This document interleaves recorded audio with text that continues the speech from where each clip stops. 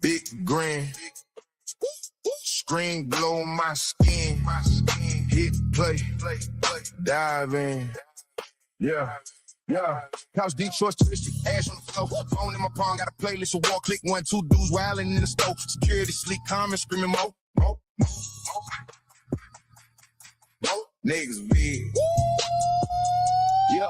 Next big girl being on the busted couch. Kids in the back, whole crib bugged out. Chat going crazy, they tight, then bounce. I just lean back, let it loose count. Scroll to a clip, cross side, swap a bow. Everybody hop out, start blaming the road. He swear he a victim, she swear she a saint. I don't hit pause once, I don't say it insane. Let's spawn with the big end. Slice through the cap, I see what it is, still stay in the trap. Laugh through the pain, hit play, lean back. If it ain't my mess, I ain't jumping in that. We just watching all that wild shit. Talking big but never call. Hit that, like let that timeline trip. I just sit here, scroll, take another hit. We just watching all that clown shit. Clown say that's crazy, then we drown it. In another clip, in another skit. I ain't stopping nothing. I'm just loving it. New tag, caught lacking in the parking lot. Dude swing first, whole crew egging on the spot. Camera till somebody, yeah, he got comments. Keep counting, let the tennis go shots. Next one, mom drone, baby on the floor. Shed tight, SMH, then asking for more. I see red flags, still crack one more Joe. Touchy tripping, then I share from my phone. Little spoon with the big end, call it high beat. I know this is such a still pay for the seat. Algorithm feed me everything I don't need. I let it feed me, laugh and repeat. Got a picture in the vid, trying to warn on scene. I skip that, stomach straight back to the grand. I ain't trying to fix, I ain't trying to mend. I just want to see the crazy start again.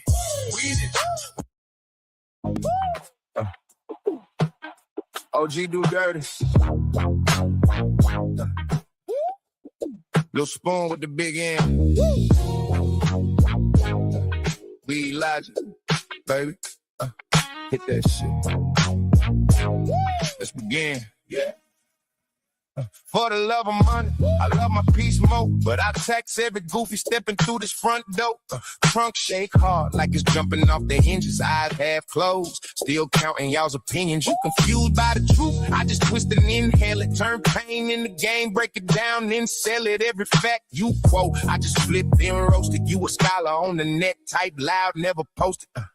We Elijah, I'm too high to give a fuck. Brain on fire, got the bullshit stuck. Little spoon with the big end, make the whole room hate. Crack jokes, pull cars while I educate. I'm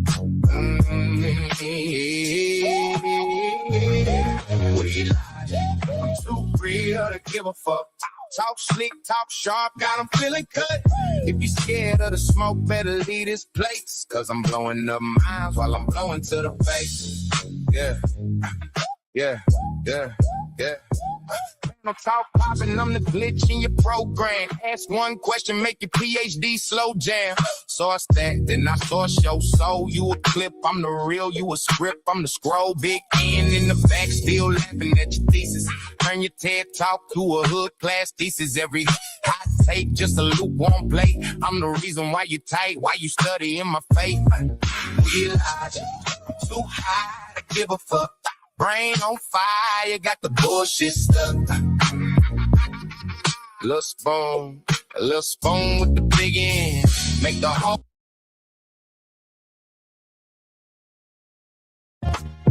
We just tapping. Yeah. OG do dirty with the jaws on tip. Talking strain names like a law firm built. See the trichomes, that's my weed logic. Turn the TED talk into chronic in the closet. Camera on the cup, little drip, little drink. Trying to argue every word before you even think. Debauchery docket, we caught a case. Everybody gets it with a smile on their face, huh? On pan, getting dubbies every day. Roll it up, pour it up, let it play. If you smoke, we gon' pass that. Baby, if it's jokes, we gon' crack. Raise that handle. Getting W's every day. Take an L, spin the bag, that's a W anyway. We just talk, we just spark, we just stay in this heat wave. Logic, let the whole room sway. Uncle Tom said subtraction, John the Baptist, hope all is well. Little spoon with the big end, spoon-fed flames. Find a loophole inside every phrase. You sure? You sure? He gon' press that point. Turn the quick chat into Supreme Court joints. OG mid-rant, eyes low, still sharp. breaking down buds like they matters of the heart. One puff, not a whole chat lean. Turn the bait team to the faded team. On panel, getting W's every day. Roll it up, pull it up, let it play. If it's smoke, we gon' pass it. Baby, if it's jokes, we gon' crazy, crazy. Panel, getting W's every day. Taking L, spin it back, that's a W anyway. We just talk, we just spark, we just stay in this heat wave logic, let the whole room sway, yeah. From the intro clip to the late night fade. We gon' either way, but the vibe still pays. If you log in once, you gon' log all week.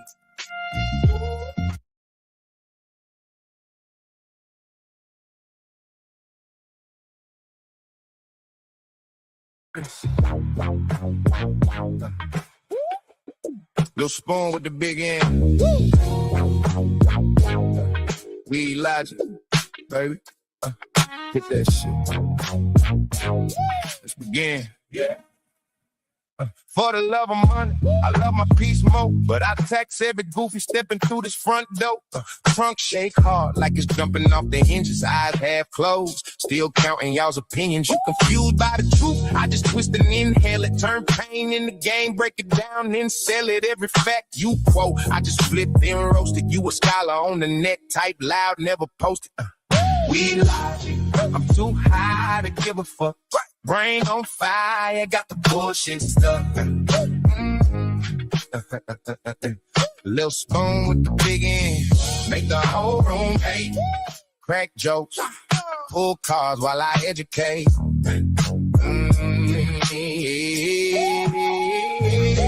We logic, I'm too real to give a fuck. Talk slick, talk sharp, got 'em feeling cut. If you scared of the smoke, better leave this place. Cause I'm blowing up minds while I'm blowing to the face. Yeah, yeah, yeah, yeah. Panel talk popping, I'm the glitch in your program. Ask one question, make your PhD slow jam. Source that, then I source your soul. You a clip, I'm the real, you a script, I'm the scroll. Big N in the back, still laughing at your thesis. Turn your TED talk to a hood class thesis. Every hot take, just a lukewarm plate. I'm the reason why you tight, why you study in my faith. We logic, I'm too high to give a fuck. Brain on fire, got the bullshit stuck. Little spoon with the big end, make the whole room hate. Crack jokes, pull cards while I educate.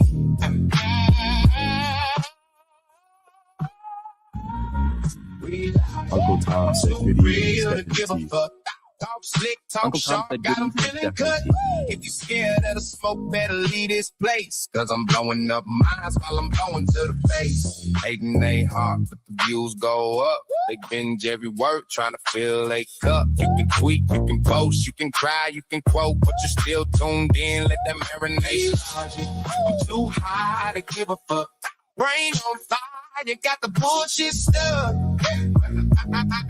The spoon with the big end, make the whole room hate.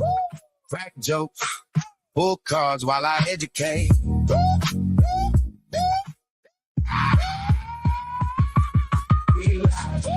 too real to give a fuck. Talk slick, talk sharp, got 'em feeling cut. If you scared of yeah, the spoon in the driver's seat, tongue out, wide green. Talking about motel carpets, lipstick on the skin, body count, Betsy steam. Chugging down that scene, hand on the pistol, other hand where the curves begin. Yeah, Uncle Tom in the back row, pocket notes, highlighting old amendments, underlining quotes. Talking about oaths and vows, signatures and votes. Trying to steal the wheel with speech stuck in his throat. It's a duel in my door. Who gon' ride today? Ride today. One hand on the halo, one hand in the grave. Little spoon say, live fast. Tom say, walk straight. Two kings in one seat, throne. Yeah. Who decide my fate? It's a duel in my dome, pain in my brain. Headlights on the back road, courthouse in the rain. One voice say more, one voice say wait. Two hearts in a one chest cage. Who control his weight? Spoon see a short skirt, he like turn his car. Burning all his paychecks at the corner bar. Breath smell like danger, eyes on every star. Saying you ain't really living if you ain't going too far. Time count calendars, thinking about a ring. Down payment front porch, quiet evenings in spring. Talking school boards, flags, all that dude it brings. Arguing freedom ain't free if you don't guard things. Yeah, spoon, yeah, loosen up, time bar, tighten down. Spoon on a nightcap, time on a cap and gown. Spoon chase a quick fix, time chase a hometown. Both of them swinging on my nerves like a battleground. It's a duel in my dome. Who gon' ride today? One hand on the halo, one hand in the gray. Little Spoon say, live fast. Tom say, walk straight. Woo, woo, woo. Two kings and one seat wrong. Who decide my fate? It's a duel in my dome. Fighting in my brain. Headlights on the back road. Courthouse in the rain. One voice say more. One voice say wait. Two hearts in one chest cave. Who control this weight? Yeah. Spoon in the mirror light. Let it cry till we crave. Woo, woo, woo. Spoon in the mirror light. You just burning up cage. Yeah. Spoon in the mirror light.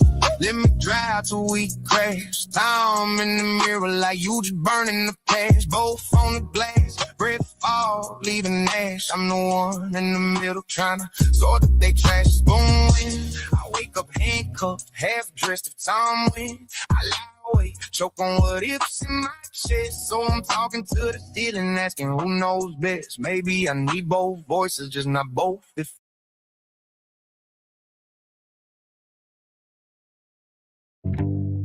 Slow sit, hot wind, same chair, same grin. Yeah, ice melt in the red cup, old black know what's up. On the porch with the black sun bleached paint. OG Dirt, they talking about a scheme that ain't. John the Baptist dropping take like they can't fail. We all look alike, bro, you gonna hell. Hold up, Lil Spoon, nigga leg, Uncle Tom stirring up thoughts. Saying wild little things that the church don't talk. He like free your mind, they gon' hate that part. Crew laugh hard, but it still hit hearts. Ash in the bottle, smoke curl in the dust. We talk trust, talk lust, talk God, talk us. Talk food stamps, trap 9 to 5s in the judge. Talk you still mad, yeah, but I still. Conversations on the porch, where we bless, where we scorch. Every subject get torched, every soul get a voice. From the saints to the sinners and shorts, we debate, we divorce, so thoughts. If you scared, stay out this porch, real talk, it's the court, it's the court. You do dirty with the all day joke. Turn a heartbreak story to a meme for the folks. He like, boy, that ain't love, that's rent. We like, say that then. Whole porch been. John Betty with another bad take. Say the world in soon, better buy that steak. Say the cow sacred, but the grill still hot. He confused his own self, but we love that guy. Uncle Tom bring boom to a quiet night. Say, what if we wrong and they may be right? Say, what if we king, but we scared of the crown? Silent for a second and the whole crowd clown. Talk back.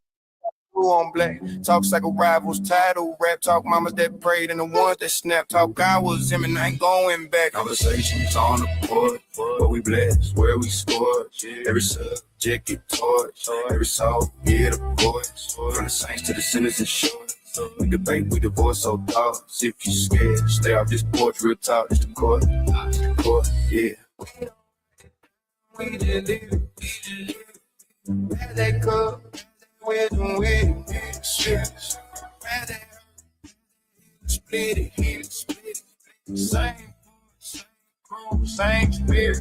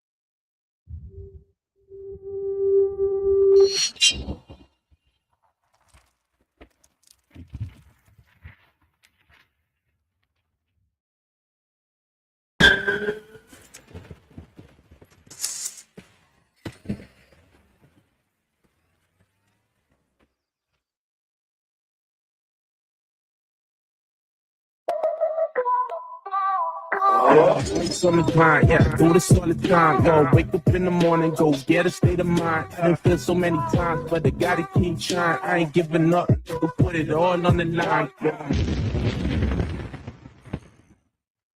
What is going on? It is Thursday on the Porch. Conversation on the Porch with the Blacks.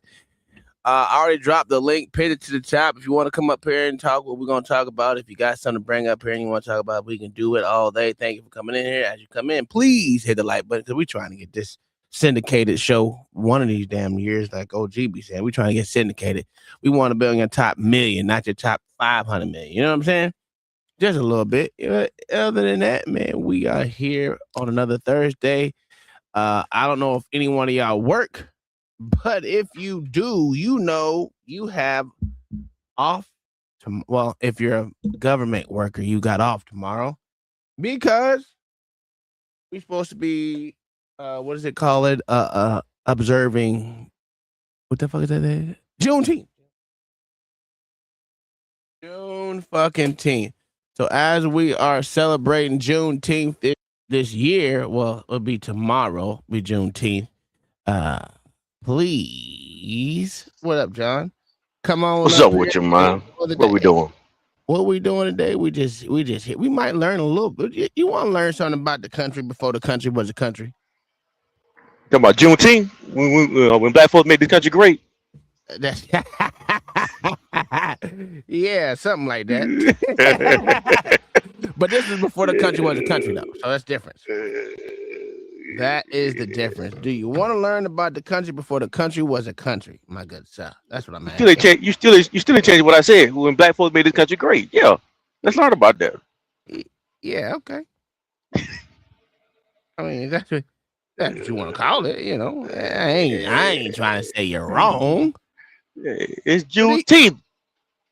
So do you want to learn something? This is before. Yes, sir. Let's learn, sir. Let's learn something today. Oh, wow. It's leading right. Oh, that's so much better.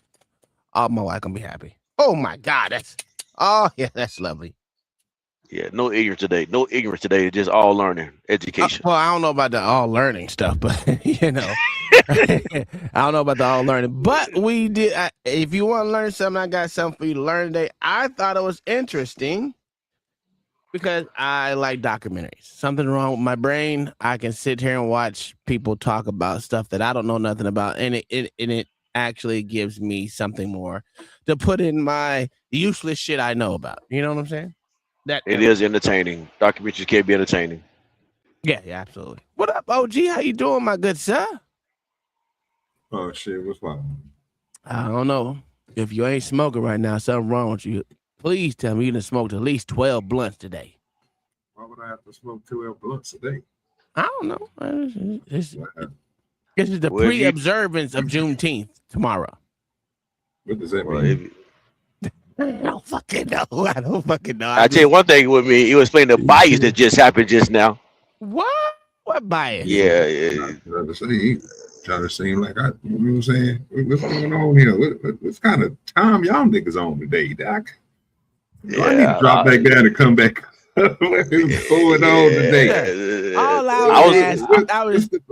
I was just seeing if you was already smoking. That was it. I was hoping you was in a good mood.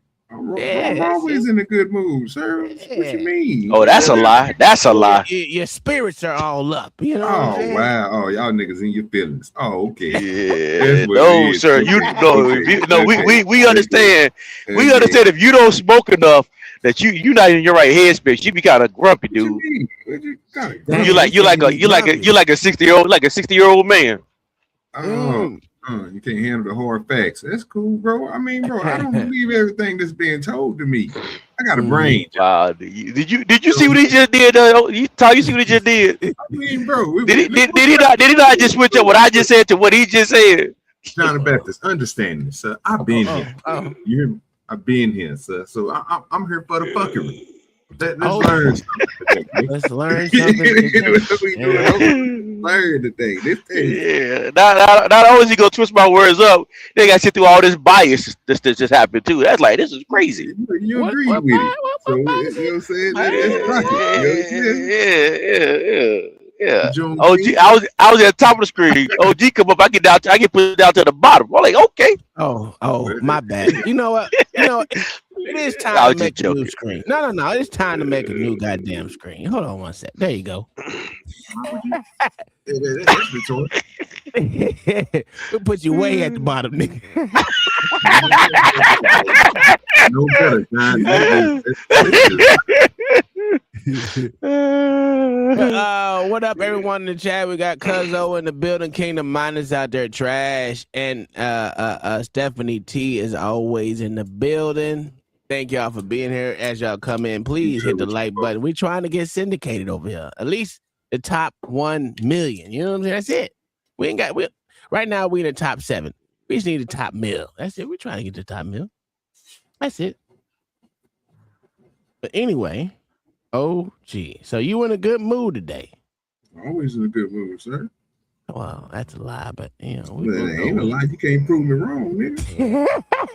Yeah. We got the tape. We got the tape. Man, I tell you, bro, when the nigga came up here on some crash out type shit, stop me. What? Who I crash out on, nigga? All right, you know what? I'm gonna help y'all out. Did y'all know that? Exactly. Hold on. Exactly. Hold on. Did y'all know that anglefish have male fish attached to the female fish? Did you know that shit? You trying to say they got transgender fish? No. They attach themselves to the female fish. Oh, they attach themselves. Okay. Yeah, by biting them, and then they, you know what? I got a video for it. They can be the first one to mate with them. I don't know about that. But it sounds good. 3 to 4 hanging up on the female, bro. Yeah, bro, because they trying to be the first one to mate. Okay, I didn't know none of that, but you know, I saw a video and I was like, well, I don't know.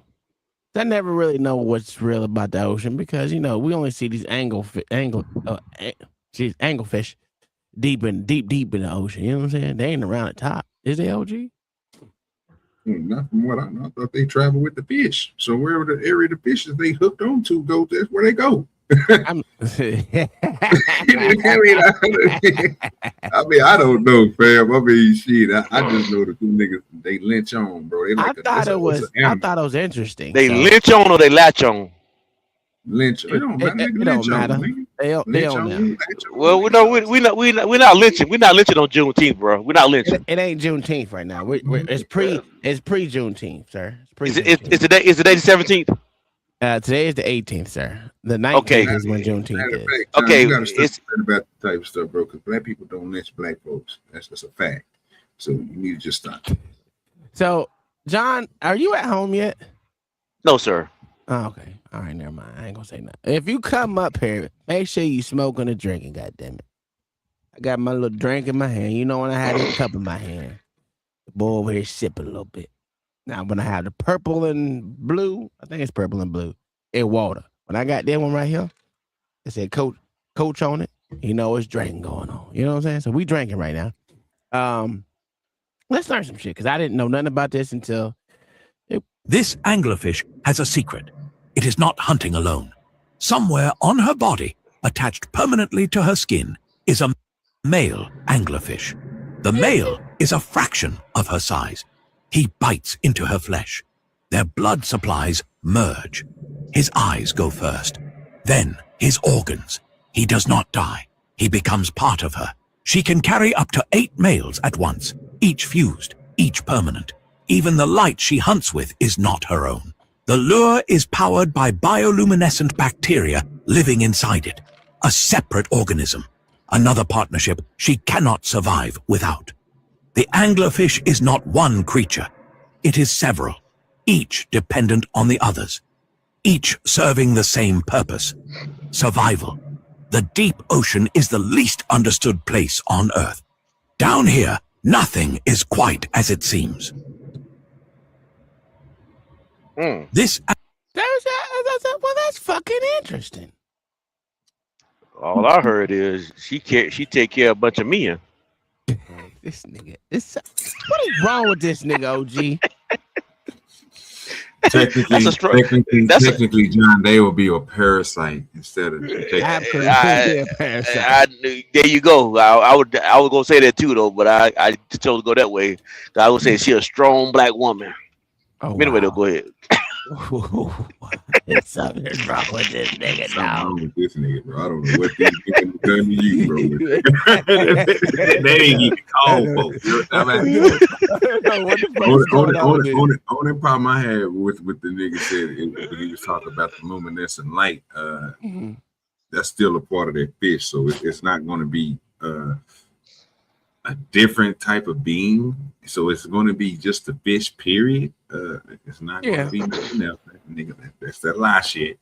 Because they catch them out of water. But so if it's not a parasite. Okay, well, I was going off what the nigga said. If it was a parasite, it would. Oh, you're right. You know what, OG? I don't know why I argue with you. No, you don't have to argue with me. Just give me my opinion. You don't want to believe in the nigga. That's the crazy part. You know you can look at this shit yourself. That's crazy. I don't know. Listen. I'm not saying it's not a part of what I'm saying is, but what we said, the motherfucker you'll be a parasite attached to it, just like the rest of the motherfuckers. Oh, that's the wrong video right there. But you know, you ain't wrong. I'm not saying you're wrong at all. So let me ask you something about the anglefish.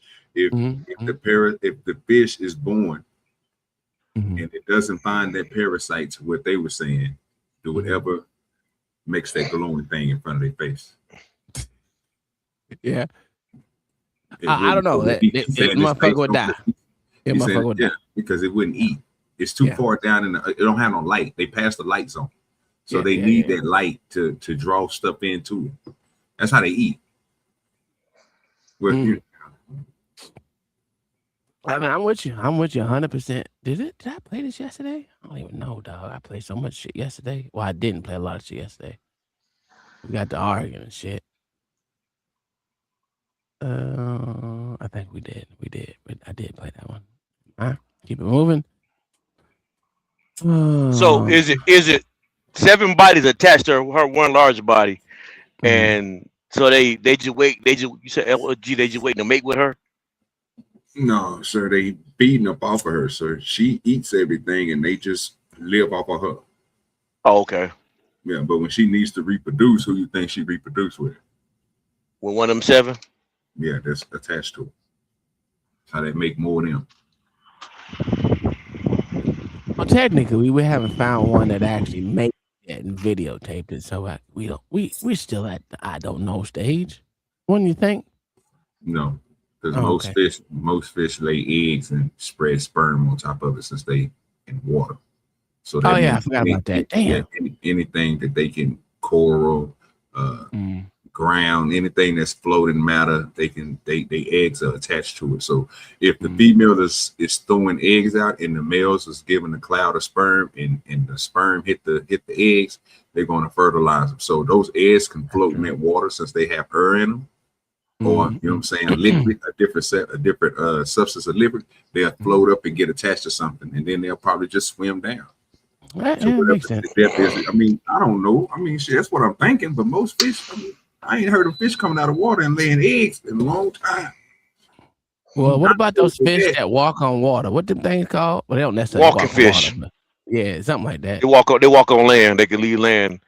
They're like a snake fish too. It was like a snake fish. They can do it too. Yeah, they can live on land for like a couple of days. Well, shit. All right, I'm trying to find this fucking video. I can't find this video. Geez, something wrong. Oh, you know what? Let me help you out. Have y'all? Let me.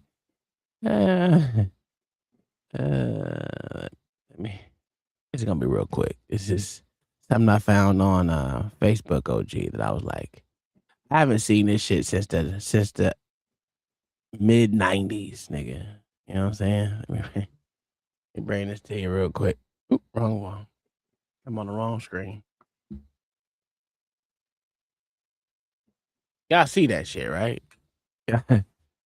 It's what black people mean when they say extra.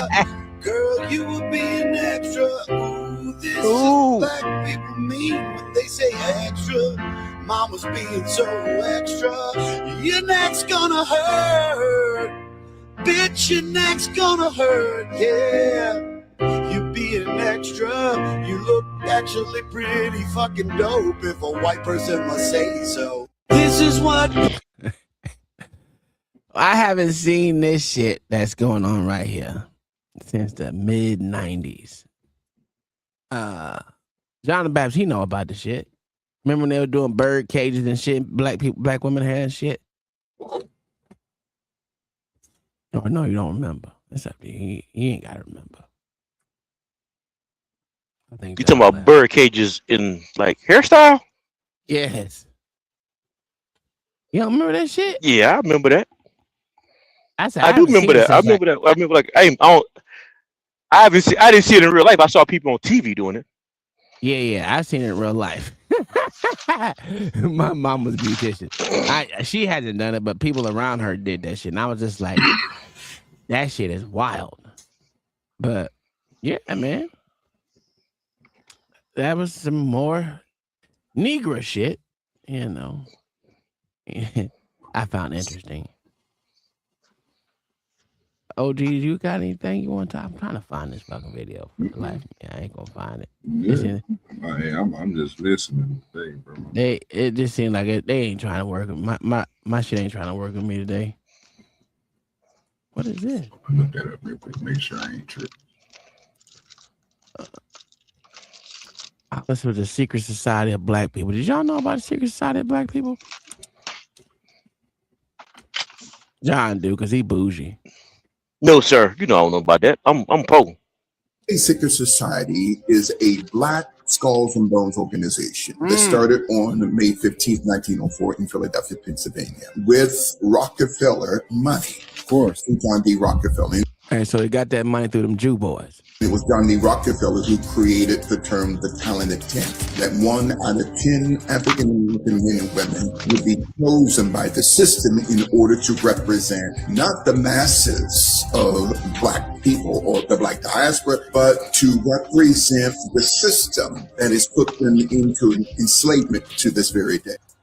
Awareness and knowing who and what you're dealing with is always a good thing. All skin folk ain't kinfolk, right? I wonder if we came up with that, or we just repeated. A sellout is nothing but a puppet that says and moves in the direction that the puppet master wants. You can get rid of the puppet, but the puppet master will only replace them with another puppet. The puppet master is the source of control. Remove the puppet and nothing changes. Get rid of the puppet master, and the puppet has no direction and guidance to continue. So yeah, I know about the boule and all the compromised sellouts. A fish rots from the head, and there are much more bigger fish to fry. It's chess, not checkers. We need to find where these white boys with the money meet, and we need to go to the meeting and check them out.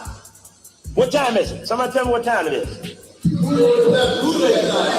It's boule time. Everybody say boule time. Right, fuck y'all.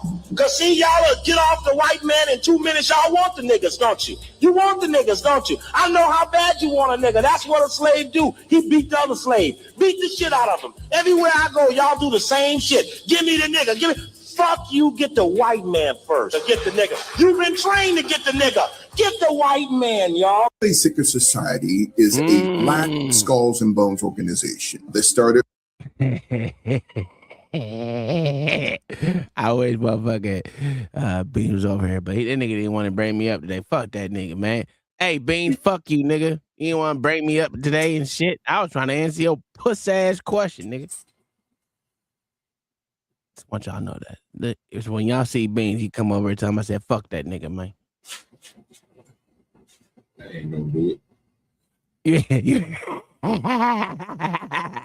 I'll try to get this beef in this sector, goddamn it. Fuck you, Beans. We are on the motherfucker. What I say to your chat, nigga? We are a part of the Keep a Nigga Beans Down council, nigga. Yeah. To never let Beans win an argument council, nigga. I might be the president. I don't know. Just check. So according to that, John the Baptist, are you part of the bootleg, my nigga? You would enslave another nigga. That's what you said before. Remember you said that? Don't ask stupid questions. You know I'm not a part of the bootleg, like you said. No, not me at all. So what? I was listening to you speak, sir. No, the bootleg is not me, sir. I'm too broke and too poor.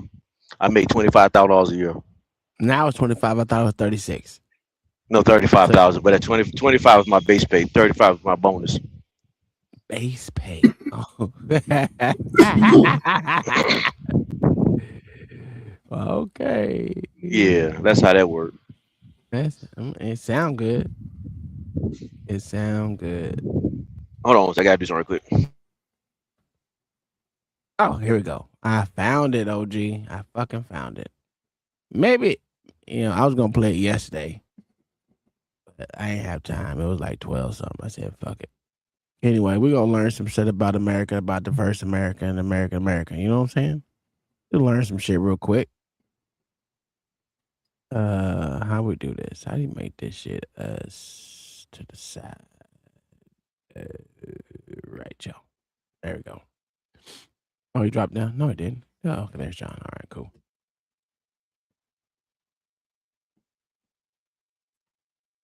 All right, here we go. There was this gap after we declared independence. Like George Washington was the first president, right? But his presidency started in 1789, 13 years after we declared independence. And that 13 years is what I want to talk about today. Because even though I learned about it with a bunch of boring dates and names that I don't really remember, now that I've gone back to understand it, this little gap helps answer a lot of questions I have about our current day government, how it works and how it doesn't work. It helps answer why tiny Rhode Island gets the same number of senators as huge California, and why we don't actually vote for our president directly. This gap is United States 1.0, and it failed. It failed miserably. And it all comes back to this little tiny United with the lowercase u here on the Declaration of Independence.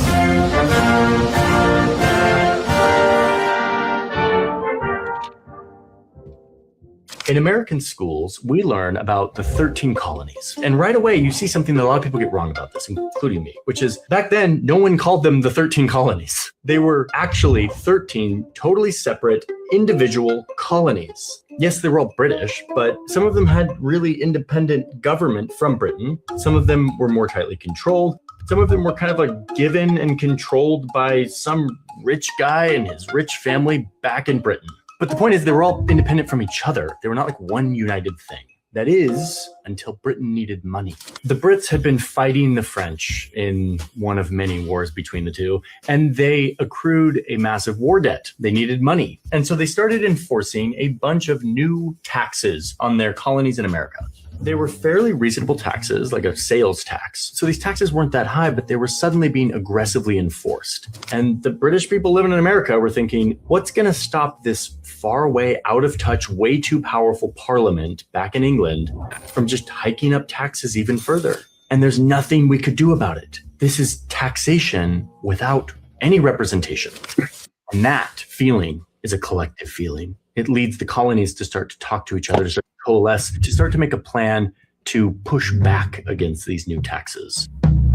They start boycotting British goods or protesting by throwing a bunch of British tea into the water as it came into port. So British troops start showing up to enforce these new taxes, and you start to get a rise of tensions. You start to get violence breaking out. And so now the colonies are in this fight together. And soon, a 33-year-old political theory nerd is spending 2 weeks in his Brick Lane friend's house in Philly, writing this manifesto that declares the 13 colonies' intent to start their own thing. Here comes the typo that isn't a typo. The reason why this U is tiny is because United States was more of a description of what these people were doing. These colonies were agreeing simultaneously to break away from Britain together. They were united in this act of independence. United, in this context, was like 13 united states of America. It was a description of what they were doing and how they were doing it. But the document itself makes very clear that they were now quote, free and independent states. I mean, the word states back then and still today means a sovereign independent thing. So that's what they're declaring. 13 independent states who are united in their act of independence. And then they make an agreement among themselves of what they will be, the Articles of Confederation. Independent states that are kind of united in a confederation of states, or in their lukewarm words, firm league of friendship. This whole revolution was about throwing off a big, powerful, centralized government that was far away and out of touch from the people. They weren't about to recreate it. They wanted it to be as fractured and separated and local as possible. And that's why you get 13 independent states. But for now, they unite so that they can fight a war against the British to actually make this all possible. This wasn't just all of the Americans versus the British. This was actually kind of our first civil war. There was a bunch of people here who didn't want to break away from Britain, and they were on the side of the Brits. And this was actually a big global war. Britain's enemies, France, Spain, and the Dutch, supported the Americans. They loved watching this big impervious empire get split up. Civil/global rebellion war thing happens for a few years, and it's terrible, and a lot of people die, and George Washington sails across this icy river, kind of, and the Americans win. The British sign a treaty, they give up, they're like, okay, you win, fair and square, it's all yours. And in the treaty, they don't say that the United States of America is now a new country. They specify every single one of these states is their own thing. They're free, they're independent. It's 1783, and these 13 states are a coalition, like an alliance, and they have exactly what they fought for, what they wanted, which was independence. They disbanded the big army that they needed to fight off the British, and they went about figuring out how they wanted to do government, each of them doing it in their own way. But they wanted to have a Congress to make sure that they could talk about certain things. Every state would get one vote, and that's it. The Congress was a very weak thing. It was there to basically settle disputes between the states, to be the representation when doing foreign affairs, like talking to other countries or talking to the native tribes, which there was a lot of negotiation having to happen there. But they can't make any binding laws, and they can't enforce taxes. They have no power to do that. It's kind of like the UN or NATO. We are an alliance, but we can't force you to do anything. And the real power to do anything was up here with the states, not down here with a little baby Congress. So it's not going great. There's border disputes. The states all have different trade rules, and they're putting tariffs on each other. Maryland and Virginia are fighting over the rights to navigate their shared river, the Potomac, in the same way that two countries do this today. Meanwhile, the Congress, the one thing that binds them all together, is trying to figure this out and resolve disputes between them, but is finding it has no power to do any of it. No one cares. They try to hold meetings to be like, okay, so let's settle our problems here. We need to have a unified trade policy. And it's no one's showing up to the meetings.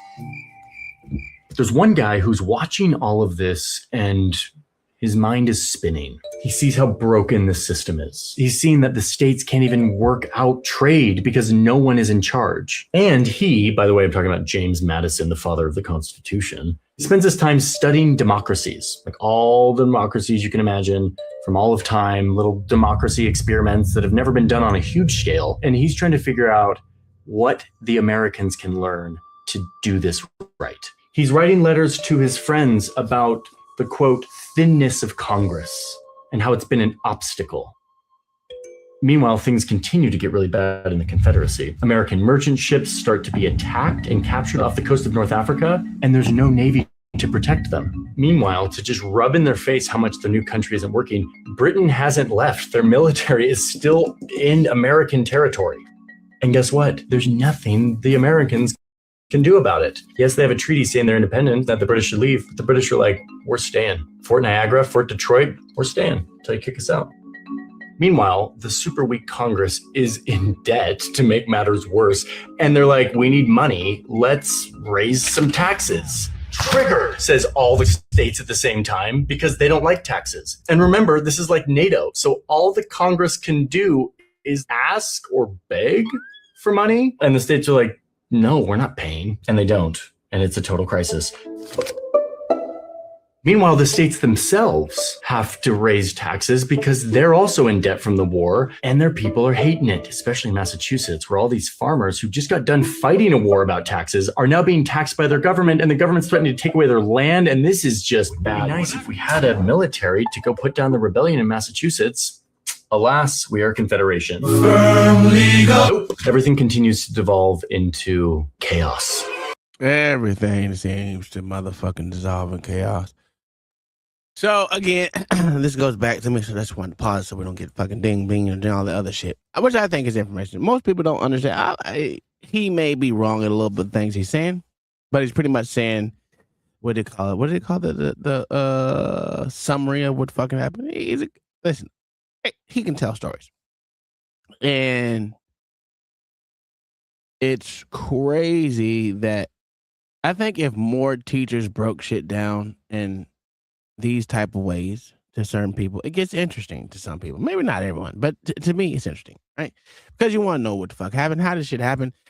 Because you're not going to get the truth from a lot of people, and you know damn well history books are never going to tell us. U.S. history was once taught in schools. Yes, it was, but when they teach U.S. history, Mayo, it's said in such a fucking boring, broad fucking way that most motherfuckers don't pay attention, and they hate fucking most kids in back when I was going to school in high school, they hated fucking U.S. history. Why? Because it wasn't as cool or wasn't as profound as British history or anything like that, you might say, or even African history back then, because they glamorized that shit. And U.S. history is like, you know, we've only been a country for such so long, but you know. So, yeah, coming from some, you know, British having that because of BF. What is that? What does BF stand for? Oh, is it BS or BS? I don't know. But I remember going through United States history, which I always thought was fucking fascinating to me personally because I like it. They had lame teachers in curriculum. That's true. Yes. And that's what I'm saying. If they can give the information out to children at a young age, it will be that's more interesting than just reading from a fucking book. I think a lot of people be more interested in, whether they hate white folks or love white folks. It don't fucking matter to me. The point is, I like history. So, and I don't believe in I guess you can see some in certain areas, history's bound to repeat itself. So, yeah, I just think if people understood. Go ahead. If people understood history, and not saying American history didn't have racism in it, we know that we went through slavery and all this stuff. And yeah. But if people understood history and how the country is built, in more detail than in the generic way that we know it now, would they think America was less racist? Now, not compared to. That's a good question. I do believe that they will still think it is what it is. I still think that they'll believe that that America is still racist, because of the simple fact that you have a multitude of people that was in charge, and those people that was in charge, they don't see what they say, representation of themselves inside of what was going on. So yes, they're gonna always think of America as racist, which is weird. Yeah, so every fucking nationality upon this earth has bits of racism. Oh, not even bits. They have pure racism. No matter what country, pick a country, I can tell you. I'll show you the racism in it. You know why? Because the dominant society doesn't want the non-dominant society to overtake them. So yes, you're going to see racism in all societies. And most people can't logically think about that. What they're going to call, oh, it's prejudice. Nigga, there ain't no difference. There's no difference to me with prejudice and racism, if you want to call it that. Because, oh, you can be prejudiced. Well, prejudice to me is kind of worse than fucking racism, if you really think about it. Because you can be prejudiced, it don't even have to have a reason behind it. At least racism, you have a reason behind why you're racist, for the most part. No, I disagree. I Oh, okay. prefer prejudice over racism. Why? Because if you prejudge me, I have a chance. I have a chance to, like, say, let's just take it to a court. Let's take it to a court situation, just for Mhm. example. I'm listening. If we're in court, if you're racist, nothing I say is going to change your mind. That's not true. But hold on. Well, let me get my argument out. Then you can say it's not true. Okay.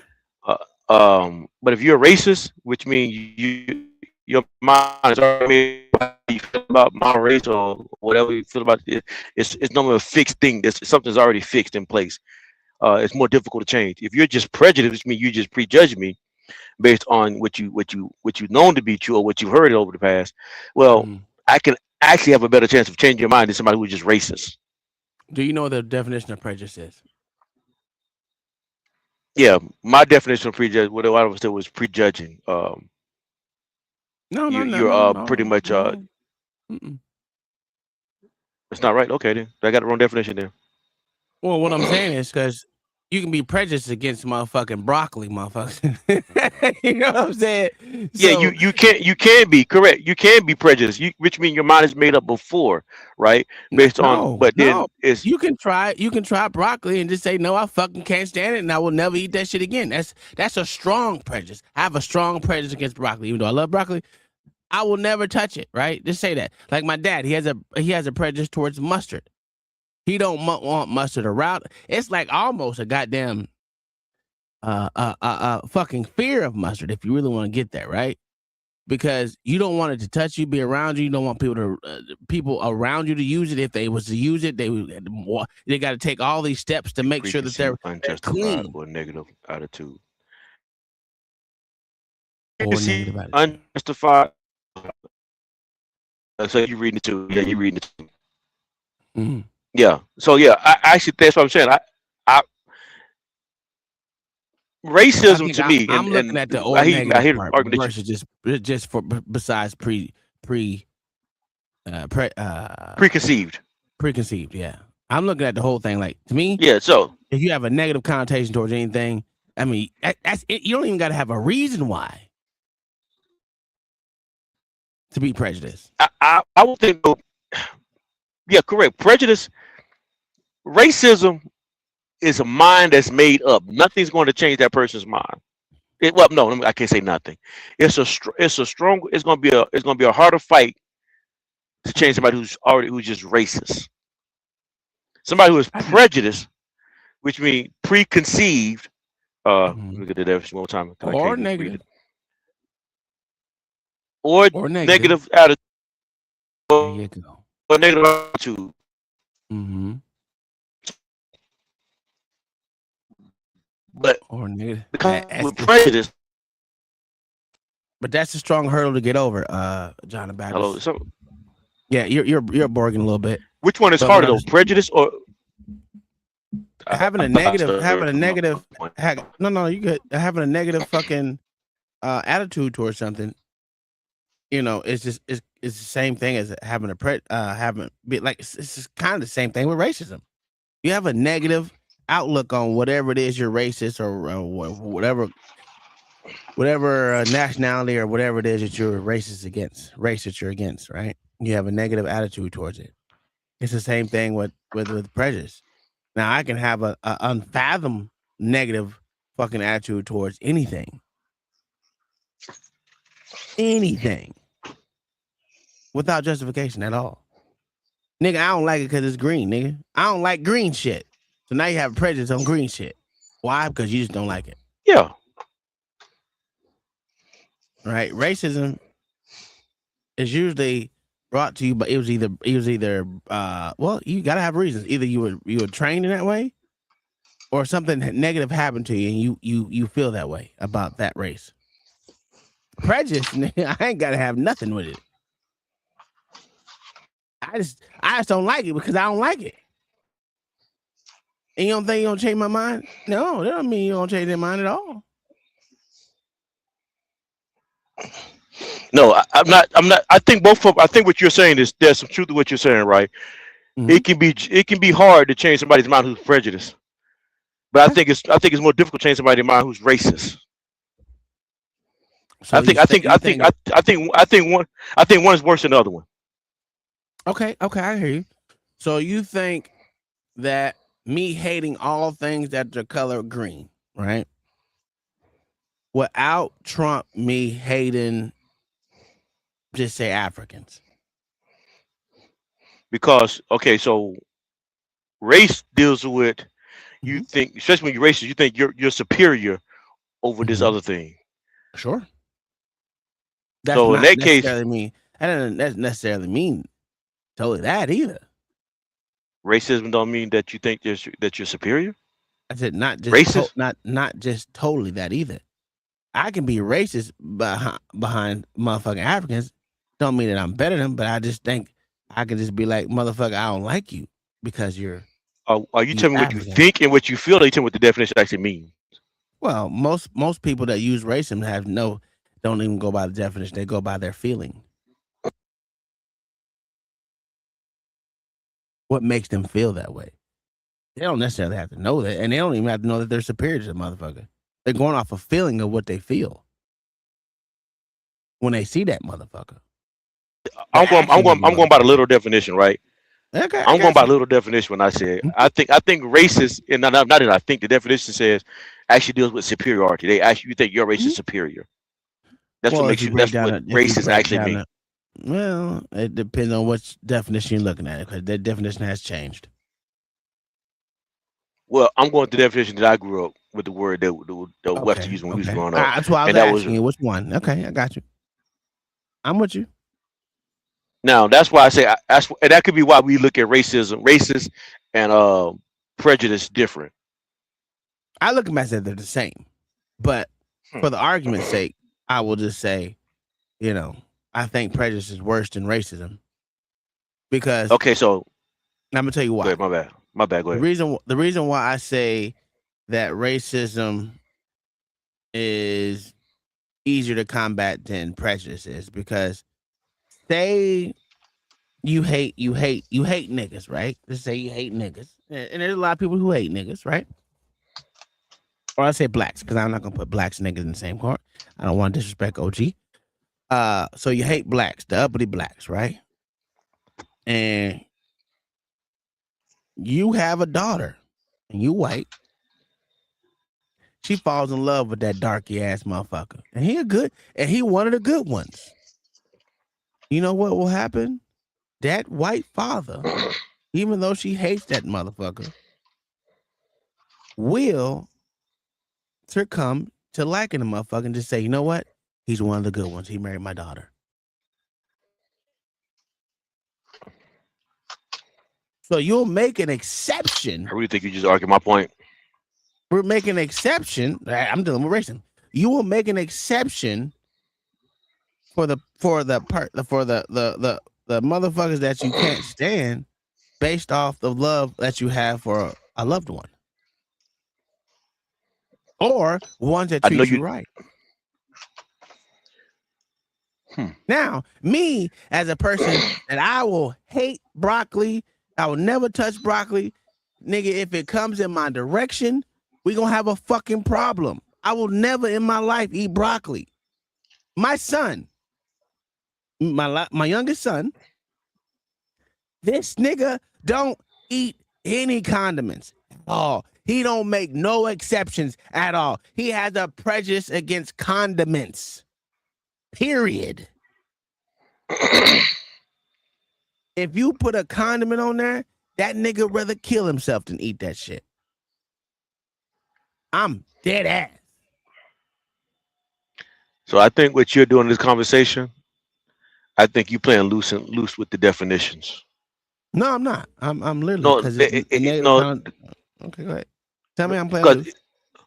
Because in your first definition, in your first example that you gave, when you gave an example about racism, the race border, and then over time because you're boring really bad. You're boring really bad. You're like, yeah.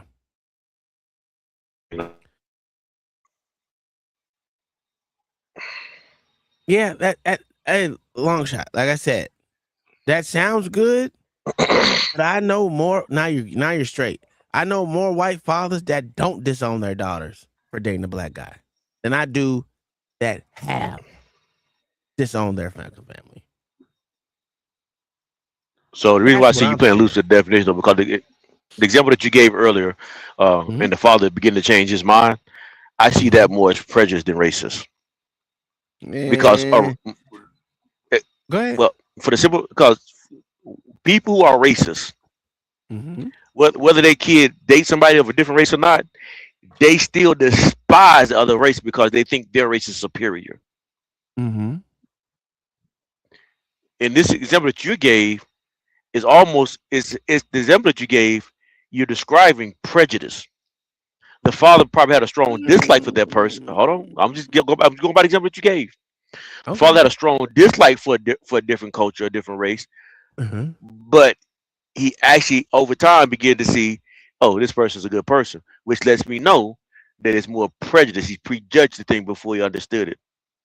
Well, I have Racist. Go ahead. there's been KKK members that literally fucking hate their Convert. daughter, converted to liking blacks. So Yeah, that's what I'm correct. saying. And they were severe racist, and they still think they're racist superior to black, but they still will give that pass just because that motherfucker is dating their daughter. They one of the good ones. No, that was a guy on I think I saw it on YouTube. Mm-hmm. He was it was a black guy. He went around befriending clansmen. Mm-hmm. And every time he converted one, he took their robe and put it in his closet as a sign of like uh and so yeah, I do think racists can convert too, which I'm going by my earlier argument that it's harder to change a racist than somebody who's prejudiced. But I just think you're playing loose with the definition because in the example that you gave, that's why the example that you gave, the father who eventually began to warm up to the other guy that was a different race, it just he once he gathered more information, I don't think it was racist. I think it was more he just prejudged the situation. The more information he got, Yeah. that's Can my we say argument. that? That's my argument. I mean, I hear you. Like I said, that's why I said they could be the same, right? I, I know you think that, but I just disagree. But I know you think that though. Well, what's the difference in them? Because their both minds can be changed. Yeah, I said now I was there earlier. They both minds should be changed. I just said one is more difficult than the other one. So difficulty depends on which one is worse or not. Well, difficulty is part of it, and then the ideology of one thinks his race is superior. Most of the time, prejudice people don't think their race is superior. That's because it's a different definition. It's something that has a negative attitude towards something. Correct. Correct. That's what I'm saying. Having a negative attitude towards something is to me is far worse than something that's prejudiced. I mean, far worse than something that's racist. Okay. That's okay. So that's your opinion. You give me your opinion. How you think you feel about it? That's just opinion. I got you. Yeah, I got you. I mean, like I said, none of us are wrong the way we feel. It's just having a conversation about it. OG, would you? Oh, OG. My bad. Go ahead. No. I was seeing OG's in the chat. So racism is the worst. Racism is worse. Okay. Yep. I can concede. I conceded to that. I just believe that. Were they true racists though? Who? The ones that convert. They could, yeah. They was prejudiced. Okay. Listen, if they was a true racist, they wouldn't let their prejudgment even get to that point. They'd just be stuck on what they've been taught. Racism is taught. Yes, that's why I said it could be taught. Prejudice, that's something that you come up with, not something somebody else tell you to come up with. So that to me, that's what make it worse, right? No, but when you determine that person is not who you thought it was, like John was saying, he wish he would have just stood on because he was right. If you saying that, you know what, I'm gonna accept this black man because he's not because I see him different. As once you say I see him different, because you still change. And yeah, you're just being prejudiced. You love your grandbaby because it's your blood and all that there, but you know what I'm saying? You got to think about it. That's what most of them do. I don't like him, but I love my grandbaby, so now I gotta like him. I see he a good father. It's basically everything it tells to go into that. But he was a racist. He'll cut their ass off, and that's people who cut people off. No, that's a fact. Yeah, that's my wife is one of them. My wife, if she cuts you off, nigga, you're done. Nigga, you're through. Don't use your wife as an example, because that's not the same thing we're talking about. No. I'm dead ass serious. I'm talking about people. No, that's what we talking about. We talking about black and white folks, bro. If she cuts you, Yeah, well, so I'm saying don't. Yeah, that's I was saying don't use your. I was just saying don't use your wife right now in this example. That's all I was saying. It's not good. Well, listen, like I said, people. I said if she cuts you off, you're through. No matter what motherfucking race or creed you is, you're through. But that don't make her racist, though. I didn't say she was racist. That's why we saying Tom. Don't use that example right now. Don't use her in this example. Y'all was talking about a motherfucker will cut you off, and I was like, yeah, my wife's the same way. If she cuts you off, you're through. No matter what race you are. There are people that cut people off. But I got part right there. That's what we're saying. It don't fit because it don't matter what race you are. That don't mean that she was racist in the beginning. No, I wasn't. She was already dealing. If she's already dealing with them, and then she's able to cut them off. There's nothing wrong with that. It's what you're supposed to be able to do, right? And that's what anybody's supposed to be able to do. But when you're already starting off the jump, nigga, I don't like that nigga, then bro, that's a problem. Then that's not the same. Boy, she liked that nigga. That nigga by his actions is what made her cut him off, not just because she was told that she don't like that nigga. I was talking to your point when people cut you off, you through. Like motherfucker. We know what point we know what point you was making. We were just saying it don't fit this argument that we have right now. Well, you think it don't. The way you think. I can no. And right now I'm telling you can't say that. You know what? She racist. How about that? Her motherfucker ass racist. She hate niggas. She hate niggas. She hate niggas. How about that shit? She hate the niggas. She love me because I'm cool, but she hate all the rest of the niggas. Anyway, though, so get back to the point I was trying to make earlier. So we had a conversation now, right? Mm-hmm. So if people understood the Constitution and really follow the timeline of America, from time of creation or organized, I should say, I don't know if it's created. How you want to? I guess organized work. To now, time organized to now. Mm-hmm. Would they still think Americans is racist? Would their view change? No, they'll figure out it's still racist. Because even during this time where this part was coming together, there were still slaves being slaved on there. Just because they was fighting against Britain don't mean that they didn't both all different, because we're the motherfucking Americans that over here now were motherfucking once British that and Spanish and French that came over here with slaves. It wasn't America then. It wasn't America then. It was just a colony of motherfuckers who had motherfucking slaves. Well, then so even with that point you just made, they don't go into depth they were not the only one. Go ahead, OG. Now I'm just saying that's why it's not a good story to tell. That's why I'm glad they ain't never told it like that, bro. Because that shit is just sound crazy.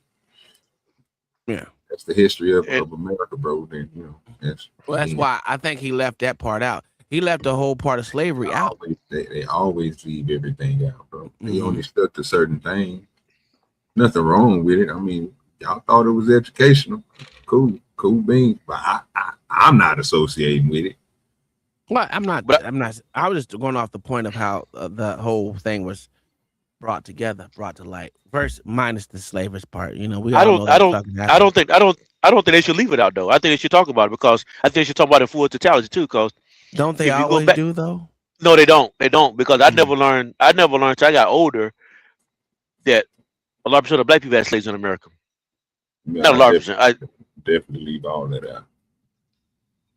What the reason why? Okay, I'd let you say why, but after I say what I say, what I'm about to say. Yeah, because it doesn't do nothing, bro. But just it splits people, bro. That's all it does. It split people all the way up.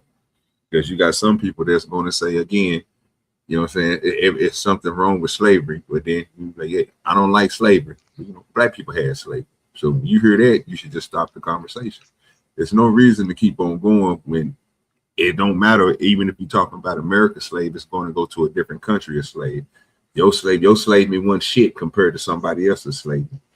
You see what I'm saying? But it's no if you look at the records of it, bro, you heard what dude just got through saying. Them niggas weren't involved in none of this shit that these niggas were talking about, these 13 colonies, nigga. None of this shit was involved in none of them, bro. They had nothing to do with that shit. These niggas didn't exist at this point in time. They weren't shit. They were like timber. The boats and everything else, they just got to talk about in the war and everything that they was the currency they wanted. That was way more important than anything. And taxation without representation was a motherfucker back then. Brother, They didn't give a fuck see what about I'm no saying? slaves. This nigga literally put, when you say one person in each state, that's 13 people, then they let it double up to what, that's 26 people, and then came up with the signing an agreement of the what you call it, the confederation. Yeah. Come on, bro. This is, I mean, it's supposed to be history, bro. But what it's taught is, you know, these were great folks, bro, that did great things, bro, and they started everything else. You know what I mean? The influence of America, because technically they wasn't even America, but what he's saying, for 13 years, brother, they was individual states that came together and said, we're gonna make this happen, but not even knowing that, you know, it takes out of those 13, yeah. Texas, Oklahoma, Kansas, all these other places, these motherfuckers ain't worried about them some bitches. Florida, none of that shit. Nothing on the South. There wasn't no South. Yeah. It wasn't like it just automatically vanished and like the shit don't connect. We literally connect highways through the whole thing. So you see what I'm saying? So for the first 13 years, these niggas stayed where they was and they did what they did to expand them to make America. I mean, that's basically what they did. So I mean, there's nothing wrong with it. So my point was different than your point, OG. So I'm still gonna say what I was gonna say, because mine was going a different approach. I don't think you should discuss the past and it's like these are the greatest things that we did. This is why we're such a great country. Well, the reason why I like studying history is because you actually learn what actually happened in history. Well, you should learn what actually happened in the history. So I don't mind discussing race. I don't mind discussing slavery, that white people own slaves, that black people own slaves, that Indian own slaves. If that's what history was, then we talk about history and what it was. I don't think you should glorify people. I mean, that each individual can if they want to. I think history, from my point of view, is there just to learn what actually happened, and then you decide for yourself how you want to move with it. That's why I think for me, I want to discuss all aspects of history when we can, and I learn about it, as much as I can about it. That's how I look at it.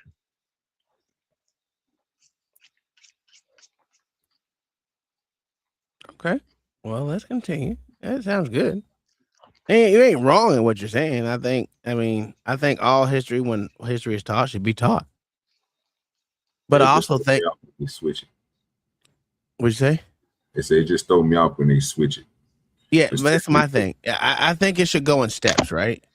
That's me personally, because some ages are not going to grasp the concept at a young age. But I don't think they should be. You should miss the whole thing. Don't just go from one thing to all these motherfuckers were bad. They didn't do this without going in detail what the fuck actually happened. I would love to know what actually happened. And I think it should be taught in steps, not the way it's taught now. It's right now. You get fucking U.S. history, probably 8th or 9th grade, and then you don't have to have it again. Well, once you have it in 9th grade, you don't have to have it again because you completed your whole one history. And that's what I think it's only one part of history you got to know. And that's U.S. history, probably. Then you got to go into other history. But you only get one bracket of fucking history, U.S. history, throughout your whole high school career, which is crazy to me. And then we learn about Black history every year, but even that ain't even taught all the way through. So, yeah, that's just my thoughts on it. I think it all should be taught. And you know who's most bummed? George Washington, hero of the Revolutionary War. He's sitting there in retirement in his house in Virginia, and he's watching the grand American experiment just crumble before his eyes. And he actually finds it really embarrassing. He's writing letters to his friends, calling it the Dis-United States. That's good. Saying that, quote, we're fast verging on anarchy and confusion. And he tells his friends that unless the United States can get it together, quote, we shall soon molder into dust and become contemptible in the eyes of Europe, the laughingstock They're now just total failures, and George Washington is super embarrassed. So more and more, the leaders of these 13 states are realizing that things need to change. And none more passionate than our guy, James Madison, back in the story. He says it's time to talk, and he gets his state, Virginia, to call for a conference with all of the states, these conferences that no one ever comes to. He's like, we're going to get them all to come, and we're going to tell them that things need to change. He invites all the 13 states. It's going to happen in Annapolis, Maryland, the big conference to save their revolution. They set a date, they send out the invites, and when the day for the big meeting comes, only 5 states show up. Like not even half. Man, a total bust. Now, there is one guy who shows up who was George Washington's old assistant from the war. Alexander Hamilton. He, too, is on board with the fact that this isn't working. Calls it a national humiliation. He wants to fix it as well. So he and Madison are bonding over their embarrassment of the Confederation. And Hamilton's like, all right, I will call another meeting. I'll get everyone on board, and we're going to fix this thing. Congress agrees, and soon there's another meeting on the books, this time in Philadelphia. The goal of this meeting will be to revise the system, to change it, and to fix it so that it actually works. James Madison is, of course, stoked on this, but something is eating at him. After all of his studying of every democracy experiment that has existed, he is feeling sure about something, which is that a revision to the current system is not going to work. It's going to have to be scrapped completely and rebuilt from the ground up. There has to be a strong, centralized government, one thing, a blob that actually has power over all 13 states. People are going to hate this idea, Madison knows, but the bigger problem is, what if no one shows up to this meeting? What if they don't take it seriously? James Madison goes back to his friend and fellow Virginian, George Washington, and begs him to come. So it's 1787, and these guys are sitting around admitting to themselves that their system is not working. They need to change it. And James Madison is wondering how on earth he is going to break it to the group that everything needs to change. He can't be the front man himself. He's not prestigious enough. He needs a higher profile Virginian than he. And he chooses this guy, Edmund Randolph, Virginia's governor, to sell the plan to the group. The governor gets up there and reminds everyone something very important about the Articles of Confederation, which is that if they want to revise the Articles of Confederation, it requires every state to agree on the revision. To get 100% agreement is going to be really, really hard. So what if we start from scratch? Madison's loving this. He's like, good job, Edmund. You did great up there. But not so fast, says the delegate from New Jersey. We're not going to scrap our entire system. We just need to beef up the Congress with a few more powers and we're good. Madison's shaking his head over there. He's been waiting for this moment for years. He knows what needs to happen. He's spent way too much time on this to let friggin' New Jersey mess it up. So he jumps into the debate himself. He says, listen, guys, I've been studying every republic that has ever been tried, and I see that our problem is too much power in the hands of the states. We're all just going to bicker and cheat each other and ignore national laws, and that's exactly what's happening. If we keep this up, everything will collapse. We need a stronger central government, which I know you're all very skeptical of because of Britain, but I think I know how we can build one that won't get out of control and turn into tyranny. He makes the case, it resonates, and the people agree to go with the Madison Plan. The Virginia Plan is what it's called. It becomes the basis for scrapping the entire system of the lukewarm League of Friendship, something totally new. And it kicks. So when they tell you that you can't scrap something, that just goes to show you that that's bullshit. If they did it once, they can do it again. And the system that we totally have right now can be scrapped. Beefed up, whatever you want to call it. This shit can be scrapped and start anew. Because some of this shit is just like, ugh, what the fuck? So I don't want to hear that we can't start over. But I ain't gonna say that I don't think our economic. Go ahead. What's you gonna say? No. You said you gonna say my bad. No, I want to hear what you gonna say. I just don't think our economic capitalism should go. I think that should be a pillar in there. But I think motherfuckers should truly work for what they own. I don't think we should be paying taxes on some of this shit. But I get why taxes exist. If you want to do anything, have a flat tax, if anything. But not the motherfucking getting taxed 14 times for one fucking thing. I think that is just a fucking scam. So yeah, a lot of this shit can be revamped, be fucking changed, and all this shit. It's just that no one has the balls to do it. But go ahead. I'm not sure if I'm disagreeing or what, but I do think that you can change, right? You could just scrap everything and just start all over again. Mm-hmm. But then you throw away the things that worked well too, to just to you Not threw the baby necessarily, out the because bathroom. you can still keep that. You can still keep Okay. that. Just because you scrap something, don't mean you can't take what was working and implement it again. So how do you determine? You just got to come up with different guardrails. So how do we determine as a nation of people what worked and actually didn't work? Because everybody, because different values, we're not going to agree again on what worked and what didn't work, right? What do you determine? Who determines what we keep and what we don't keep in your system? The same thing that we do right now is what's called Congress. Even though I can't stomach it, right? If we have, oh God, I fucking hate doing this because we know Congress is full of shit, right? But that's what we have working with us right now. So since we have Congress working with us right now, we would have to delegate those people to come up with the fucking thing. Or you can put it to vote. That's one thing that is left out on everything is the people. The people don't technically have a vote inside of Congress. Congress has the vote inside of Congress, not the people. Oh, so it would be constitutional republic. It would be a democracy. Well, there's nothing. Okay, so when it comes to democracy, I understand that it's going to be the will of everyone, right? But if we're going to say this is for the people, absolutely, the motherfucking democracy, which means the people should have a say so on what fucking goes forward. Yeah, and from my understanding, from what I've learned in the past few years, I don't like democracy. A lot of people don't like democracy. Then just say that. I mean, it's fine. Ain't nothing wrong with people not liking democracy. I get it. What about a representative democracy? So right now we have a representative democracy, even though we say it's a constitutional republic. But yeah, we have a representative. I like that. I like that better. Okay, so you want these speakers to fucking dictate what goes on. The same old motherfuckers that's about dead, that's been in there for 90 years and don't want to change shit. I'm gonna say yes to the question, even though I know you're being sarcastic as crap. But I know, but you telling the truth. I mean, hear what you're saying, but I'm gonna say yes because this is what I figured out about. This is what I figured out about when large groups of people to get together, they lose all reason. They lose all reasoning. I don't trust the mass. I don't trust masses of people. It's easier to control a smaller segment of population than it is a large population.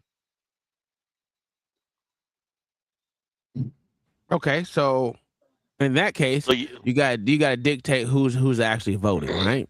Because if you want to put it to vote or whatever else. Well, no, hold on. That's not what I was saying. I was saying like I rather if you make me pick between people, democracy, or a representative like the Constitution. I rather we send somebody to the office to represent us. Because we can control that one person, but I can't control 3 million people. Well, we can't control. So you rather try to control 3 million people? People don't listen to these people. You literally can't. Correct. So, listen, I just don't understand. Oh God, Lord Jesus, let me get this off the screen.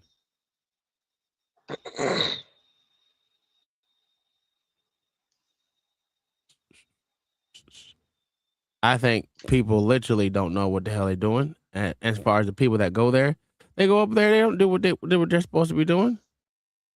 They don't. There's a fella named Josh. Did y'all know? Shit. There was the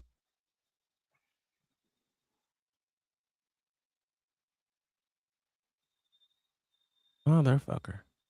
Hello? Oh, okay. Yeah, I'm here. Are you okay, white woman?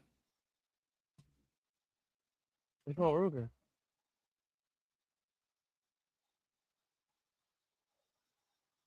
Okay.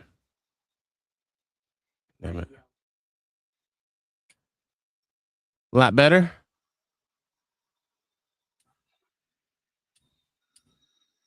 Oh, okay. All right. I gotta get back to what I was doing because I fucking lost the page. No, I'm talking to them. But some reason, like I think I much rather have people that actually come to not come to. I much rather at least put it to vote to the actual people of the country. Like you can have it put to vote and then have Congress vote over it as well.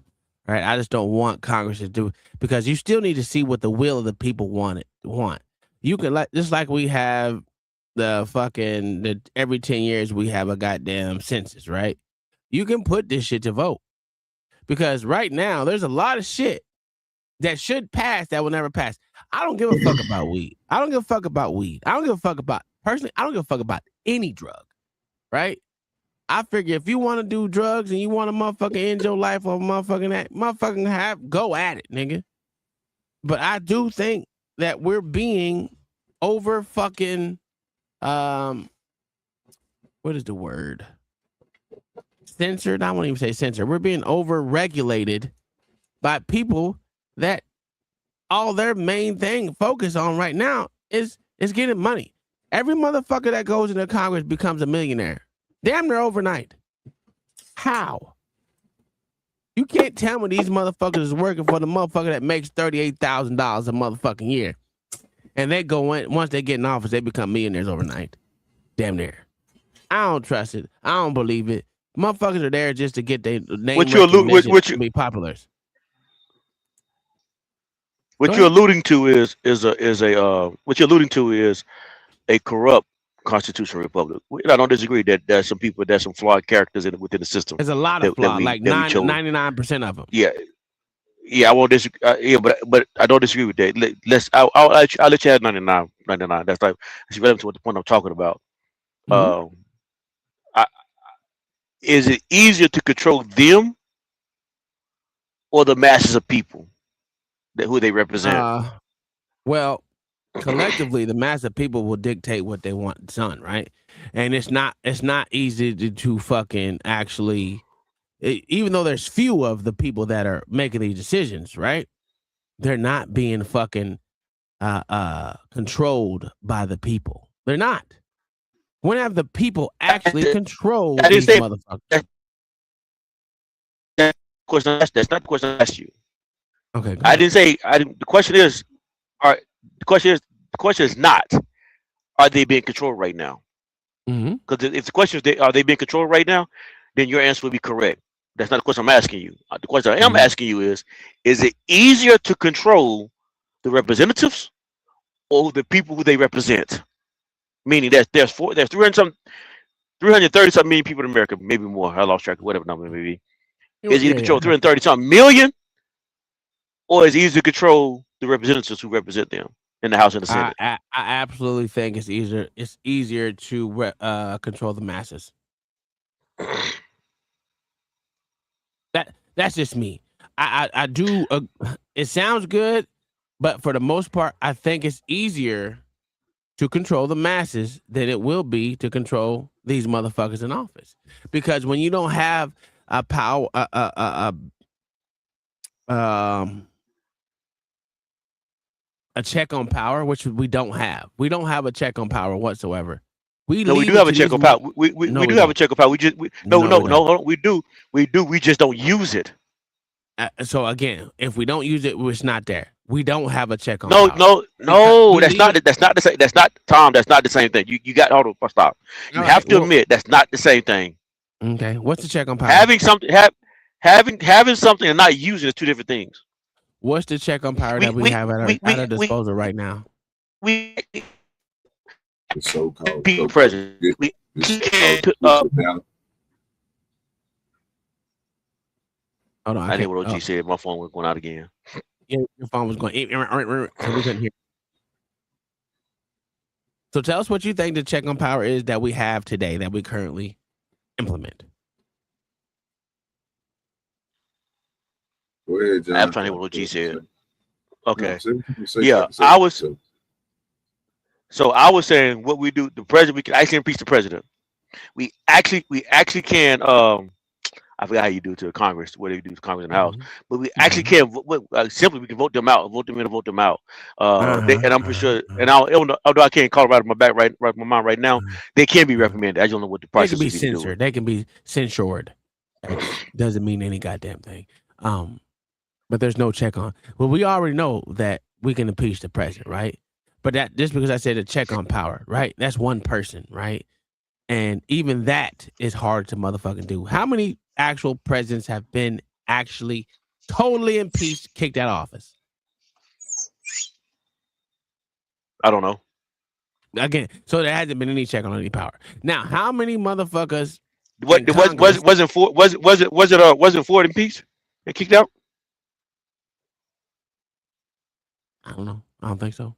I think there's only one. Let me ask. Was that Ford? I mean, I'm sorry, the Watergate. Oh, you're talking about Nixon. And Nixon was Yeah, not. Nixon. I mean, Nixon. He wasn't kicked out of office. He was just impeached. He resigned before he was. Richard Nixon was never impeached. He resigned from office on August. There you go. He resigned. That's what I was saying.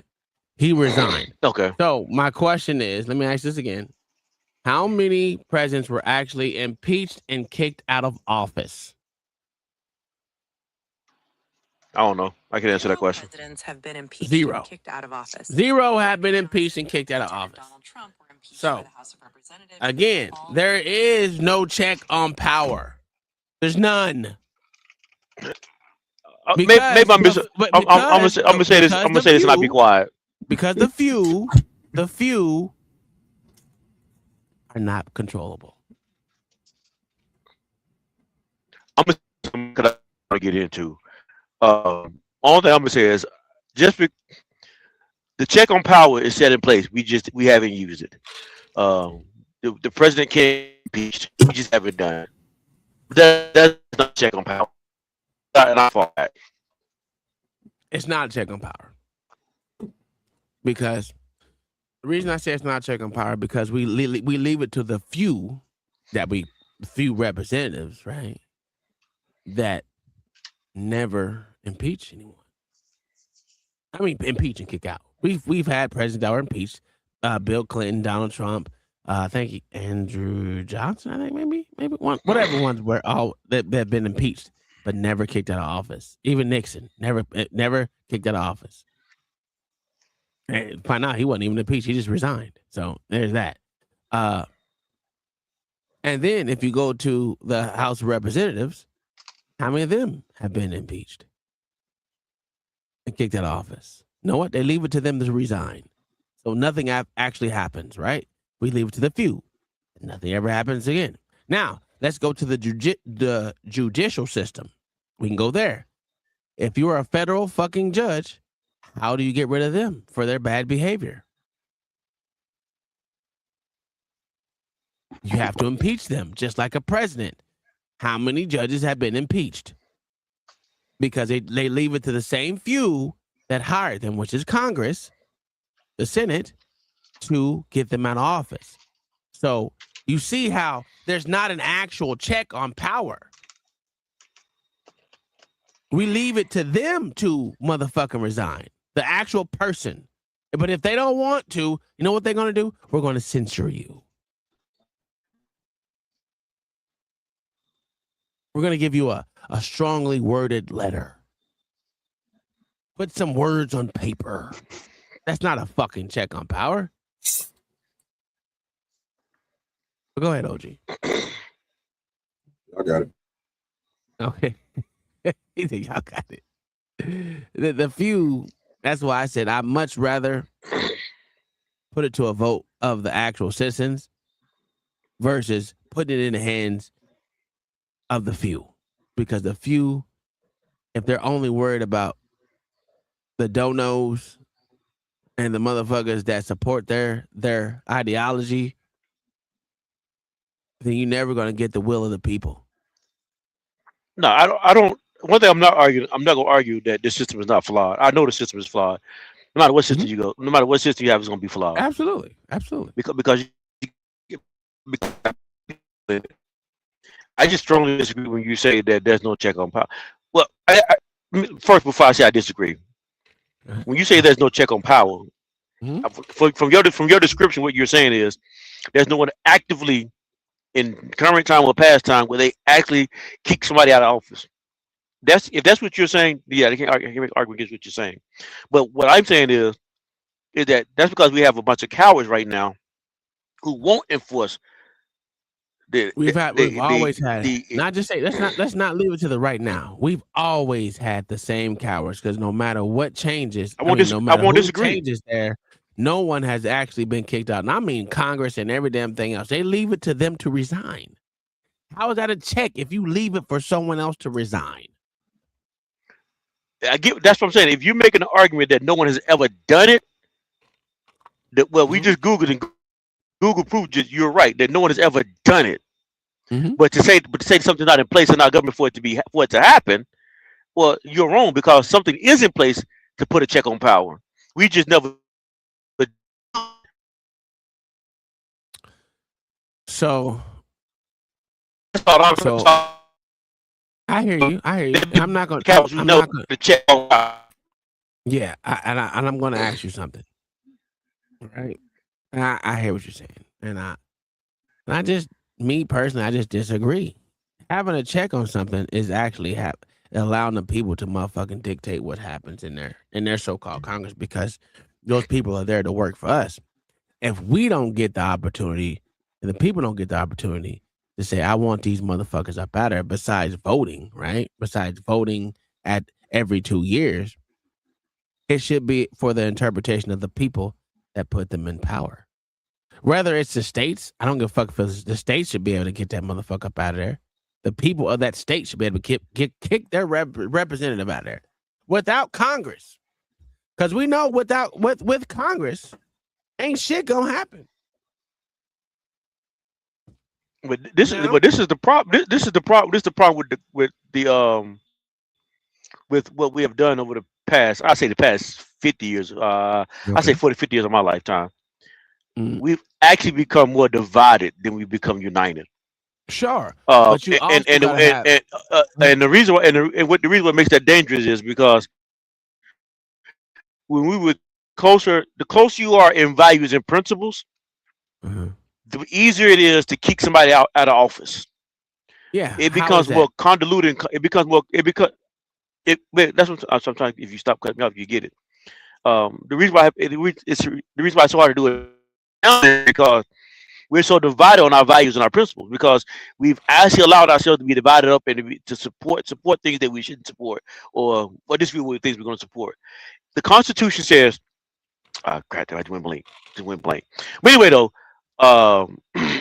we should get liberty, justice, and then the pursuit of happiness. Right? It just narrowed it down. But the things that we fight for now seems to be so far from that we're so divided we don't know when to enforce the power that we got on hand. Because all we gotta say is, well, I wanna.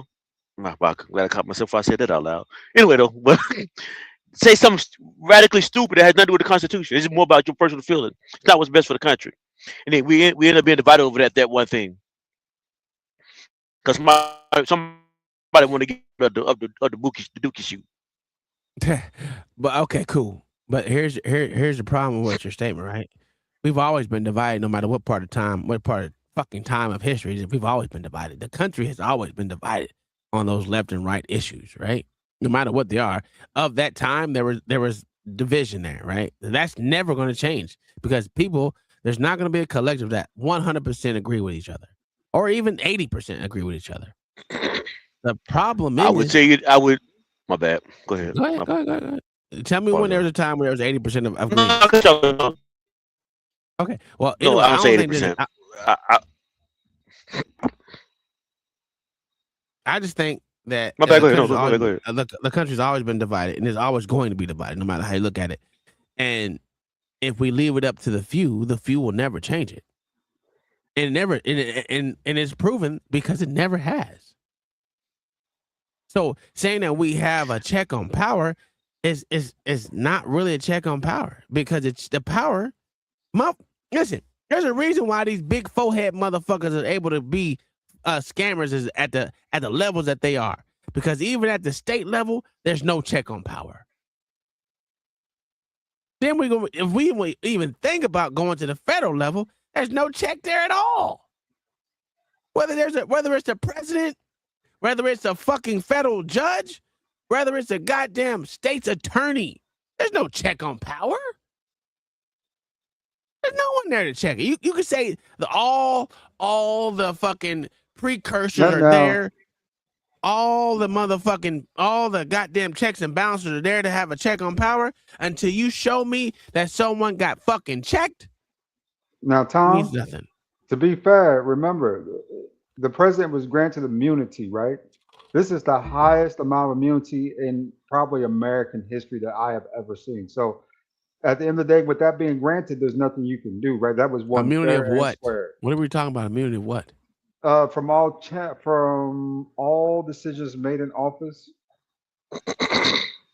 He's been given immunity for all decisions made in office. That's bullshit. It's not true. Yes, it's not true at all. No, it's not. The motherfucking president can't go shoot a motherfucker in the goddamn face, and he's not gonna face any goddamn shit. Come on, man. Stop with the bullshit. Do you think not? I know not. He said it himself. I could shoot a nigga in Times Square and he wasn't even in office then. That nigga was still a candidate. He said it. As a candidate. And now he can do it. No, he can't. Stop. He was talking. He was president. He was talking about how people approve of him. And not only that, and it was again. He was not even president then. He was a goddamn candidate. And that happened in 2015. Yep. Come on. He was not president then. So how you gonna say just because you said as a candidate, as the president, he don't get checked? Stop the bullshit. This is the hyperbolic bullshit. I don't need to quit Google. I know what the fuck he said. This is the hyperbolic shit that I'm talking about. You quit Google it, says that where a president can do whatever the fuck they want with no goddamn goddamn check on anything. Go ahead. I'll tell you, because like John the Baptist said, you have impeachment. So that's a check. Does President Trump's immunity cover? I just want to see what it covers first. Let's start with that. President immunity provides Presidential Donald Trump with broad protections from criminal prosecution for official actions taken while in office. Established by the Supreme Court, Trump versus the United States ruling. This immunity is categorized in 3 tiers, right? Absolute immunity. So Trump has complete immunity from prosecution for actions that fall under the core or exclusive constitutional powers. Facts. All right. So presumptive immunity. He enjoys at least presumptive immunity for all other official actions taken within outer perimeter of his presidential responsibilities. Prosecutors face a high burden of proof to overcome this presumption. Okay, and no immunity. So there is no immunity for unofficial, private, or personal acts. Oh wow! I thought he could do whatever the fuck he wants. He's only protected from things that he's doing that's designated to the office of the duties of the office, not his personal life. Which is why Bill Clinton, when they impeached him for Monica Lewinsky, that wasn't the duty of office. That's why he got impeached. Went through impeachment hearings. I'm not sure if he got impeached or not, but he actually can be penalized for that was his personal business, not duty business at office. I like how Lord Eddie has cooked himself. W. That shit crazy. Hey man, I'm not here to saying rock the apple cart, Tom. I see y'all getting red faced over about the shit. Y'all can have it. Y'all can win that. Red faced about what shit? About your president. I wasn't even talking about the motherfucking president. But if you want to say it, you brought up the figured president. it out. Yeah. Don't let you win. Don't let you know once you get too mad over nothing. You know, ain't nothing either one of us can do about it anyway. That was my point. Enjoy the ride. That buckle up. Was my point. We're going for a long ride. Yeah. Yeah. But that was my point, Lord ADS. You obviously haven't been listening. That was my point. But John the Baptist seems to think that there's a check on power when it's not. No, I literally broke down what you were saying and what I was saying.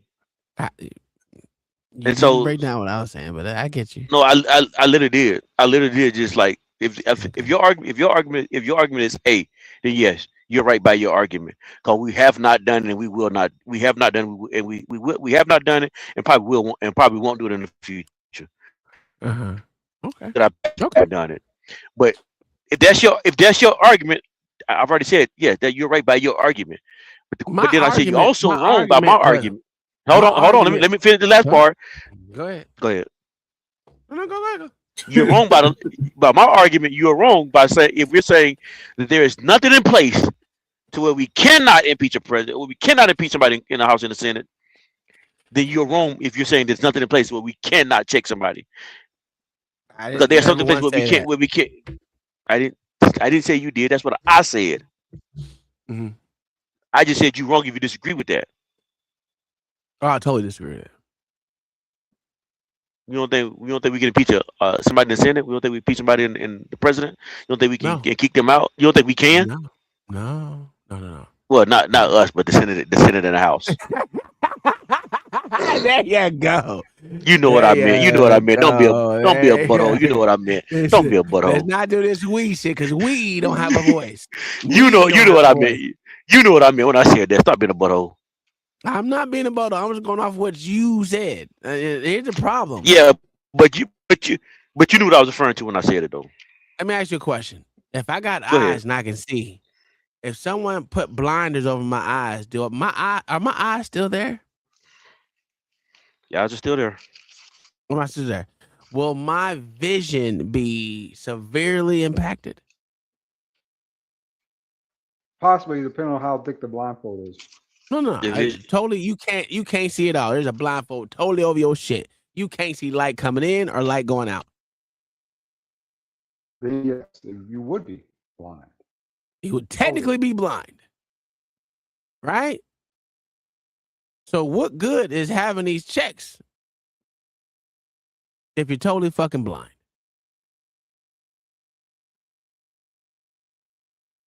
If we never use these motherfucking checks, what the fuck are they good for?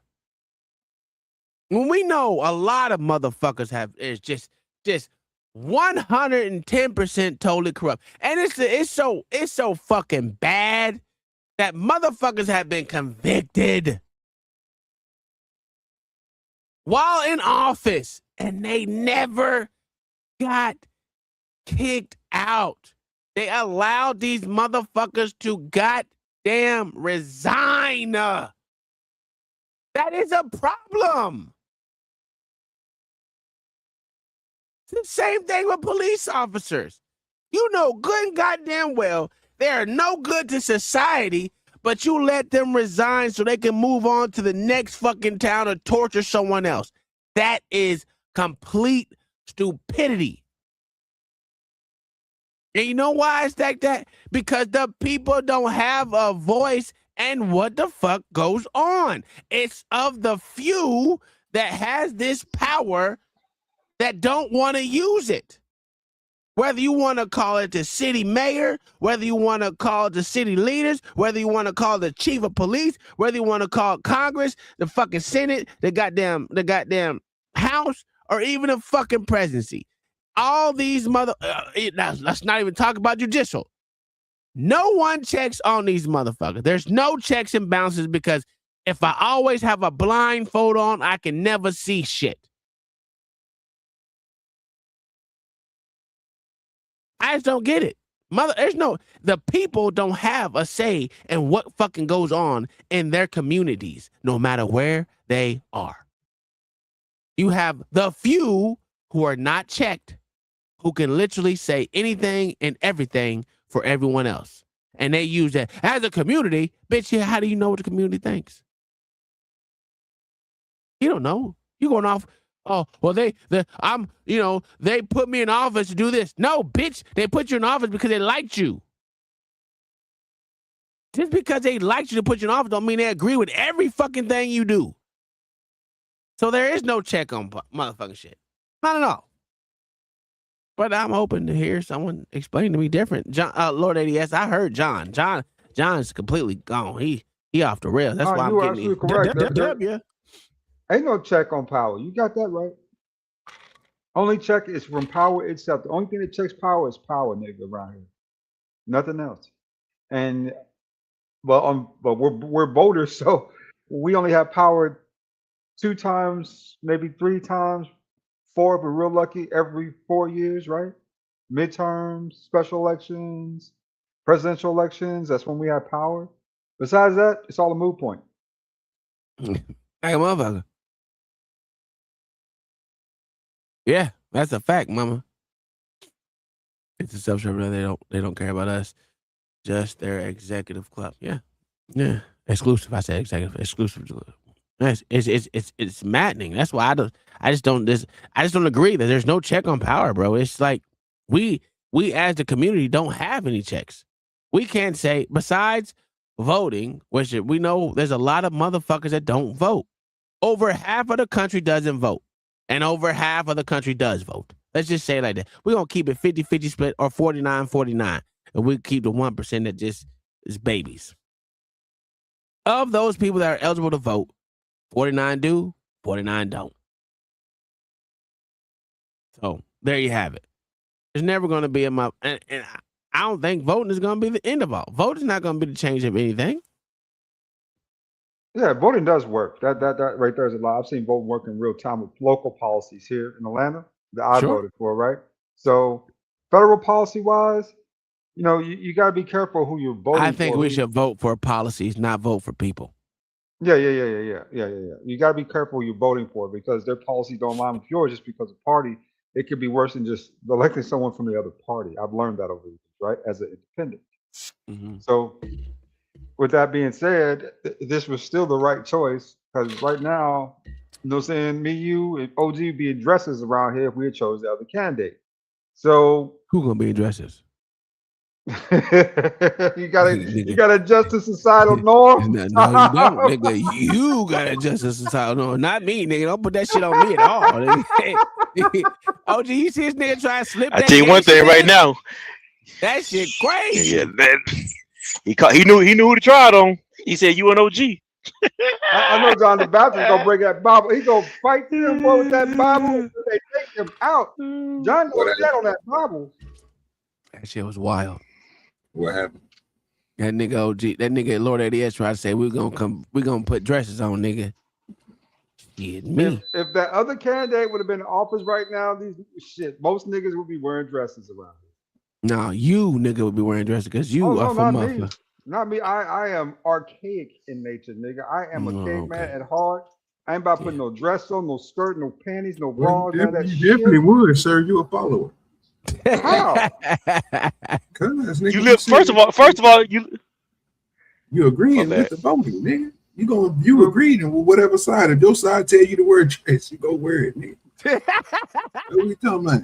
You're not one of us, nigga. You don't believe in not the shit, nigga. You believe in the shit. What? Yeah. That's why you agreeing. Nigga on this and you live in Atlanta. You live in Atlanta. And that's what proves how hard I am, because I ain't voting for none of that shit. That don't prove how hard you are. Even surrounded by, I don't vote. I'm at my core. I'm this. You 55. You 55 years old. You can live anywhere you want to live, but you choose to live in Atlanta. 55 years old. Wow. That's crazy work. I've been called 48. I've been called 55 in the last 2 days. How do you niggas think I am? You took issue. You took issue with me calling you 55, but you didn't take issue with me calling you gay by living in Atlanta. No, because I know that's not true. No, you're a lie. You can leave a letter. You can leave a letter. You can leave a letter anytime you want to, but you choose to stay there. Got to be a reason why. Man, all these beautiful women, man, it's hard to leave. It really is. Yeah. No, it ain't. I don't know about all that shit, but yeah, that shit crazy.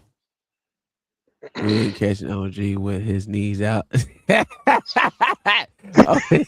OG, you got your knees out, nigga?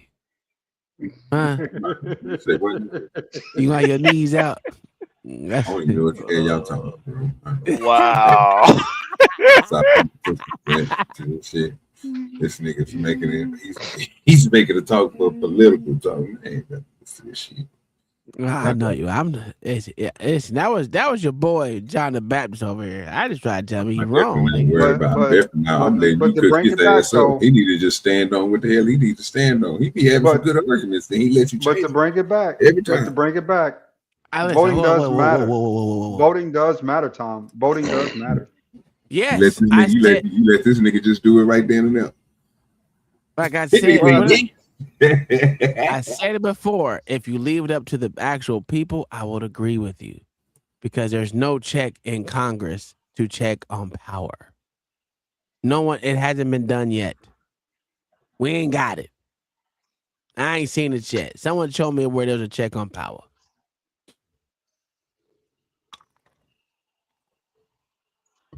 And I'm not even talking about the president. I'm talking about any pick side.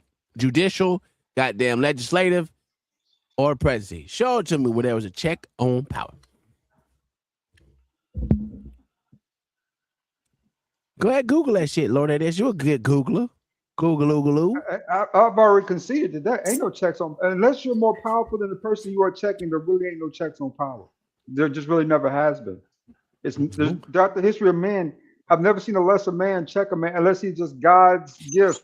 You know what I'm saying? Check a man with more power than he has. Especially which is why more power. Which is why I made the argument that I made. If people truly understood what it's supposed to mean to be a constitutional republic, that the power is supposed to be for the people, not for the representative, but for the people.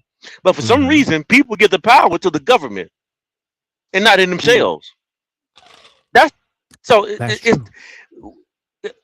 Constitution's written. The Constitution's written for us to have the power, but you keep getting the power back up to them. That's what's crazy. Absolutely. And OG over here laughing. Why are you laughing, OG? Cause nigga, you didn't talk these niggas into submission, and these niggas is agreeing with your ass. Nigga, that's crazy. Nigga, checks and balance. Let me tell you who they checked, nigga. They checked them goddamn Somalis when they was getting all that goddamn money. No, they didn't. Yeah, they did.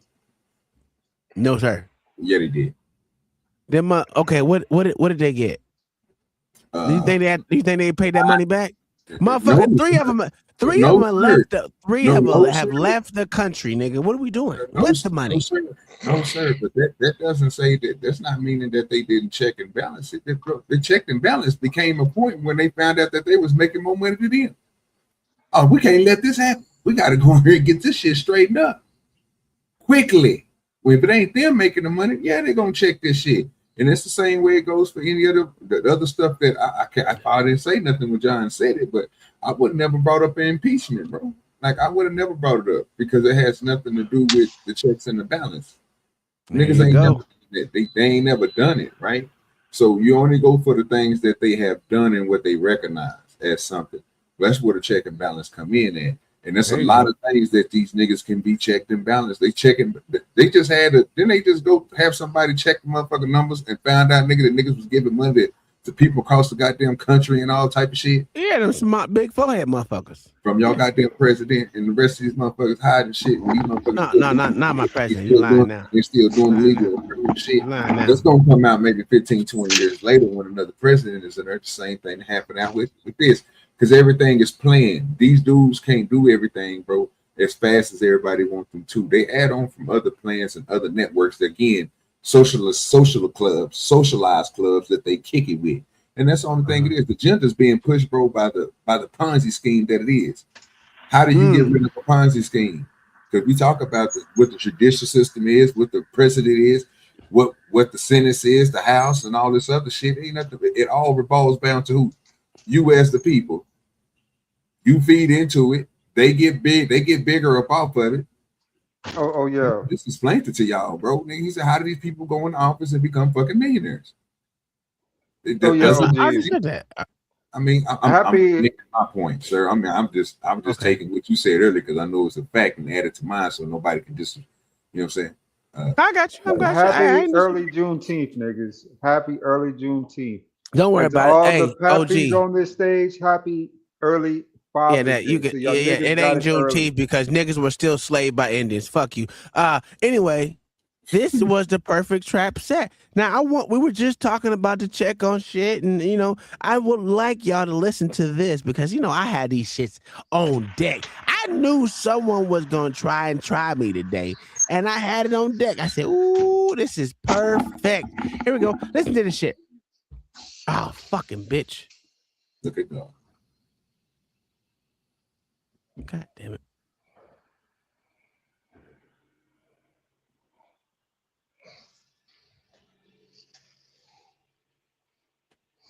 There you go. Who is that, OG? A white man.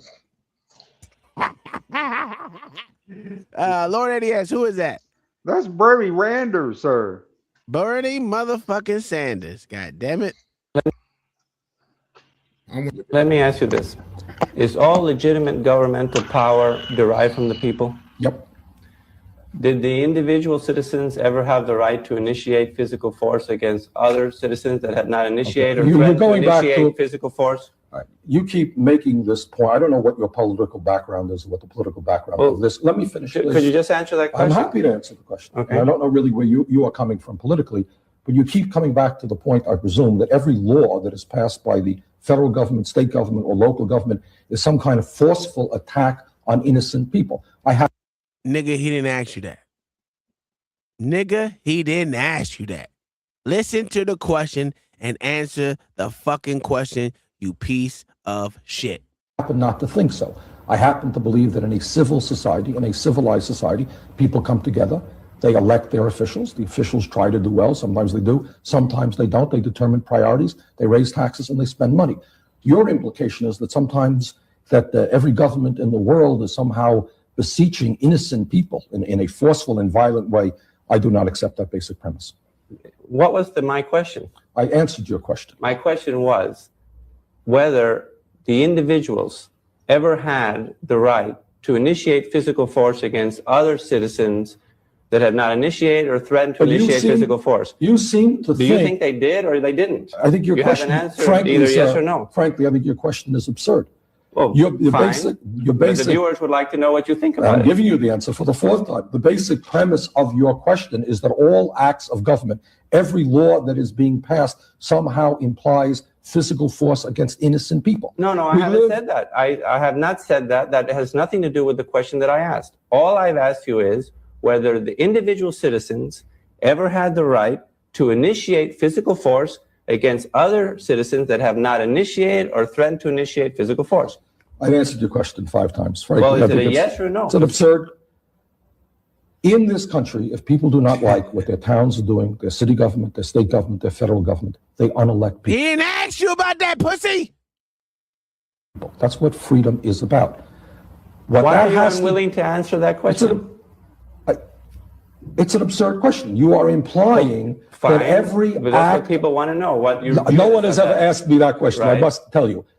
If your implication is that every piece of, right now, as we speak on the floor of the Congress, there is a discussion about a law.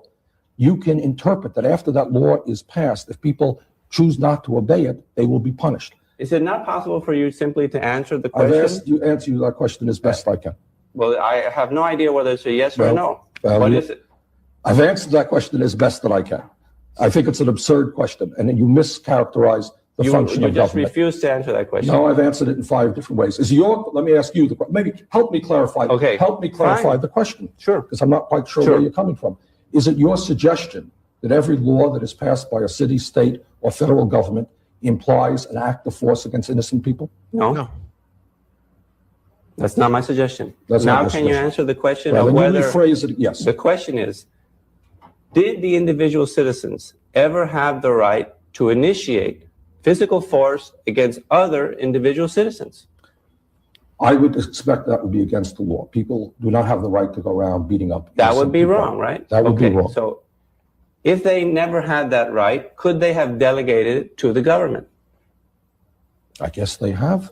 They have delegated the right of governments to make war. They have delegated the right of governments to build roads. They have delegated all types of rights to people. And in a civilized society, as you know, we have laws, we have judges, we have courts, we have appeal processes. And when people break the law, they are punished. Can you delegate a right that you don't have?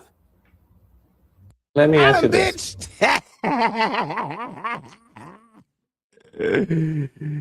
Yeah, how do you delegate something that you never had the right to do? That you had the right. Go ahead, John the Baptist. Go ahead and answer that question, good sir. Lord ADS, since John ain't here. Can you what? Can He's a you delegate? Marxist. Bernie Sanders is a damn Marxist, bro. Can you Why? delegate? Can you delegate a right that you never had? No, you can't. Mm. It's So be delegated for you. it's to be delegated for you, which means what? Someone else has to write the law and put it into Congress for it to be stamped and approved as a either federal law or in your state Supreme Court and legislation, a state-based law. Policy isn't as easy as you think it is to put in place, right? People think that they just get together, say a word, and then stamp it. No, it goes through so many revisions and so many changes to the point where the law that you sent up to them isn't the same law that they actually pushed throughout the land. You know, so be careful of laws, right? And then writing laws. So my question is, I'm glad you answered like that.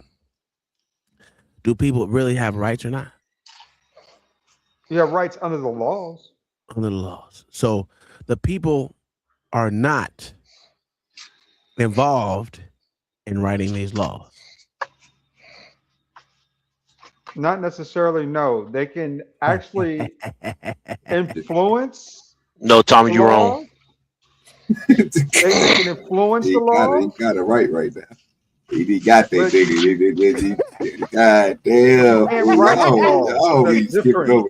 Y'all, that nigga, bro. Y'all niggas ass out today, bro. What's going on?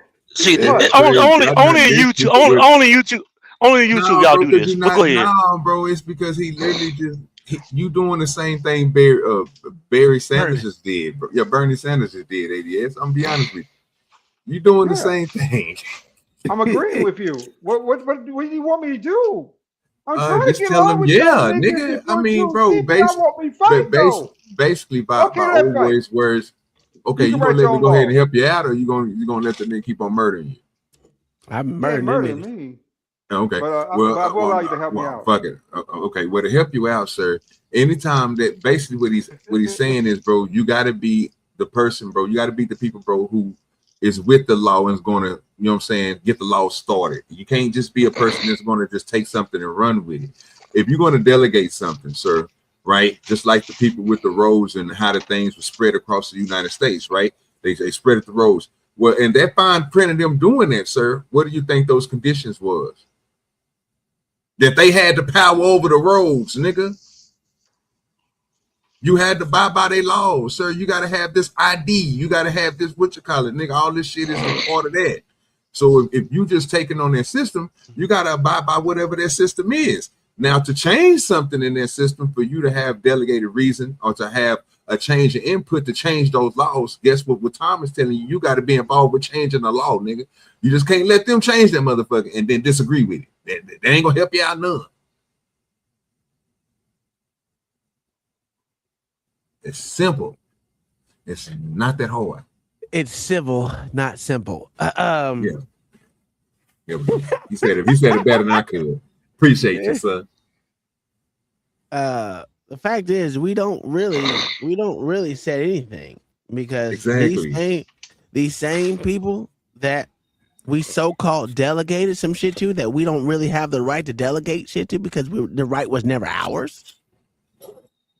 We just allow them to come up with shit, and then we just say, "Yeah, okay." Mm-hmm. Go right along with it. So basically, what you said, the Constitution is a lie.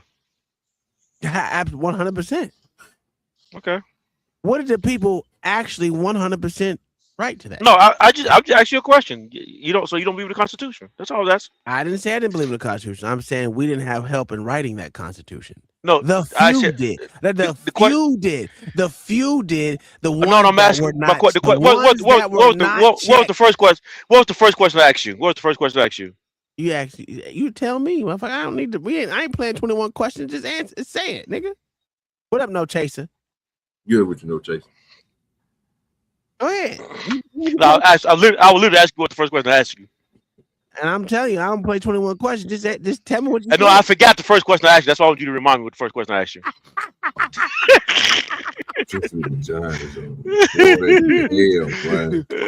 You idiots, y'all on fire today, boy. I'm trying to tell you, boy, y'all niggas on fire. I like it. Well, the thing about it is, right? It's not that I don't believe in the Constitution. I just don't think we wrote the Constitution. The people did not write the question. And the whole premise to this whole thing that me and you started from the beginning, John the Baptist, was that people don't have the rights that we think we do. You think that they have rights, and I'm gonna tell you they don't. We don't write any of these bills. We don't even agree that these bills should be enacted. They do. The few do it without regards to the many. And you said you want the few to speak for you because you don't agree with democracy. Yeah, and you're correct. I did make that argument, and it was really I made that argument. That's why I brought this up. No, I know you. I'm not going to change my mind on it right now because I'm not telling you to. Yeah, and my argument still stays the same. I understand that the reason why I choose the few now because the way the country is going right now, I don't trust the many. Okay. I trust the few, which is, and this is scary to say this. I trust the few way more than I trust the many. That's crazy. Are the few godly? No, they're not. Okay. That's why. Listen, hold on. No, stop. Okay. I'm gonna make this real simple for you. Cause I want you to try and play no mind game. I'm gonna make this real simple for you. That's why I said, as I said this gonna sound crazy. Because I understand exactly what I'm saying. What I'm saying to you is the many, which is us right now, we are so divided as a nation, as people, that the few actually make more sense than the many. Because if the many truly understood the power that we have, like the many of us, if we were not so divided, the few couldn't do what they're doing to us right now. Okay. Can you name a time in? Can you name a time in? I don't have to. I don't have to name a time in history. What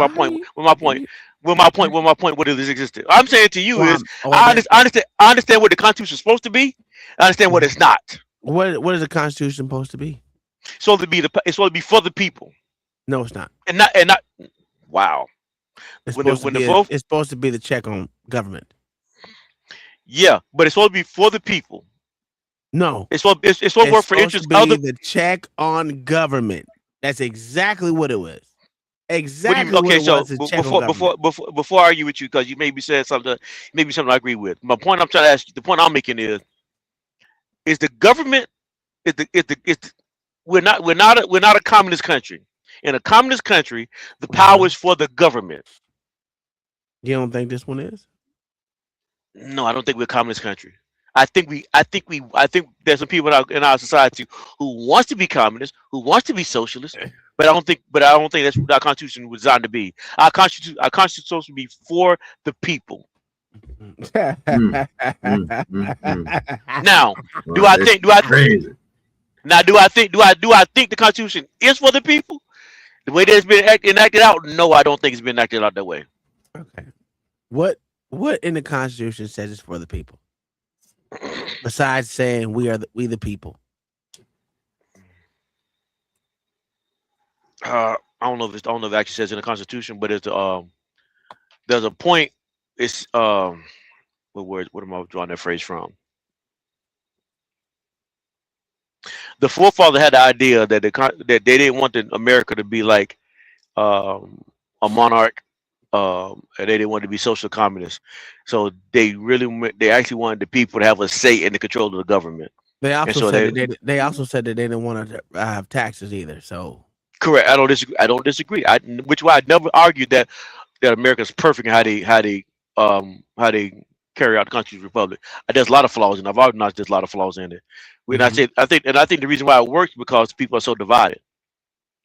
That's been my whole argument the whole time. Is that people are so divided, which is Keep why I trust the few. saying that like it's a smart thing to say. That's why I'm asking you I don't know. I don't know if it. when has the I'm country ever been I'm not. together? My argument. What I'm saying to you is the reason why the few always wins is because in every era the large have been divided. No, the Let me tell reason you a something, few. John. I gotta say this, man. Every time you say that, keep on throwing me off, brother. It's not that you believe in the few or the many or whatever it is, bro. You believe in the system. You proving it by you keep on saying what you're saying. You believe in that shit, bro. You know it's a fit. You know it's ain't nothing but a gamble, fam. It's a 50-50. I know it is. I'm okay. So correct. We understand. We know that. Let me make sure because every system, I believe every system is flawed. Whether communist, socialist, or constitutional republic, there's gonna be flaws in the system. And what people in power do, they figure out how to make the system work for them. And so that's what the House and the Senate have done. That's why you got people been in the Senate for 30 and 40 years because Maxine Waters, the dude that just lost his mind for the Republican side, who's now gone out of Tennessee. Um, uh, they've been in the Senate and the House 40 years, if not longer. They figured out how to be a monarch. They figured out how to be a communist, how to be a socialist. Let me ask you a question, John. Go ahead. How many constitutional republics do you think there are? I don't know. I have no idea. Is it few, many? What do you think? I would say, if I had to guess, few. A few. There's actually 149 sovereign countries out of 193 that have a constitution. 190. How many again? 149 has a constitution. Out of that 149, how many of those are recognized? All of them. They're part of the UN. Okay. Different countries, but not here. What I'm saying, they have a constitution. Constitution doesn't mean shit. Yeah. So saying that we're a constitutional republic really means nothing. It sounds good on paper. Right? It sounds great. Sounds 100% great. Yeah. Well, that's all we talking about. We talking about the paper, though, Tom. That's all we talking about is the paper right now. No, you're talking about the paper. You're talking Well, about okay, so people. I'm talking about the people. yeah, okay. Let me find the thing I'm actually quoting. But I know exactly what I'm quoting. I just don't know who it is. But go ahead, keep on going though. Now, I like the whole constitutional republic thing because it sounds good, and I've been trying to fight against it. But to be honest with you, we're just a representative democracy, as they say. Even though we say we're a constitutional republic, this is cool. We're a constitutional republic that is a democracy, democratically represented country. If that makes sense to you, it really doesn't, but. You got to put them both in there because that's exactly what we are. We're represented by motherfuckers that we elect to be in office, right? But once they get in office, we can't control what they do. None of us do. When have we controlled the people controlled what they do?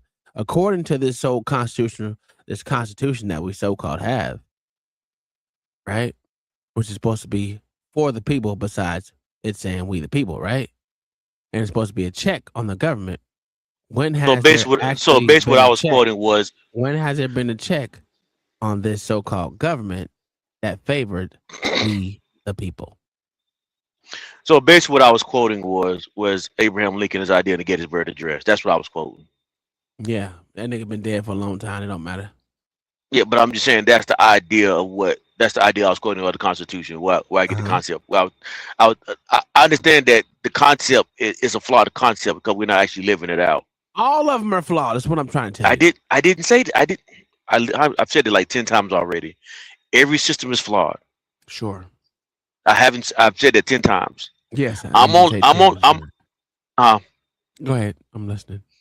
So the only point I'm making is the reason why these systems end up being the way they are, because the few find a way to divide and conquer the many.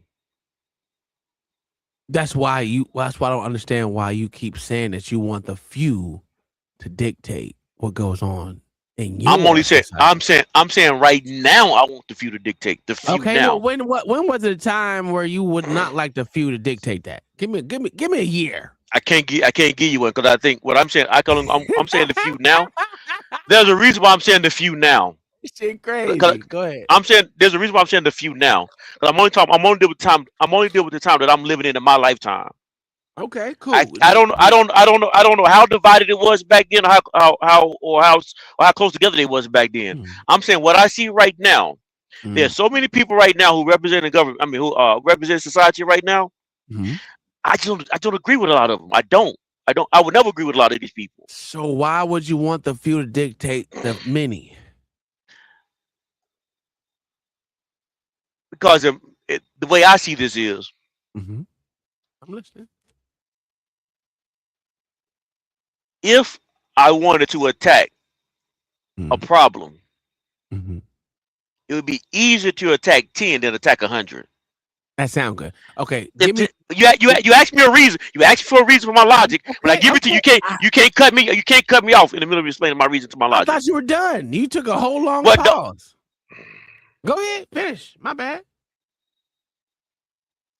So now, if the 10, if I got to fix a problem, if I got to take out 10, kill, or take out 10, destroy 10, or change 10 mind, or do I want to deal with 300 million? If I know the 10 controls all the power right now, and if I can manipulate the 10 to get them back in order, get them in line, it's easy than trying to get 300 million people back in line. That's my logic for what I'm saying. That sounds good. Now, you are boy. God damn, you made me forget what I was gonna say.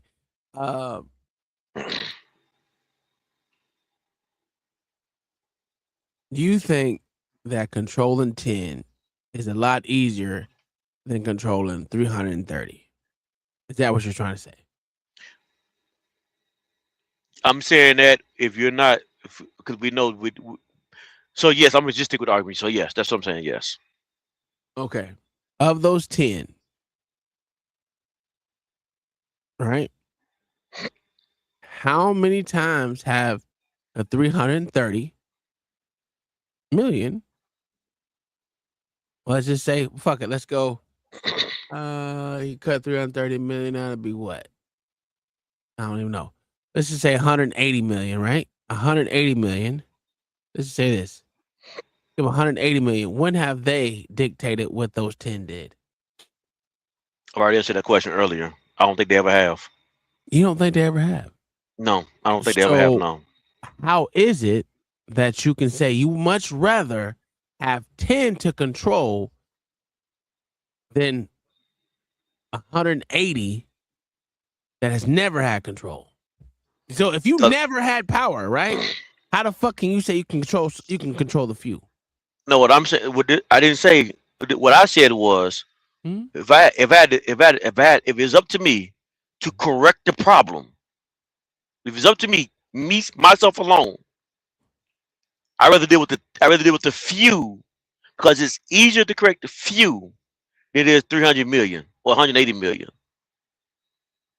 That's all I've been saying the whole time. I'm not saying anything else other than that. Which one I'd rather deal with? If I'd rather deal with the smallest thing first, and then to go forward from that point. Okay, I'm not disagreeing with what you're saying. I hear you. Then if you're not disagreeing with what I'm saying, then that's it. That's all I'm saying. That's all I'm saying. I'm not saying anything else other than that.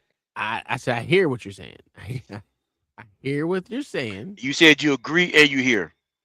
No, I didn't say I agree. Did I say I agree? You did say agree. Well, sir. I don't agree with what you're saying. I hear. No, you just did. Don't you? Well, You said agree and I hear. I'm clarifying myself. I hear what you're saying. I don't agree with what you're saying because it don't make sense to agree with what the bullshit you just came out your fucking mouth. Well, you should thought about that before you said that. You should thought about it before you said I agree. Yeah, that's why I said I clarified it. I can have a clarifying statement. I just don't understand why you say that when you can't show a time in history recent, near, future, past, that the many has controlled the few.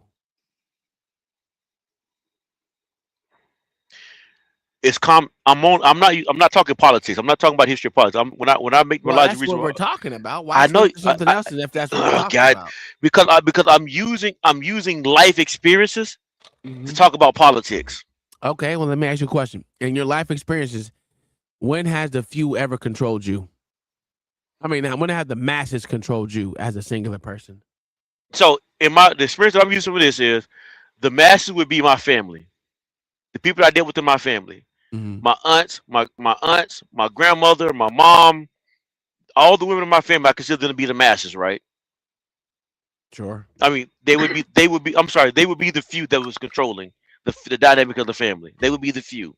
No, they would be the masses. No, they would be the no, they would be the few. They would be the ones that was in power. No. I'm talking about my family. How you gonna tell about my experience with my family? Go ahead, I'm listening. I'm talking about my experiences. They would be the one, and when I grew up, those were the one that was in power. Now, the few would be. Nigga, I'm in power now. I'm in power. How about that? I'm in power. You can't stop this old nigga because he forget. Go ahead. So now, the few would be when I began my own family. Now, I didn't try to fix the masses of people. I tried to fix the few, which would be in my house. So in my house, what they did, I didn't let my family do. I control the things that I could control. It's easier to fix the four that I'm dealing with rather than those the opposite outside of my house. Well, that's different because you would still go back to my point, which means the masses can't control the few, which in your household, you would be the few and your rest of your family would be the masses. So again, when has the masses ever dictated what the few does? See, you can't cook me on this shit, nigga. I'm not trying to cook you. This is the problem, though. This is the problem. This is the problem. You trying to win a debate. I'm not trying to win a debate. I'm not trying to cook you or nothing. I'm only telling you. I'm not trying to cook you or nothing. I'm not trying to. That's not my intent.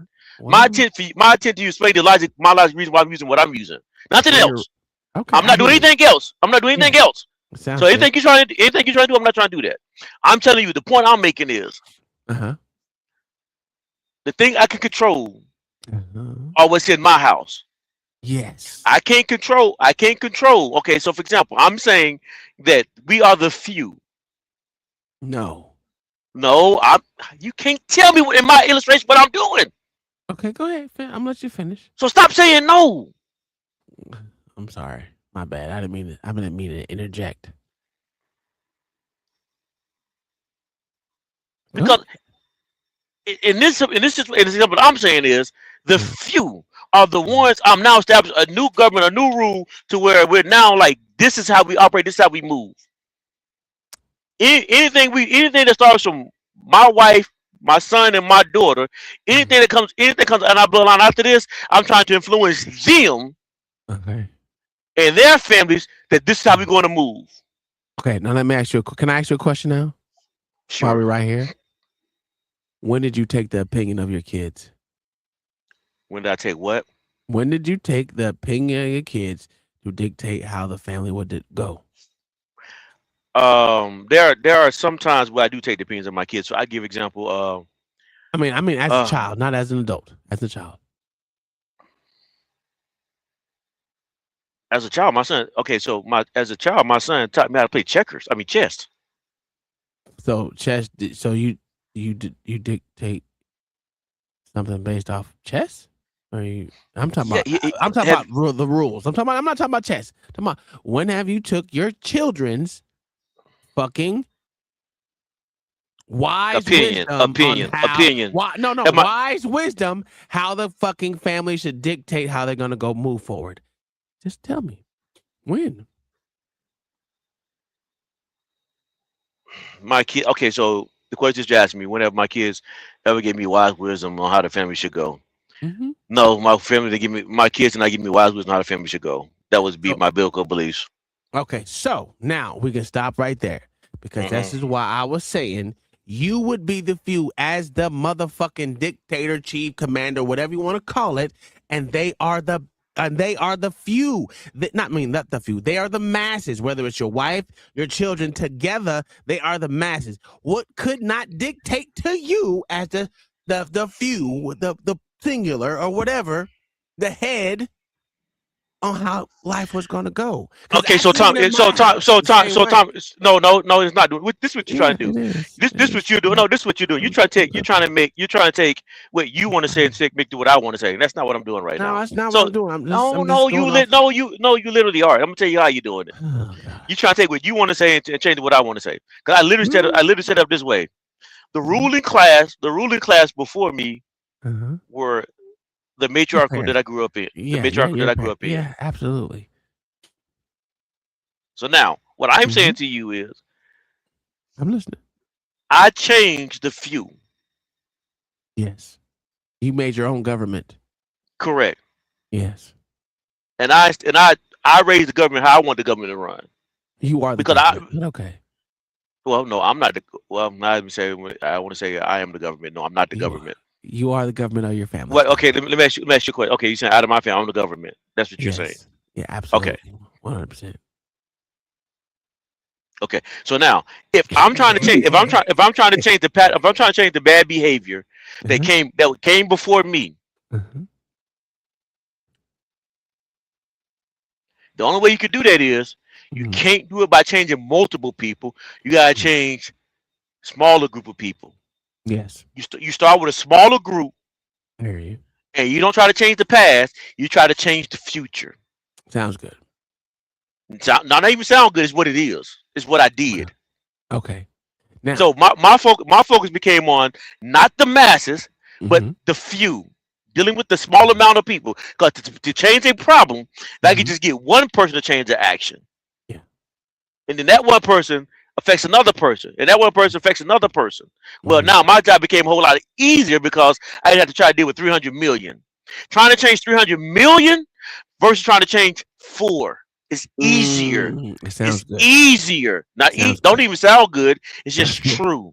Okay. It's true. Are you done? Are you done? I'm done. Go ahead. Okay. Now, what you just did is you collectively just started your own state. As a person, you broke off from the major state and broke off to your own state, which brought you to leadership role. As a leader, that's why I asked you how many times you allow your kids to give you advice and dictate on how the state will go, and you said never. So in that case, as you didn't allow the masses of people, which are your children and your wife, to dictate how the family was going, you just collectively did the same thing that we're talking about. Even though it's few of you, they are considered the masses because there's more of them than just you. And you, as a dictator or the president, no matter which one you want to call yourself, you set the rules, the boundaries, the distance of wherever your fucking family is going to go. And I'm not disagreeing with you because that's how my family is, right? My wife comes to me, my kids come to me, even them as being adults, they still come to me for advice. Why? Because inside of this small dictatorship, I am still the leader. But you still change the whole argument. You still change the whole argument I was making. I'm telling you, I'm more of a patriarchal. That's a stop. Don't bring. That's not what we're talking about right now. It's not. That's not even that. That's what that is, though. I know the argument that he's making. That's not the point out. That's okay. The point Tom asked me. He asked me to explain the logic of how the few. How do you change the few over the masses? You didn't change a few. You know what you did? You dictated to the few on how it was going to go. Tom, the few didn't dictate what you were doing. This is what I'm saying. You just contradicted yourself. You just contradicted yourself. Okay, how dictating change can still be the same thing. Absolutely. So you said I didn't change. I dictated. Yeah. You contradicted yourself. You dictated to the masses. I still changed. I still changed the few. That doesn't matter Because it does matter when it comes to no, you stop. When it comes to words, you said I didn't change, I dictated. Yes, you did. Either way, either if I dictate, I still can change. Did you have it's still changing? Did you have a constitution that you went by in your side, your family? Yes, the Bible. The Bible is my constitution. The Bible is my constitution. Yeah. Okay, so how did the few or the masses, meaning your wife and kids, did they tell you that they wanted to switch the Quran? No, they didn't. Why not? Why not? It doesn't make a difference. It doesn't make a difference because it doesn't make a difference. That's not the point. It doesn't make a difference because that's not the point that I'm arguing. The point that you asked. The point. This is what I'm. Why you don't care? Why you don't care what I'm arguing? Because what I'm arguing, you have to care about what I'm arguing. Because my argument. I don't want you to argue. I want you to have a conversation with me. No, the argument don't mean it's not like a conversation. The argument is the thing that the thing I'm representing my statement with. It's what I represent myself with. Okay, that's my statement. I guess your statement was okay. Now, with me showing that how you're literally not, I'm not even gonna say you're contradicting yourself, is you're not seeing the overall picture of the few or the masses. Since you're a few, your family's a few people. You, your wife, I don't know, you said 2 kids, so you're 2 kids. That's a few. Mm-hmm. You are the leader of all of them. No matter if your wife is there sitting beside you or not, she's still an underling to you, just like your children are. So let me ask you a question. What was my claim? The few can change the masses or some shit. I don't fucking know. What was your claim? See, there you go. You only know what claim I'm arguing. Go ahead. So my claim was that it's easier to change a small amount of people than a large amount of people. Yes, that's what my claim. So everything I stated since that is to prove how I use a small amount of people to try to change a small amount of people to support my claim. That's because that's all I've been saying the whole time. Nothing else other than that. I hear you, but I'm taking your few and your masses that you're saying as in you have your fucking state. You would be the few because you are the leader. Yeah, right. This is what you're doing. You're trying to make my claim fit some narrative that you want to support. Cool. No, I'm making it fit. I'm making it fit the actual scenario that we're talking about. No, you're not. You literally, because the way I said it is the way I meant it for it to come out. The way I said it is what I said. John the Baptist. Tom. Let me ask you a question. If you and I, Lord ADS and OG, have different families, right? Mm-hmm. And we all had plots of land side by side from each other, like we're in the square right now. Could you consider where you're at on your plot of land as a state? Yes or no? One could, if they wanted to, yes. Now, how many are in your state to you as the leader? The rest of the people underneath you, say you had 17 kids and one wife. So you had 19 people of y'all motherfuckers, right? Mm-hmm. You had 19. I had 6. OG has 3. And Lord ADS has 25. Right? Hold on, I gotta get my paperwork right quick. Hold on. Go ahead. Keep on going. Now, as each one of us have different amounts of people in our states, together as leads of the state, we are the few. We still have masses underneath us. Whether I had 7 or 8 people, you have 18, Lord ES has 25, and OG has 6. We are still the few because we are the leaders. As a leader, you are few. The people, your underlings, the people underneath you are the masses. That's why I'm using this as an example, as you are the head of your state and your fucking family. So, in other words, unless these motherfuckers, meaning the few or the masses can dictate to you as the few, as the leader of your family, as a different state, unless these motherfuckers dictate to you what is going on, the few, meaning your children and the masses of your family, will never be able to dictate how the family or the state is moving forward. Unless there is one thing. And what is that one thing that you say that you wanted me to concede to? I don't know, Tom. This your argument, not mine. You say what you want to say. Unless we vote to change it. Yeah, that's your argument. I was only supporting my claim. I'm not doing anything else to support my claim. Yeah. Do you allow your children to vote on how things go? This is what I've said from the get go. Do you allow your kids to vote to how things are gonna go?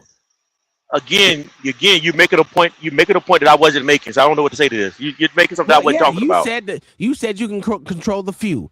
First of all, in this conversation, where you going now? You're not talking about what I'm talking about. You're talking about something completely different. What I was talking about. What am I saying that's different? Everything that you just said is different. What I was envisioning. What I was talking. What I was saying. I got to shut my doors like this. So you have a conversation by yourself. Go ahead. Let me ask Lord ADS. Lord ADS, my good sir, since you've been listening here and following along with this I've conversation. been jamming out on my Spotify. What are y'all talking about? What do you want? What do you want from me? What do you want? I mean, it sounds good. That sounded good. Yeah, I agree with parts of that, but I think John has more fervor in his argument. What is the fervor in his argument that you can say he has more? That being the head of household, you really can't be that big of a dictator as the. That's not what his argument was. You really can't be that big of a dictator. You just can't, because for one, the woman. That's not what his argument was. Okay, John, you still there? Oh, okay. Now he goes silent on me. Okay. Well, he said he had to get his doors open or some shit like that. I'm doing some work right now. I got to give me a few minutes. Okay. Yeah, but his argument was that the masses can control the few, or no, he much rather control the few, which would be the Senate. That's not what I said either.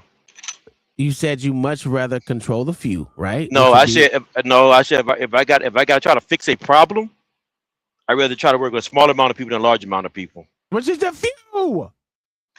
You're saying control. I'm not trying to say control. I think we're talking about two different things. Which meaning if I agree with John on that.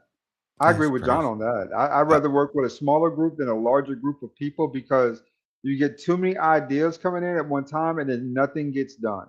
With smaller groups, more shit gets done that way. Are you sure about that? Yeah.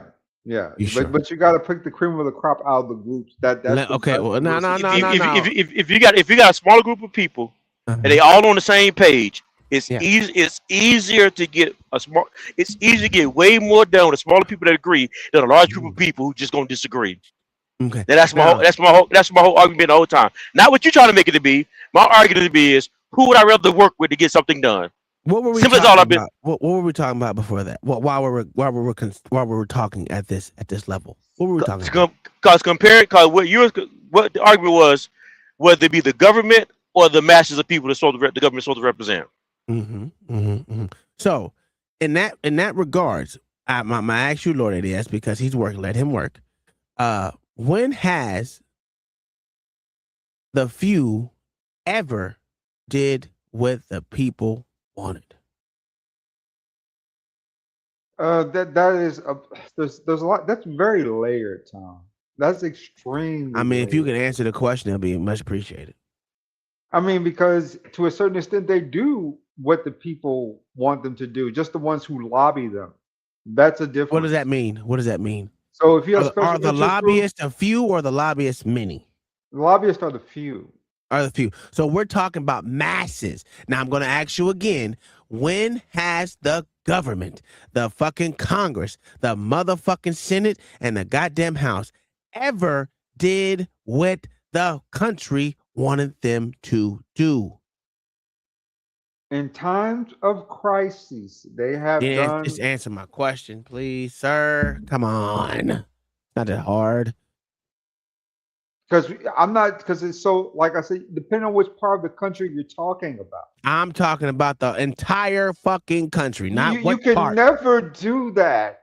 What do you mean? Could never do that. What do you mean? Two extremes. You got the MAGAs and you got the progressives, which literally I split don't down care. the middle You in this name what country. time in listen. Name a time in history where the country did what the masses wanted them to do.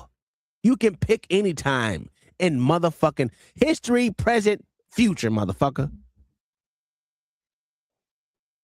Oh man, Civil War. That's only after they got their ass. Civil War, they didn't want to do that either. And that wasn't even a country. Well, it was a country, but even that wasn't what the masses wanted them to do.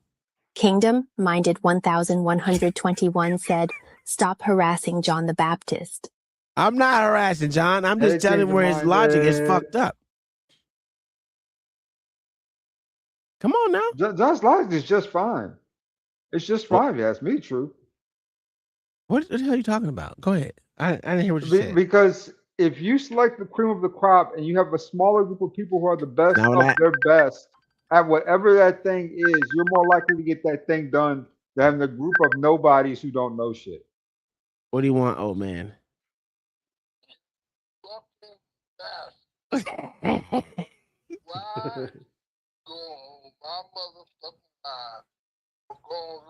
On my life. Because I can. Because I can. Because I can. Hey, come on the stream. Bye, old nigga. See that? That's how the masses dictate to the few. You know what I'm saying? You just hang up on them. I ain't got time. My phone is ringing. Anyway, let me ask you. You didn't answer my question. Someone get a Facebook. When has the masses ever in history, time immemorial, ever dictated what the few did? The answer would probably be never, but that's not the point we was making. But go ahead though, make your point. That was the point I was making. I know you are. So go and make your point. Just make your point. Just go ahead and make your point. No. I'm not talking to you right now. I'm talking to Lord ADS. Lord ADS. Just make your point. Just make your point. Lord ADS, answer the question. I don't need this nigga to dictate shit to me. See, because I'm the few. Nigga, you the masses. Nigga, shut your pussy ass up. Now go ahead, Lord ADS. Answer that question, please. I'm going to say just like this. Yeah, it's the few because the few have 80% of the wealth in this country. You didn't answer my question. When has the few of the wealth ever dictated? When has the masses? Wait. Answer this question. Listen to the question very wisely. When has the masses ever dictated to Congress, whether it be the Senate or the goddamn House, what to fuck to do? And they listened. Go. That's a very subjective question, depending on which side you're on. No, it's not. Very extremely subjective question, depending on which side you're on. If you can't answer it, because you had welfare for years, you had $5,000 going out to single moms.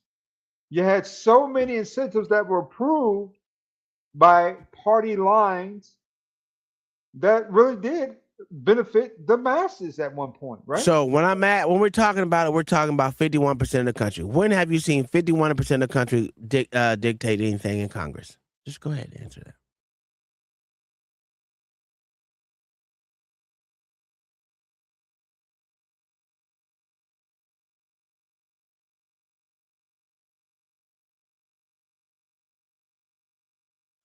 Donald Trump's election, Joe Biden's election. Those are your two best examples. That's when you dictated what you wanted to the country. So there you go. That vote. So you're going with the voting, right? That's why I said Congress. I didn't say president. I said Congress, nigga. Congress approves the voting. Yeah. Again, just go ahead and answer the question.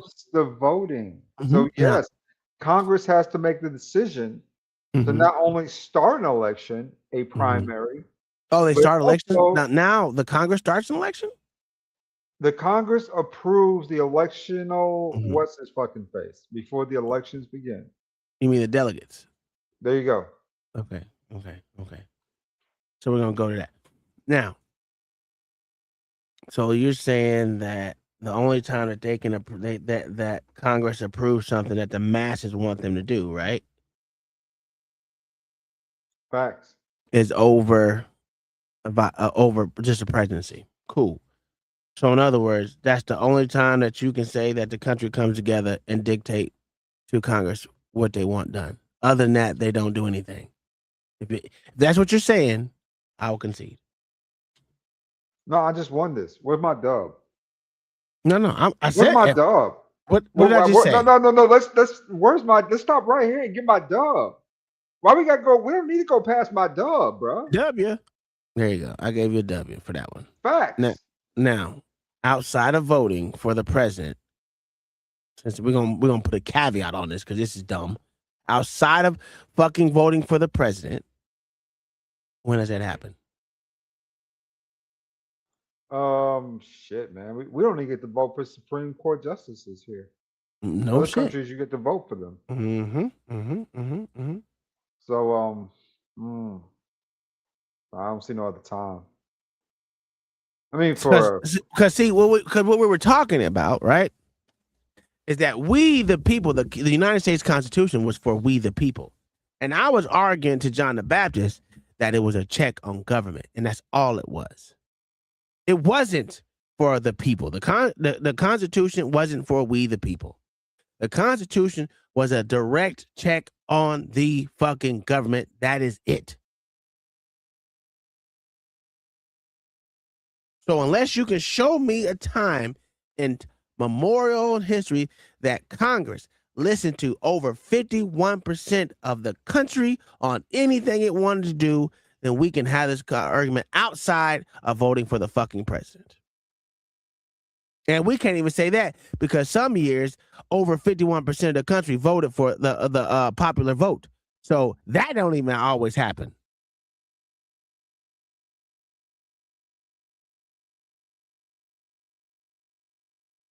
You see what I'm saying here? So to say that shit is just it's non-logical. But I'm listening. I would love to hear, you know what I'm saying? If y'all have any instances where this so-called Congress has fucking actually worked for the people. Because we can even go right now. Even the SAVE Act right now, over 80-something% of the country wants that and says they agree with voter ID, voter registration, and every damn thing else. But the Congress has said, no, fuck you, an asshole. We don't want it. But over 81% of the country says they want it. Over 81% said they want the SAVE Act enacted. But shitty ass Senate will not do it. And that's just something recent. Which coincides with what we're talking about, which is voting.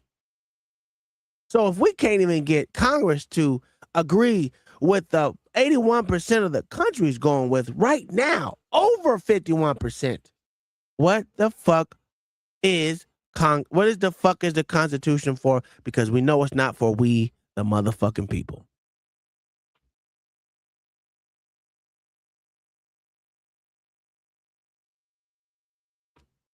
Just saying. So have that thing about. But let me go to. I will answer the question because you keep avoiding this. I didn't. You did. The Constitution is meant to limit the power of the government. I said Constitution let me finish talking. Go ahead. It was also meant to protect the people from the government. So it's actually it was actually done for two reasons. Mm-hmm. I never argued that it wasn't to check the government. Never argued that it was. Never argued against that. I'm always about that. It's for we the people, and it's not. Yeah, correct. It is for the people too. It's to do both. It's to limit government and to protect people from the government. See, what you're thinking of is the Bill of Rights, not the Constitution. Hold on. Okay, cool. I'm talking about the Constitution. I said Constitution. You said Bill of Rights, but that's what you want to do. All right. Well, I tell said me the rights. I said Okay. I said Tell me- Constitution. What Go does the ahead. Constitution protect the people from? Go ahead. I'm asking. I'm doing numbers right now. I gotta do some numbers right quick. Go ahead. I'm listening to you though. I'm not. Listen, I'll wait. John the Baptist, not John the Baptist. Lord ADS. What does the Constitution protect the people from? From the government from?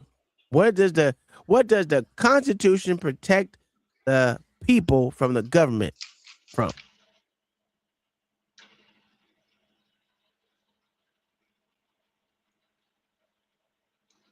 It protects the second. It protects the Second Amendment from the government. Which is in the what?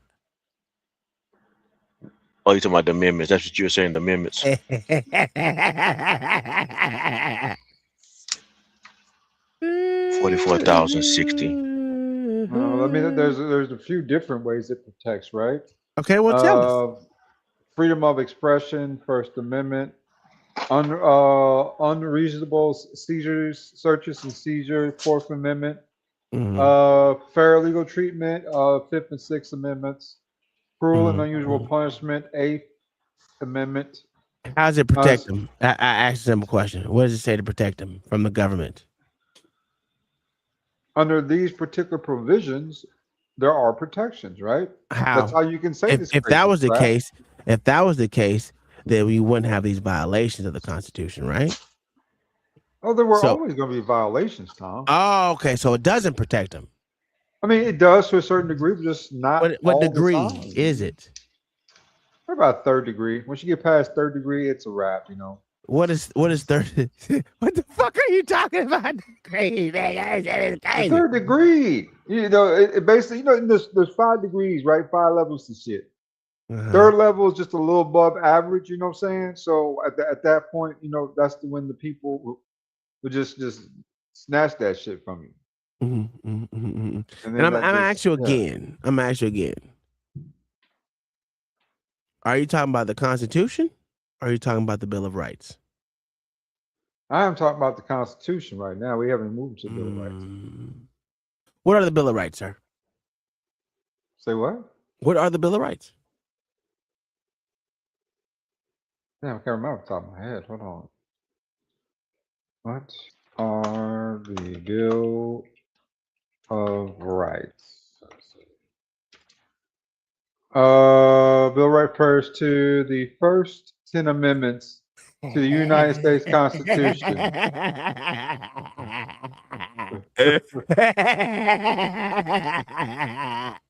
So, again, what does the Constitution protect us from? Wow.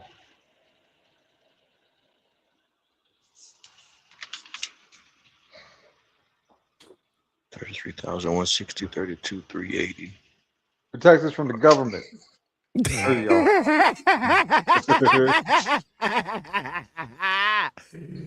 It's just terrible. Because if y'all don't understand, the Bill of Rights was added on to the Constitution, right? It was not in there from the beginning. I know, Tom. I just didn't want to answer your stupid ass question. It's not a dumb ass question. It's not a stupid crazy question. ass question. What is the Constitution and Bill of Rights? You know those are amendments. But you were asking about the Constitution. Absolutely. Because you know there's a bunch of bullshit amendments to all this stuff. What? Which means it wasn't in the B. What? Say it with me. The beginning of the Constitution. Oh, it's crazy. There you go. That's fair to say. That's exactly fair to say that. So if the amendments were added later, so my question would be then, what was the original Constitution written? So was the original Constitution written? So you think it changes? Hold on. So is your argument it was never intended to protect people from the government? No, it was a check on government. Okay. It was literally to check the government. Check the government for doing what? For saying that they're bigger than the people. It's not a protection. It didn't protect us from shit. So I can play on words with me, but go ahead. Yeah, I know what you want. I'm not disagreeing with No. It's like a play on words to me, but it's your show. It's your stupid argument. So we'll let you have your stupid argument. Well, tell me what the play on words is. Go ahead. Crap. No. Crap. Okay. Well, all right. Yeah, you know it's a play on word, but that's okay. We'll let you have your argument though. That I have the answer to this question like several different ways, but go ahead.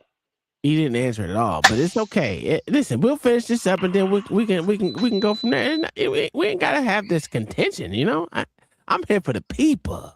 I'm here for the people. You know what I'm saying? I'm here for you.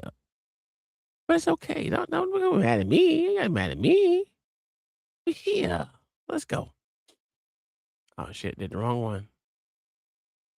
There we go. This black nigga always fucking calling me. There we go. God, oh boy, my dad's something else, man. Of because of Britain, but I think I know how we can build one that won't get out of control and turn into tyranny. He makes the case, it resonates, and the people agree to go with the Madison Plan. The Virginia Plan is what it's called. It becomes the basis for scrapping the entire system of the lukewarm League of Friendship. Something totally new. And it kicks off 3 sweaty months of debate. They have a lot to debate. And it was draft after draft after draft, revision and rewrite until September 1787, when they finally emerged with this. The Constitution, the sacred charter of we the people. This is the document that creates a new set of rules, a new governmental design to rescue their grand experiment. The rule book for the first ever large-scale experiment with representative government and the solution to the United States 1.0. So it actually took me all of that context to feel like I could finally approach the Constitution, this thing I've been hearing about my entire life, and understand why it was written the way it was. I now see the Constitution as a reaction to 3 major lessons that were learned from the failure of the Articles of Confederation. Lesson number 1, having a very weak central government that can't really do anything is bad. We all just saw what a disaster that was. So the fix was to create a central government with actual power. They call it a national government. It is no longer a confederation. And the new government has some serious real powers this time. It can actually tax Americans directly. It can have an army. It can regulate the economy, commerce between the states. No more random tariffs and border disputes about navigation rights. So that was lesson number 1. A stronger government, which is what everyone agreed they needed. The other big lesson is the classic one that we've been talking about. Actually, the few agreed that we needed it. Not everyone. The few that was in the writing of the shit agreed. Not the people, just the few. You know, the ones that John the Baptist thinks he can control. Full time. That you can't have. No, that's not what I was referring to when I said it. I don't. In this day and time, I don't trust. I was only saying that I agree with the few in this day and time, or that I agree with the few or the masses in this day and time. I'm saying if I got to deal with one, I'd rather deal with the few in this day and time. Not that I think that they're any better than the masses. That's the. I knew it's just you kept trying to get me to do. I'm like, that's not what I'm arguing. That's not the point I'm arguing. The point I'm arguing is if it's a problem, with the masses, if it's a problem with the few. I could do better. I could do better with the few than I can with the masses. So in this day and age, at this time of the country's past, they were considered the few, and the masses were the people that they unjustly put taxes on. I don't disagree that the few did that. So when did the masses agree to have taxes? That's not the point. You're doing it again. I said if I got a deal, I don't think the masses are unified. I think the masses are divided. The few seem to be unified, but they still got their own problems. If you ask me which one I'd rather deal with, which was my whole argument the whole time. Not that I think the few are just, not that I think the few are righteous. It's just that the few is easier to deal with than the masses. Mm. Then that statement on its own is a true statement. No, it's not. Okay. Well, Let me but ask you a anyway, question. cool. Let me ask You you a don't have to ask no question. question. I just made a statement. Either you get it or you Yeah, don't. I hear you. I hear your statement. I hear your statement. And I'm gonna acknowledge I heard your statement. Right? This is me acknowledging it. I heard it. I listened to it. I took it in. I let it sit there for a second. Now I'm gonna ask you another question. Do you think it was easy to get the masses to motherfucking put a mask on their face? Over 51% of the country. Yes or no? Do I think it was easy to get the mask to put a mask on their face? Mm-hmm. No, it wasn't. You don't think it was easy, or you think it was hard? I think it was hard because a lot of people didn't do it. No, over 51% of the country put masks on. And my statement was, and let's state what I said. My statement still stands true. A lot of people didn't do it. Yeah, a lot of people ain't the masses, right? The masses is over 51%. Well, the masses represent. My statement was a lot of people didn't do it, so it's not easy. But we're talking so, about masses right now. Hold on. And it was very easy to do it because all you have to do is fear monger anyone, and they'll do what they tell you to do. You can get them to do what they do. The question was it easy? And the answer to that question is 51% of the country. And now I'm saying it wasn't easy. Well, you gotta explain to me how it wasn't easy. Well, you gotta explain how it was. I just did. They fearmonger the shit out of motherfuckers, and I did. I said they fearmonger the shit out of motherfuckers, and they put masks on. And then they said, "But not only am I gonna fearmonger you, I'm gonna cut you out of society to make sure you do it." So now how do you prove 51% did it? How do you prove 51% did it? I can show you to it in fact. Yeah, you can show. No, you don't know if 51% of people walk around with masks on their face or not. You don't know that. You don't know that. Yes, I do. Yes, I do. So hold on. No, I'm gonna prove it to you. You can't. It's literally I can't. You know why? You can't handle business without putting a mask on and going inside society, and that's how they did it. It was very fucking easy for you to put a mask on because you couldn't do shit without the motherfucking mask on. What are we doing? You still didn't prove to me. Whatever 51% of 340 million people is. You could not handle business. I don't give a fuck what state you were in. They still had mask fucking rules. All you did was make a statement. All you did was make a statement. These motherfucking businesses, and not only that, the government had their own fucking bullshit to do. That's not evidence. That's not evidence, sir. Okay. That's just your opinion. What you think happened? When you folks took your oath for armed services, did over 50% of people put masks on during the pandemic? People of the USA. And does that oath supersede the right of the people? 50% of people wore masks during the pandemic. While usage varied heavily by region and setting, multiple national surveys and tracking data showed that by summer and fall of 2020, between 80% and 90% of U.S. adults reported regularly wearing masks in public spaces like grocery stores and businesses. Okay. Why? That's all I asked for was evidence. You gave me evidence. Put on masks. That's all I asked for was evidence. Society during the pandemic. During the pandemic, widespread mask wearing became the norm for several key reasons. Slowing the spread, health agencies like the CDC and WHO found that COVID-19 spreads primarily through respiratory droplets.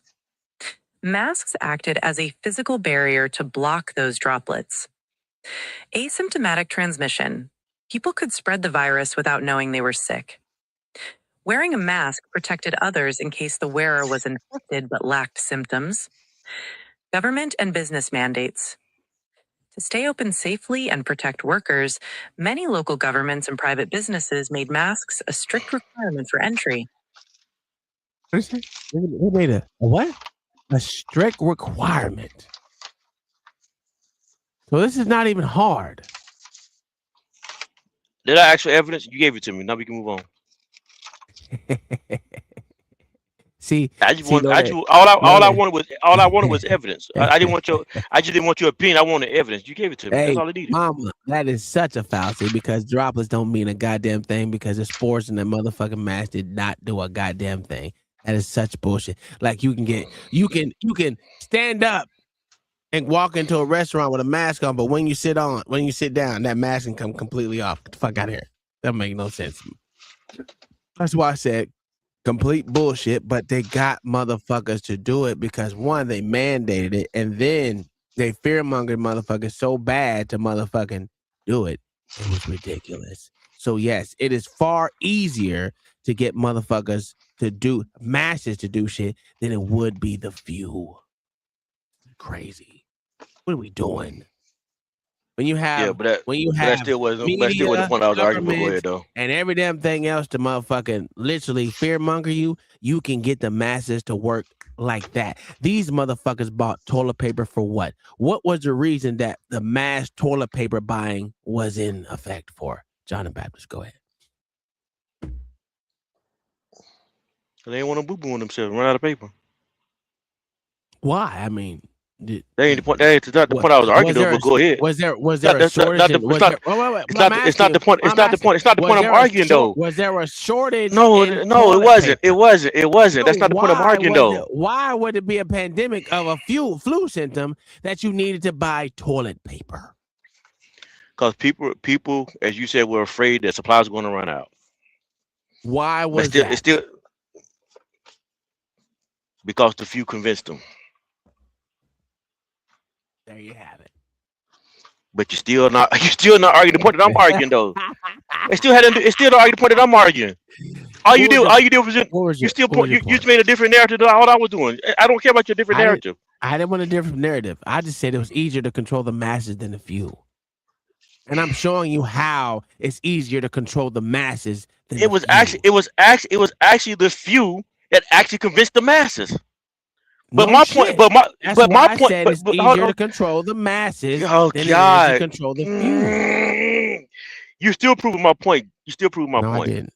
No, you are. I'm gonna tell you why you are. Because if I said I recognize there's a problem with the masses, and there's a problem with the few. I also understand that the few control the masses. So if I really want to fix the problem, I don't want to deal with the masses.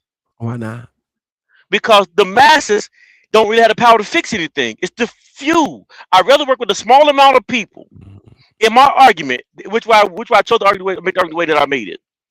If I want to fix a problem, I want to work with a small amount of people. Oh, okay.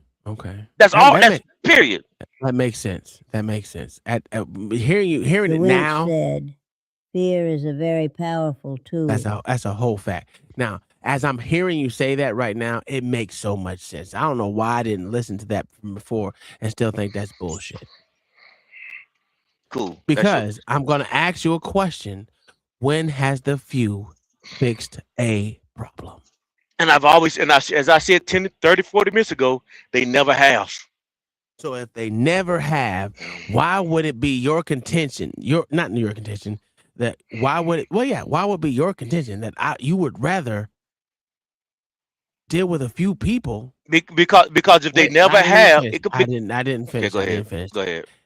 If they never had fixed anything, you would rather work with a few that never fixed anything to not fix something versus go to the few people that actually has more power to get the shit done. Because if we're talking about voting, and which we're talking about, if you put it on the ballot for the masses to vote for, then they would have to enact what the masses have put in place.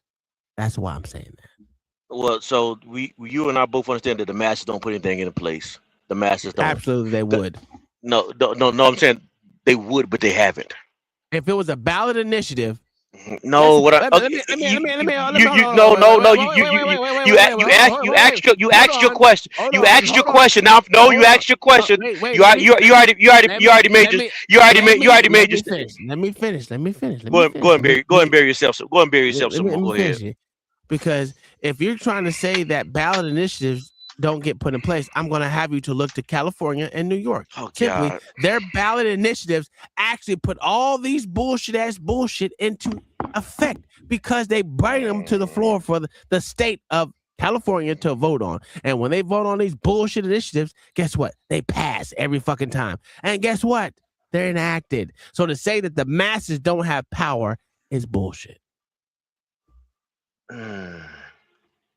So again, You just, according to the example you just gave, California Mhm. had a lot of impact on the rest And of the states. Virginia, I can do a whole bunch more. We can go a whole bunch of motherfucking more states, but we'll stick with New York and California. Go ahead. Well, you said California just now, so going by the words you just came out of your mouth. Yeah, Whether if absolutely. it's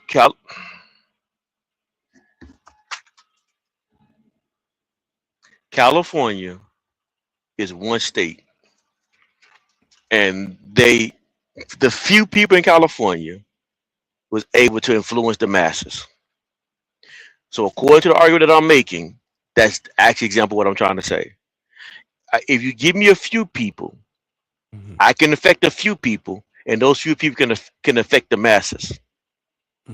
So now I'm saying to you, and that same example I've been saying all night long is, give me a small amount of people, and I can affect more people through them.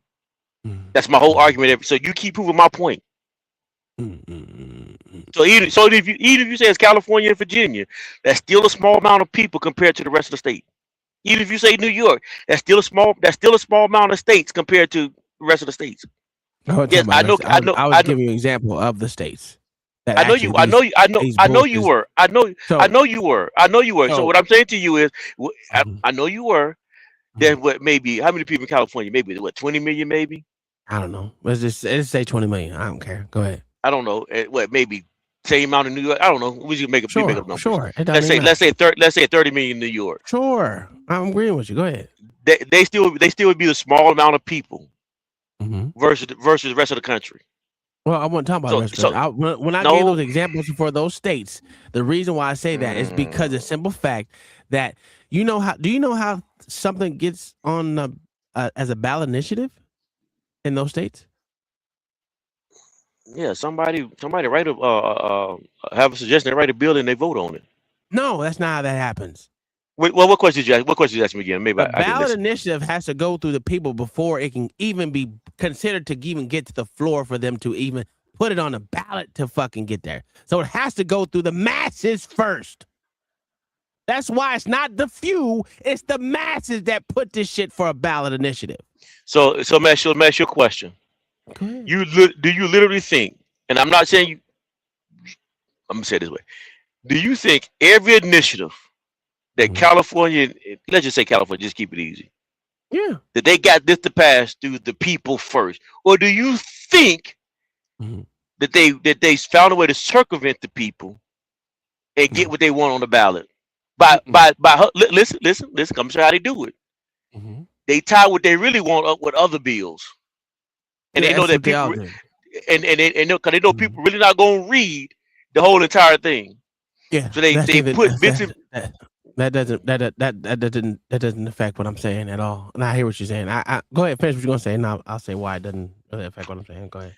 But the point I'm trying to make, and it's still gonna be true no matter what, how many ways different things you try to say. Right. If I'm going to change a problem, if I'm going to fix a problem, what I'm saying now, what I've been saying all night long is, I'd rather do it through a small amount of people than a large amount of people. Yeah, but it increases my chance. Okay, cool. I'd be wrong all night long, and I'd be wrong for the rest of my life. Well, yeah, you can deal with no. Your opinion is you rather deal with a small amount of people. That's fine. That's cool. But I'm telling you, we're gonna keep it to California, right? To get a ballot initiative, whether they fraudulently get these motherfucking ballot initiatives or not, right? Those votes have to go through the people first. That's why they have the people say, well, do you want to put this on as a ballot initiative? You got to go out there and you got to get signatures. You got to get all this shit. And then these signatures got to be verified. And all this shit has to do through the actual people for them to actually bring it up as a ballot initiative. And then that's when you have someone in Congress or whatever the fuck is in their fucking goddamn House of Representatives. Tom, stop and think for a second. Go ahead. To get something put on the ballot initiative, how many people got to sign? How many people got to sign that document? It has to go literally through the people first. How many people got to sign that document? How many people got to sign it? What are we talking about? We're talking about federal or state? Well, since you use the state, let's use state because you use the state. Well, majority of them got to have over a 500,000 people to sign it. Now, 500,000 people. That would be I think. 500,000. Well, let me 500,000. let me ask. It don't make a difference. Okay, cool. Let's say it's 500,000. We've already said that 20 million people in I don't really California. know, but I'm just guessing. Sure. Yeah. Let's go to the number that we just guessed. If there's 500,000, the people that have to sign a document before they become an initiative. Verify signatures. And That's what they say. Yeah, and then there are 20 million people in the state of California. We made that number up too. Sure. Yeah. Is that the majority or is that the minority? The 500,000. Well, you gotta break it down to how many motherfuckers actually vote. So Nope. If 500,000 compared to 20 million, is that the majority or the minority? What if it's only 1 million that vote? It don't matter. It don't matter how many people vote. Because it doesn't matter how many people vote. Doesn't matter at all. Because it doesn't matter. Okay, how does it matter? If it takes 500,000, you only got 1 million to vote, then you got half of the motherfuckers to vote, and that will be the majority. So yes, it does matter. But it doesn't matter how many people vote. I'm gonna tell you why it doesn't matter how many people vote. Okay. Because the question we're dealing with is, it's the statement that I made is, the majority of people, to fix a problem, would you rather work a minority or majority? Yes, I got you. I'm listening. So if you only need 500,000 signatures to get it to bring it to get a bill to get voted on, well, we know that's still a minority of people in the state of California. It just depends on how many people vote. Because you can't count non-voters because they're not making a difference in it anyway. But even if they vote or don't vote, they're still part of the masses of that state. No, they wouldn't be. No, they are silent people of that fucking. It don't matter. It does. It absolutely does. You can't count someone that don't vote. You can count people that don't vote. No, that's why don't. That's why they call it a census. A census has nothing to do with voting. Correct, but a census does tell how many people in the state. No, it doesn't, because a lot of people don't do the census. Okay, so we know either way it go. We know by the numbers we just made up. Sure. You said it takes 500,000. I was guessing, and cool. I'm holding you to the guess. I'm not. We just doing this for the conversation's sake. Sure. If it's 500,000 to get the initial to get to get a bill voted on. If it's 20 million people in that state,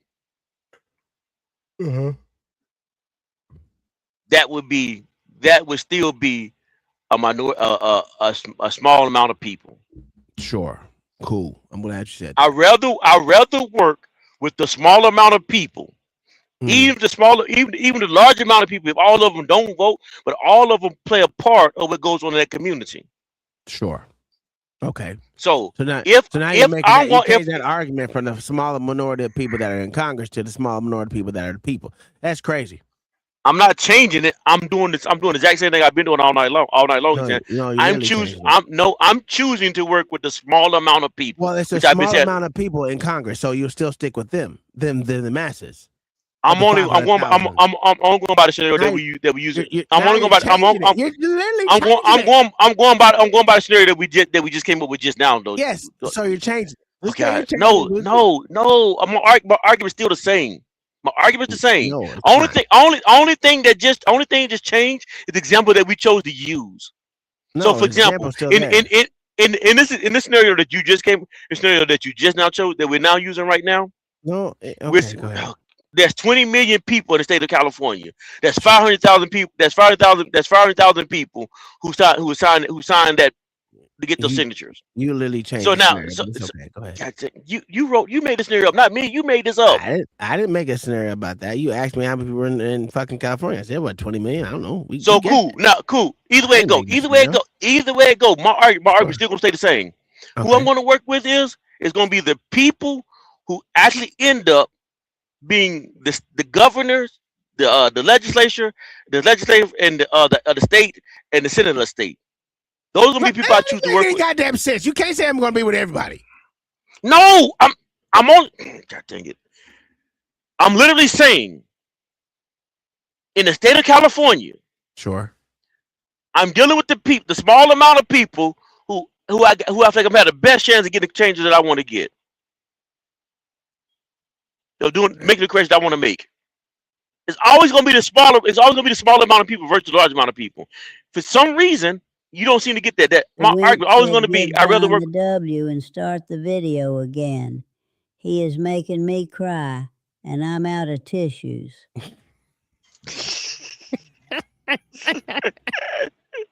You don't see how you're changing it? Tell me how I changed it.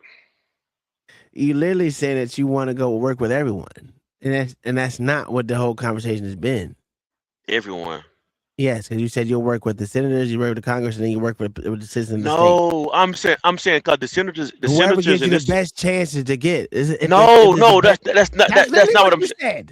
Okay, that's what okay. Let me put what I said in better context there, because that's not what I was saying when I made this. When I chose to use those words, I'm saying that the state of California. You made an example with the state of California. Yes, I did. And I'm saying, rather work the 20 million people of California, I'm going to reduce it down to the small amount of people. In this situation, it would be the leaders of California. Okay. That's all I'm saying. Okay. Now I'm gonna go back to what I said before. It doesn't even get to the leaders of California until the citizens take it first. Okay. I'll let you have that one. You're right. Let's move on. Okay. Concentrated in that government. They need to make this new government king-proof to make sure that not one person or group gets too much power for too long. And their solution is to spread the power out in a lot of different places. Specifically, they were leaning on the work of a French guy named Charles, who we call Montesquieu, who had been writing about the separation of powers. And even the states themselves had been kind of experimenting with this. And the idea was that in every government, there are three sorts of power. That's Charles talking. And the three sorts of power are the writing of the law, the enforcing of the law, and the settling disputes of the law. Love that. So instead of just having a Congress like in the old model, we'll branch the power of the government into three parts. The Congress will write the laws, the executive branch will enforce them, and a court system will settle disputes within the law. Let's do a data viz using the Constitution, chopping it up into its 7 chapters or articles. These first 3 are the 3 branches of government, and this big monster, which is actually 2 pages that we had to put together for this little data viz, is the Congress, the branch of the government that writes the laws. It is the first and by far the longest section of the Constitution. It's the one that they thought the longest and hardest about because it is the most important in a representative democracy. It is the Congress that makes the laws that we all have to abide by. It is the Congress that could take money from people in taxes. It's the Congress that declares war on other countries. It's a lot of power centralized in one branch of government. So to decentralize it even more, they split it into 2.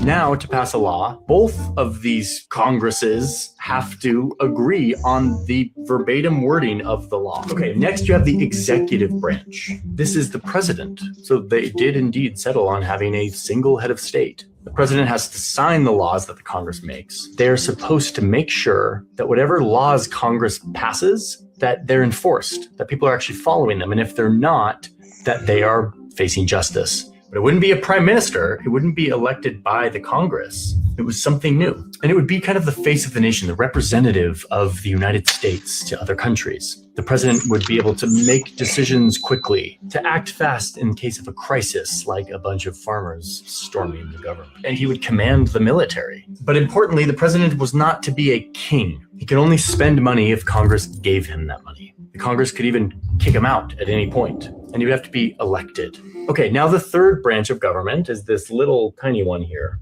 The Supreme Court. This would be judges who would settle ambiguity or disputes between the states and about the laws that Congress had made and that the president enforces. The judges would be appointed by the president and approved by the Congress. So this is how Madison and Co. convinced the group to let there be a properly centralized government, to split it up in all these clever ways. But wait, the states were not about to give up all of their power, to go from like sovereign entities to like having no power at all. So baked into this Constitution is a fourth branch of power, which is the states themselves. The states would be in charge of handling everything else that the federal government doesn't handle. And of course, all of this power would be derived from the people it governs. Everyone would have to stand for some kind of accountability to the people, something that would allow the people to kick their leaders out if they didn't like how they were being governed. But wait, there's a snag here.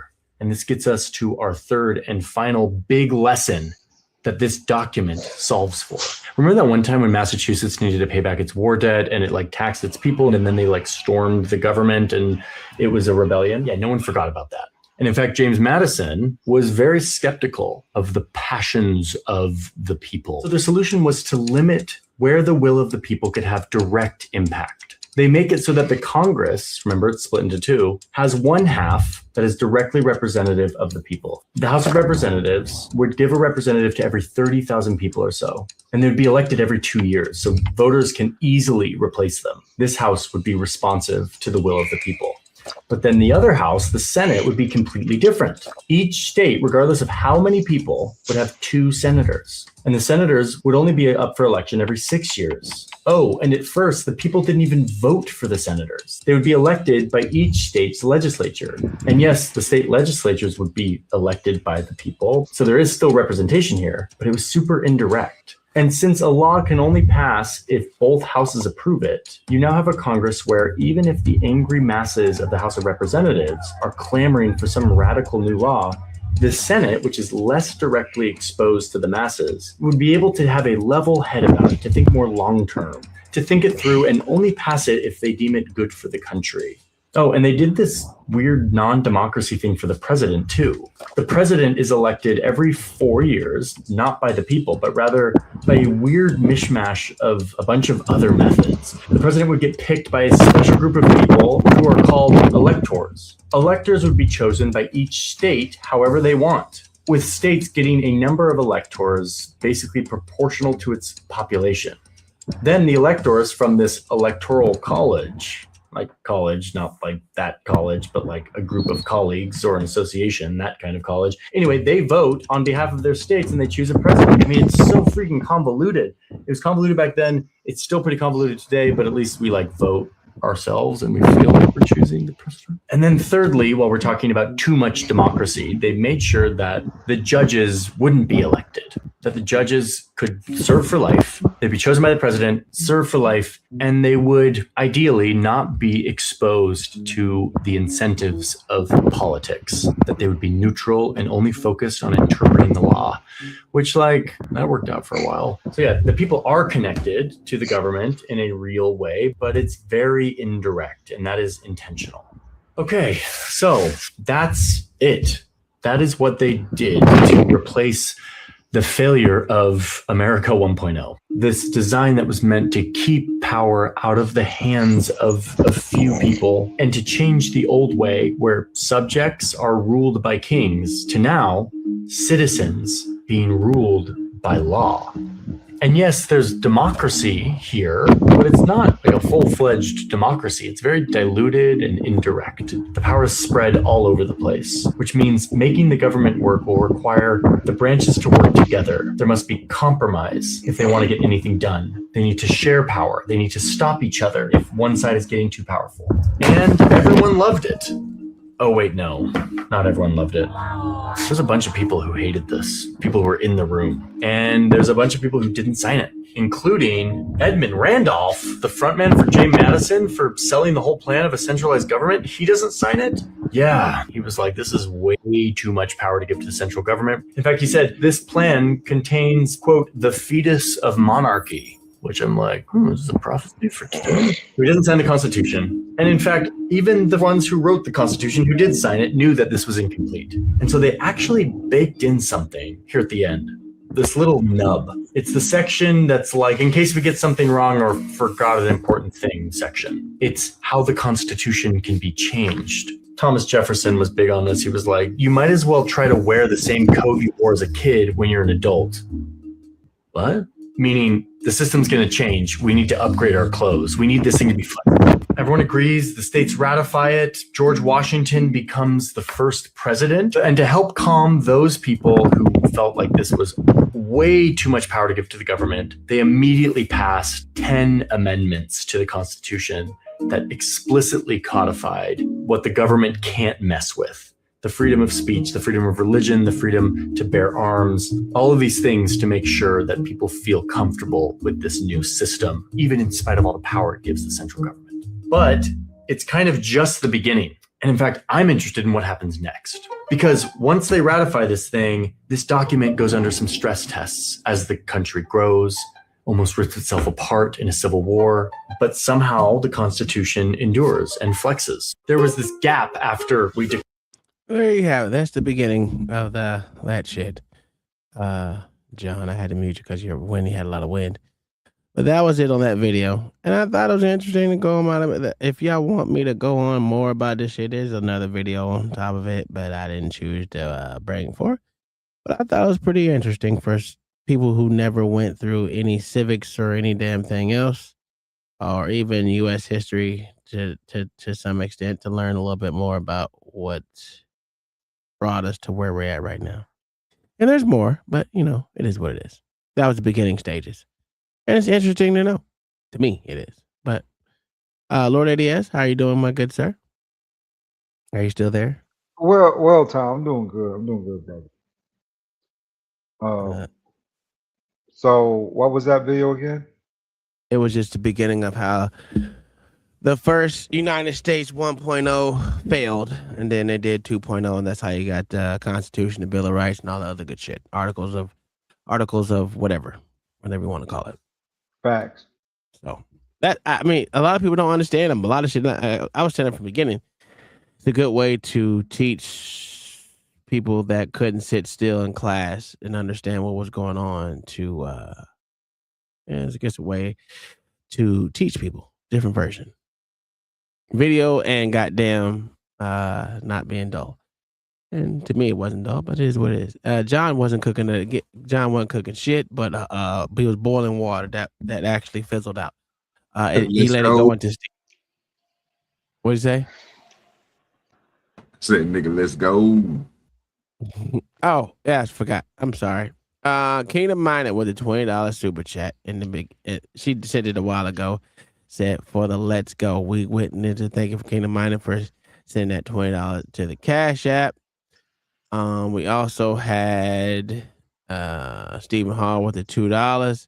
He waves and gives a thumbs up. Thank you, my good sir, for y'all always supporting the stream.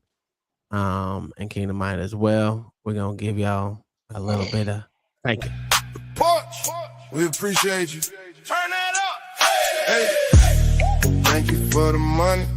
Thank you for the moolah. Every shot, every leg. Turn me to a shooter. Hey, thank you for the love. All that bounce from the hood. All that bounce from the hood. Hit that button for the Porch. You done made it look good. Yeah. Came from the crack in the sidewalk. Now the comment state like a sidewalk. Big body ride down the block slow. Every tap, every view, that's a bang roll. You ain't just scroll, you stay. You ain't just watch, you pay. Gang in the back, all saying your name. Hold down, Porch, got your frame in the game. Yeah. Thank you for the money. Thank you for the moolah. Every share, every light. Hey. Turn me to a shooter. Thank you for the love. All that bounce from the hood. Hit that button for the Porch. You done made it look good. And y'all lying to me. You got look at this. You got right there. You got mama over here lying today. I don't know what's wrong with you old motherfuckers today. See, y'all old motherfuckers be lying. What did John say that he was cooking with? I want to hear it. I want to hear it. I mean, y'all got your own voices, and the step by you can bring your punk ass up here. Tell me how John was cooking today. I want to hear it. Cause y'all was saying it. What did John cook with today? That nigga was cooking with goddamn fatback, lard and shit. Fish grease. You lied to me. You know what he said. What he say? What he say? I don't know what he said. I want to hear. I want to hear. Stat-bot. Y'all over here bullshitting. I got something for y'all. Let me show y'all something. This dark man over here. Shit. OG, how you doing today, sir? Oh, what's brother? Will you be supporting this Juneteenth shit going on? Oh, no. No, son. No one needs to relive the trauma? Oh, wow. Okay. That's crazy. That's crazy. Ain't saying all that. I mean, bro, I don't. Holiday is a holiday, sir. I barbecue on the weekends. What you barbecue this weekend, man? Oh, well, I can pull out the goddamn refrigerator, whatever's in there. You going fishing? You gonna catch you some catfish? No, sir. No, sir. Okay. I ain't had no catfish in a minute. I want some flounder. That's what I need. I want some flounder. Do you like flounder? Come from the sea. Oh, okay. I forgot. My bad. I'm sorry. Yeah, exactly. Croaker is better. Another animal that come from the sea.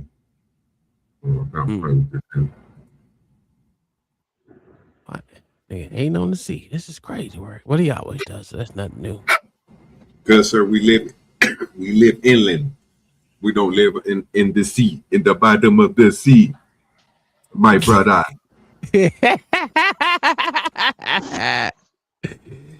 Hey, y'all, does any of y'all know a nigga named Buck? I think ain't that what that motherfucking Stat-Bot CEO dad name? He called him Buck. John Buck O'Neill over here. Yeah, I need y'all to listen to Buck real quick. Barbecue a whole goat for Father's Day. Yeah, you got goats. How many you gonna butcher a goat and cook that motherfucker up? No, sir, I'm not. Yeah, I fucked up. I didn't even go. There was a floundering in the discussion tonight. Yeah, that was John the Baptist flip flopping like a motherfucker, like a son bitch. And he said he won't flounder, huh? No, he said he won't carp. He won't carp. Yeah, carp is nasty though. No, not carp. He said he's some type of carp. Cop. What'd you say, John? Some cock. What'd you say you gonna want? Oh, croaker. Oh, croaker. Tom said he wanted flounder. I want flounder. I haven't had flounder in a long time. I think it's been about a year since I had flounder because it's seasonal for some odd reason. Buck was a G. Buck was a goddamn midget, nigga. Stop lying. The crazy part about this, people eat flounder, or niggas don't even know where the fish be at. In the sea? On the bottom of that bed. Yeah, on the floor. Motherfucker, that nigga fucked up. He's a mutant fish. Yeah, that should be delicious. That's a mutant fish. They eat sideways. Mouth is on the bottom. Yeah, it's but delicious. his mouth is on the bottom of his neck. It's great. They got two eyes on one side and none on the other. That's a retarded fish.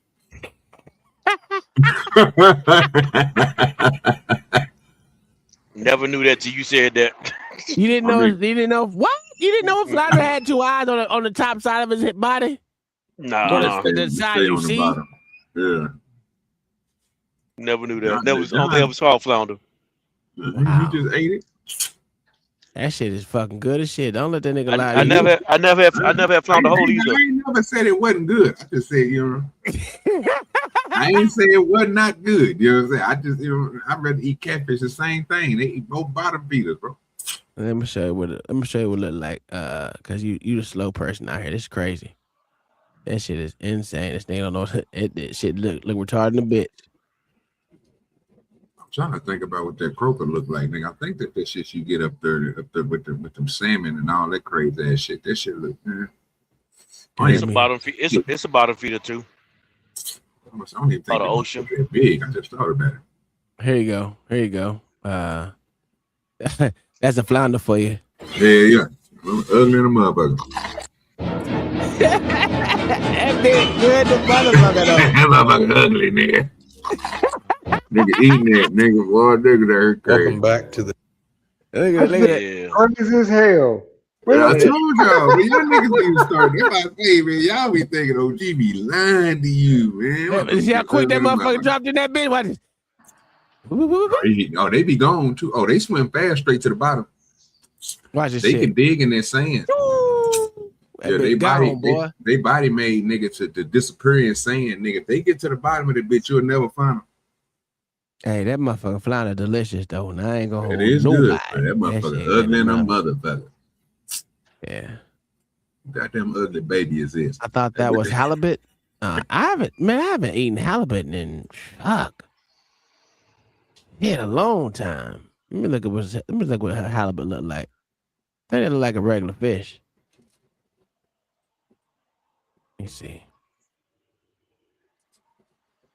Yeah, I've never seen a flounder.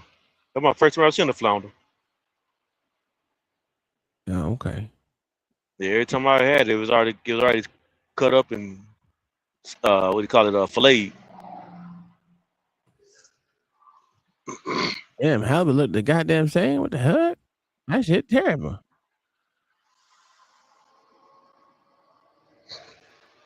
Halibut should look the same. What number is it? All right. Yeah. I'm gonna get to the point where they pull this motherfucker up. There you go. Yeah. I had to fast forward through that bullshit. Giant halibut, guys. Good job, Sassy. Yeah. Sore? That's Alaskan halibut. Mm-hmm. Same looking thing. Same looking thing, yeah. Mm-hmm. Ugly ass fish.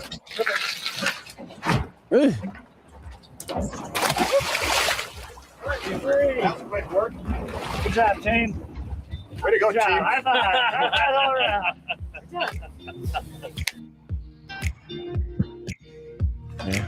Yeah. It's you know what? Zoomer, you right. They both look the goddamn same. Yeah, it said halibut gets over to 600 pounds. Yeah. Yeah, bigger version. Mm-hmm. Let's bring this darky up back. I'm gonna let y'all know y'all. Bring this darky back up. He want to tell y'all about segregation. Y'all need to know about let it. me know that y'all niggas can eat anything. Even flounder and halibut. You ain't never ate halibut before? I ate both of them. I'm just saying, I'd rather eat catfish. I told you, I'm not a pirate from the sea, nigga. I don't fuck with nothing. I want to try sheephead. I ain't say I eat it, nigga. I want to try it. I don't know what that shit. I don't fuck with that shit. Parasite ass I ain't meat. never seen what a sheephead look like. Let me see what the sheephead look like. Let me go ahead and look at this shit up. Over large perch with stripes. I don't know what the perch look like, but I'm it look like what I got in the backyard of my pond, nigga. What you call them motherfuckers? Bluegill. It just looked like a giant bluegill. Yeah, I don't know what the fuck that look like, but it's okay. I got it right here. Don't worry. Yeah, but it's the zebra of the sea. The zebra of the sea. You are absolutely right. I just looked at it and it looked like a zebra. Mm-hmm.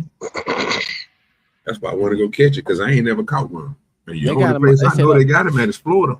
Yeah, that's what he's talking about. It's Florida over here. Rad Reelers, JC here with Rad Reeling Fishing. It is a beautiful Good southwest morning. This current is barely moving. Look at that little soup's head right there on top of the water. Look how clean that Barely water moving. is, We got OG. nice low wind on this side of the intercoastal waterway. I caught It 3 is. soup's head right here. This is a major inlet, guys. The Gulf of Mexico or America is right over there. You have to. Oh my God. Rinse them off. You don't rinse them off regularly, they're going to. All right, here's your sheephead right there. Like I said, it look like nice. a perch. Or look like a panfish, but it's just bigger.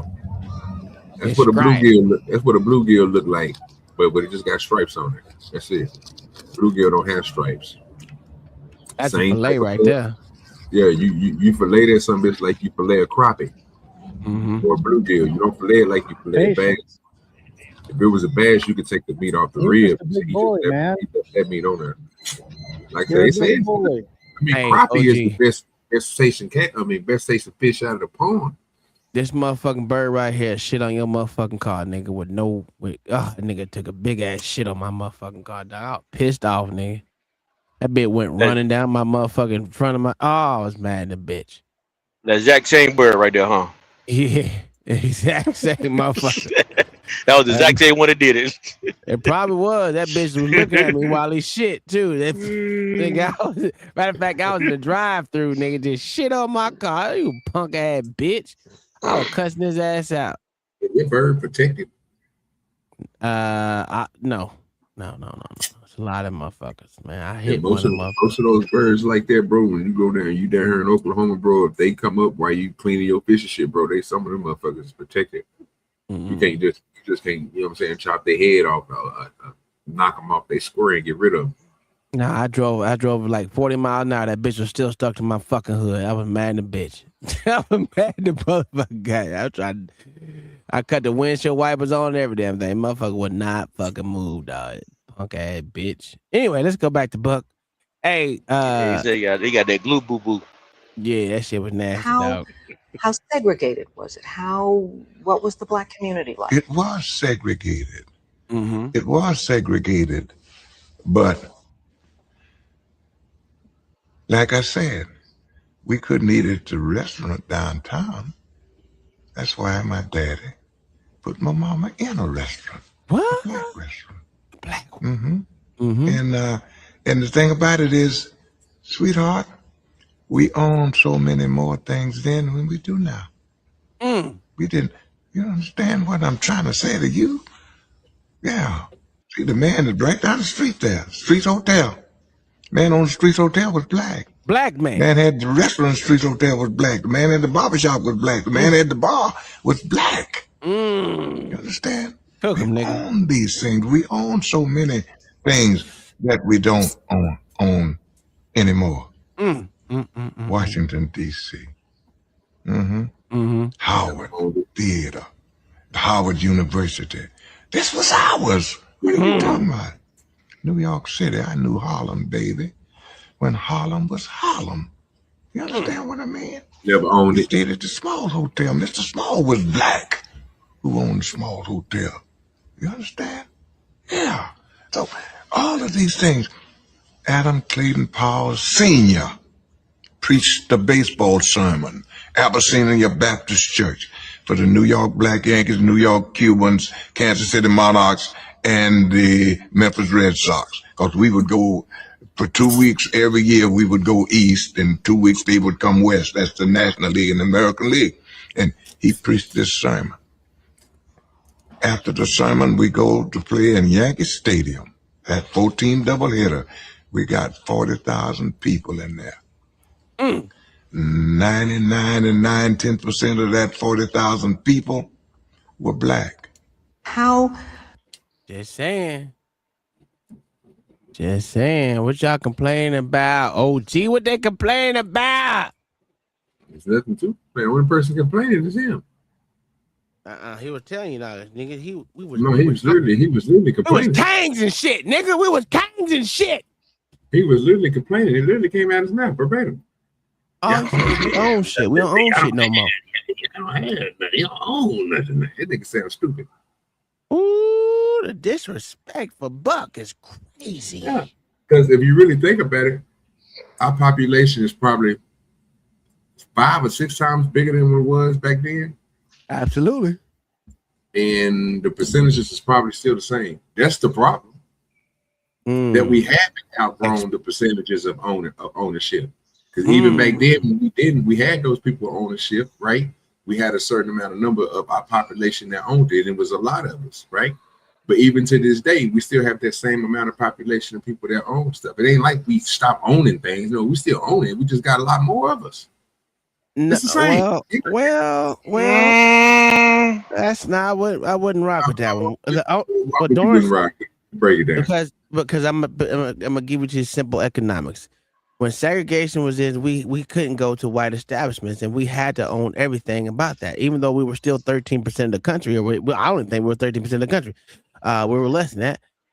We still had a 99% ownership of our own shit. Yeah.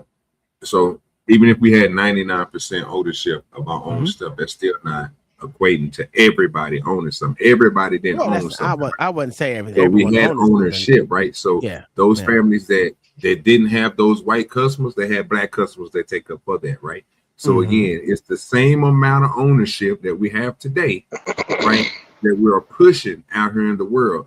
It's just we have more people. Again, we should be exceeding that number by the population numbers. We should be having way more people of us owning businesses, right?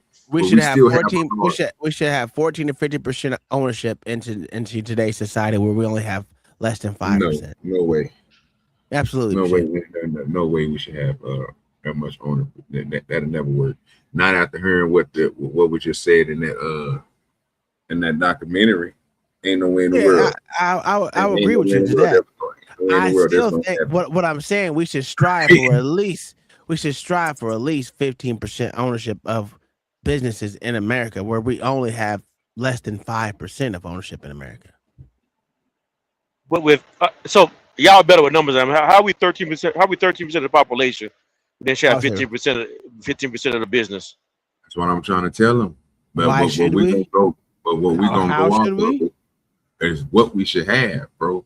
Again, when you look at the number of people back then, wasn't them people the people that should have?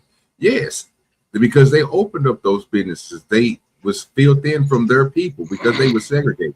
Once they become unsegregated, then you add yourself to the whole population of all. That number goes down. Sure. Their number is still going to be the same as ours. But what we're saying is, if you segregate everybody right now, what would be those numbers? If you're saying all the black ownership that we have that we didn't see, and it don't matter what business it don't matter, and y'all niggas got to take y'all feelings out of it and stop taking these motherfuckers to do their own shit, including the people who don't run businesses and have employees. They still own their business. It's just like a person again who have family members working for them. Tom know about it. And you're not paying employees, you paying again people that again that's either your own business and you paying them underneath the table, or you know what I'm saying? It ain't like basically just like you in the business. They're a partner owner of the business, right? So the only thing y'all doing is putting y'all equity, y'all labor into it, right? Sure. So again, how many of those people is out here? Because that's what most black people businesses is. So to say that if you we're more self-employed versus if you segregate, so if you segregate everybody again and repeat those numbers, right, and be like, well, how many black people own businesses out of all of us right now? I want you to go back and do that when they were segregated and find out. Well, I can see. Let me see. I'm gonna guess the percentage would have been higher During back then than it is segregation, now. how many black people owned businesses in percentages? This is what's gonna blow your mind, bro. Because that's the only thing we do is push entrepreneurship. We don't push. We want to go work with other people. Percentages for the entire era are limited, but historical data shows black citizens faced intense systemic barriers. Around 1900, 1% of the black labor force was self-employed in business, a figure that climbed toward 1.5% to 2% by the 1920s during the golden age of black business. While total black-owned enterprises doubled from 20,000 to 40,000 between 1900 and 1914, they represented less than 3% of all American businesses at the time. This was due to strict segregation laws that restricted black entrepreneurs to small, localized, and undercapitalized markets. So it's saying 3%. Yeah, but the population, if you look at the population of what we had back then. You want me? I'll look it up. What was the population during segregation of black folks? You're sitting at 3%. You know, that like an 80-year Jim period, Crow right? segregation era, roughly 1877 to 1965, the black population in the United States grew significantly, but remained a relatively consistent percentage of the overall population. 1900, 8.8 million, 11.6% of the U.S. population. 1930, 11.9 million, 9.7% of the U.S. population. 1960, 18.9 million, 10.5% of the U.S. population. At the start of the 20th century, about 90% of Black Americans lived in the South, though millions migrated to northern and western cities during the Great Migration. So anyway, so we're saying about 18.9 million people which was 8 10% million. of the country. 8 million, then it grew to. Well, that's the highest it grew during segregation was 18.9 million. 19 what 40s? 60s. 60s. Yeah. So we double so that'd be 3 times. Yeah. Actually from 18.8 to 18. No, from 8.8 million to 18.9 million is what before segregation ended. So almost 3 to 4 times. It'll be it grew double. to the population. Be double. Double would be 16, and if it was already close to 16, then that's why I'm saying double because it wouldn't be 3 or 4 times. 30s. Yeah, I see what you're saying. But let's look at it now. After segregation, what is the percentage of black businesses to current times? Percentages. Yeah, you did that wrong. Just ask what it is for the 2026. Following the civil rights movement, the share of Black-owned businesses grew slowly but has seen a significant surge in recent years. Today, Black-owned firms account for 3.4% of all U.S. employer businesses, those with paid employees, totaling over 200,000 companies. When including sole proprietorships and independent contractors, non-employer businesses, Black ownership jumped significantly to 14.4% of the market, totaling about 4.4 million businesses. That makes more sense. Despite this recent momentum, a disparity remains, as Black Americans make up roughly 14.4% of the total U.S. population, but own only 3.4% of the businesses that employ workers. So, in other words, we still make the cap if you want to jump into black ownership. Because if you're talking about black ownership, we have 14.4, and guess how? Black Americans are literally 14.4. So we do still hold marketplace for black-owned businesses. We just don't own it for employer-based businesses.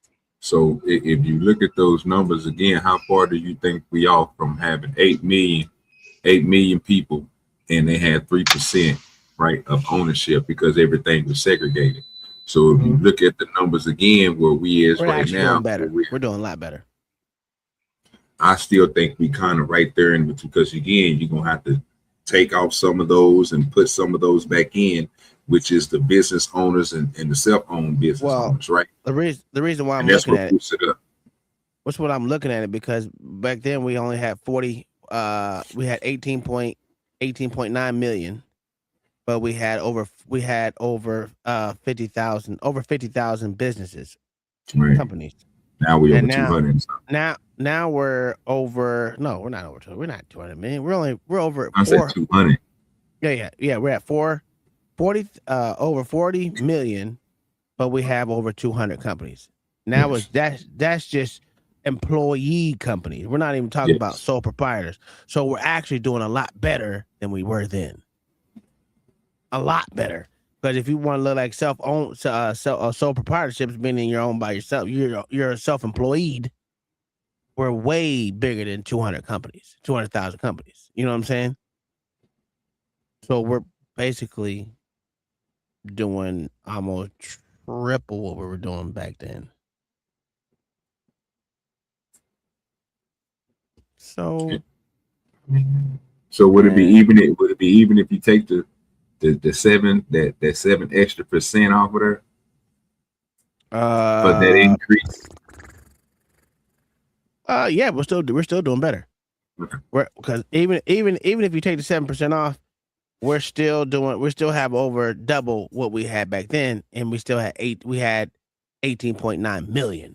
You know what I'm saying? And we're only saying we doubled our percentage in people, but we're triple the amount of employer companies that we had. If that makes sense. So 40, well, say 50,000 companies versus 200,000 companies with only double the amount of people that we have in existence for blacks. That makes sense. Like I said, that makes sense to me. It's over what I thought. I thought it was kind of more even, but it sounds like we're doing better than what I thought. Yeah, we're actually doing way better than what I. It just don't make sense, bro. It just don't make sense, bro, to hear that. You know what I'm saying? I understand that everybody was prosperous during segregation because of what they was doing, bro. But that, like I said, I didn't think that they had a way better percentage than what we have now. That's just crazy. I get the decline in black business. I get that. But to say that we're not doing better, overall, we're doing better. Now, there could be a decline in black businesses overall, but it doesn't mean that we're still not doing double or triple what we were doing back then, or segregation. So we're actually doing, according to the numbers by Google, we're actually doing triple the amount of business, even with a decline. Is our population, is it more then or more now by percentage? What's more now by percentages because we have 40 million, over 40. Let's say we're at 44 million. Right. Back then we're at 18.9. So even by percentages, we have more now, but we have triple the amount of business that we had back then with 18.9 million. Which makes sense, John, because nigga, you open yourself up to taking all proceeds. Everything is profitable now. So and we're not even talking about sole proprietorships. We're just talking about employee-owned companies. Yes. Meaning you got employees. You're not a sole proprietor. You have employees. So there you have it. So we're doing good in these times. The motherfuckers need to quit complaining, saying the white man keeping them down because we're actually doing way better. way better. It is 12:09. I was gonna talk about these slave owners, but I can do it tomorrow. I might do it tomorrow since I ain't gotta work. I get on early in the morning and do it tomorrow. Not early because that's a lie. We might watch Ritz. OG, I got the motherfucking the revamp. I do got the revamp. To the what? To the Roots? The Roots, yeah, the T.I. version. Y'all niggas would try to watch that shit on the teams and shit. And make sure y'all cash at me, nigga. You know what I'm talking about for the movie. Make sure it hit that motherfucking cash app, nigga. That's all I can tell you. Well, let me play this for you niggers right here. They could spot the propaganda in a video from the Smithsonian about Black Wall Street. Some African American communities are prospering, like the residents of Greenwood. This rare footage shows the thriving town they built. In May 1921, a white mob rampages through the city. It is the bloodiest racial massacre in American history. What people miss there is the footage from the beginning of the video is actually from 1925, 1926. And the footage at the end of the video, the destruction, is from 1921. So the propaganda there is to make you look at it as, oh, they were so successful, they were doing so good. And then it was destroyed. In the story. In May 1921, a white mob ran. What do you think about that, OG? Does that shock you? No. I mean, bro, I that's the way most of these places was well, the spots, bro, like Oak Cliff and other places, bro, that's how these motherfuckers was built, bro. Motherfuckers got ran out of one place, they came to another, and they congregated in another place. That's why, bro, that's why certain places look all black, bro. It is what it is, bro. And when these places don't look all black, it's because nigga people see the benefits of the resources for it, nigga. They move themselves in. People, I mean, business don't have color. I mean, I want people to understand that. So if they see this town is popping, bro, and they can see, nigga, they can make a hell of a lot of money, especially if the infrastructure and straight is there, nigga. Why not move some niggas out, bro? It's gentrification. Well, what they're saying on this video is that the white mob came and destroyed Black Wall Street, but the video in the front that it played at the beginning was the actual rebuild after the whole race riot in Tulsa. So the rebuild will show, the rebuild will show first, but then they show the aftermath, which would happen way before it actually happened. So when people when I heard people talk about that Tulsa stuff, everything they be saying correctly, right? And then when they get to the second part of when they rebuild, they don't understand, bro. Like I just got to saying, bro, businesses don't see color. That's a fact. Nigga, they understand, bro. If you ever go to, I mean, I'm only 2 hours away from Tulsa. I go up there to the motherfucking what you call a container hub up there all the goddamn time. So I'm like, when I go up there and I see things, bro, you can see the side where everything was black, bro. But then you see when I say integration, I'm talking about bringing the other business over to the other side. And if it don't matter what side of Tulsa you go to, you're going to see black businesses. I mean, one side was making more money and more people was on their side. Guess what they did? They integrated their shops and everything over there. It's business. Well, they go where the money at. Motherfuckers keep forgetting that even though Greenwood was a black-owned business, they did service white customers. And I don't know why that is being missed in this. You know what I'm saying? That's the problem what I have is that they think that black businesses did not service white people, and they absolutely did. That's how they were to thrive in these places because they didn't see fucking color. They actually worked with both sides. And there's nothing wrong with that. But, everyone has their agenda. So y'all need to go to Tulsa. Tulsa is nice, bro. Then a motherfucker. Niggas tripping. But that motherfucker be popping and everything, nigga. Especially at night, nigga. That's what I'm saying. It's fit up and shit, nigga. Everything clean, nigga. I went down there. They got the little statues and shit and everything down. Oh, no, that motherfucker nice. Oh, gee, I was surprised. I was surprised how much fucking Oklahoma City has changed, bro. Oh, yeah, Oklahoma City came up. Crazy. And they steady growing, bro. Hey, Bricktown becoming something. I don't care what nobody says. Them motherfuckers is building everywhere. My partner, who be rapping and shit. OU's goddamn campus is goddamn ridiculous still. I told you. It has gotten even way more ridiculous than it was when I was a kid. Oh, nigga, they steady. Look, one of my favorite restaurants is right in front of the goddamn campus, nigga.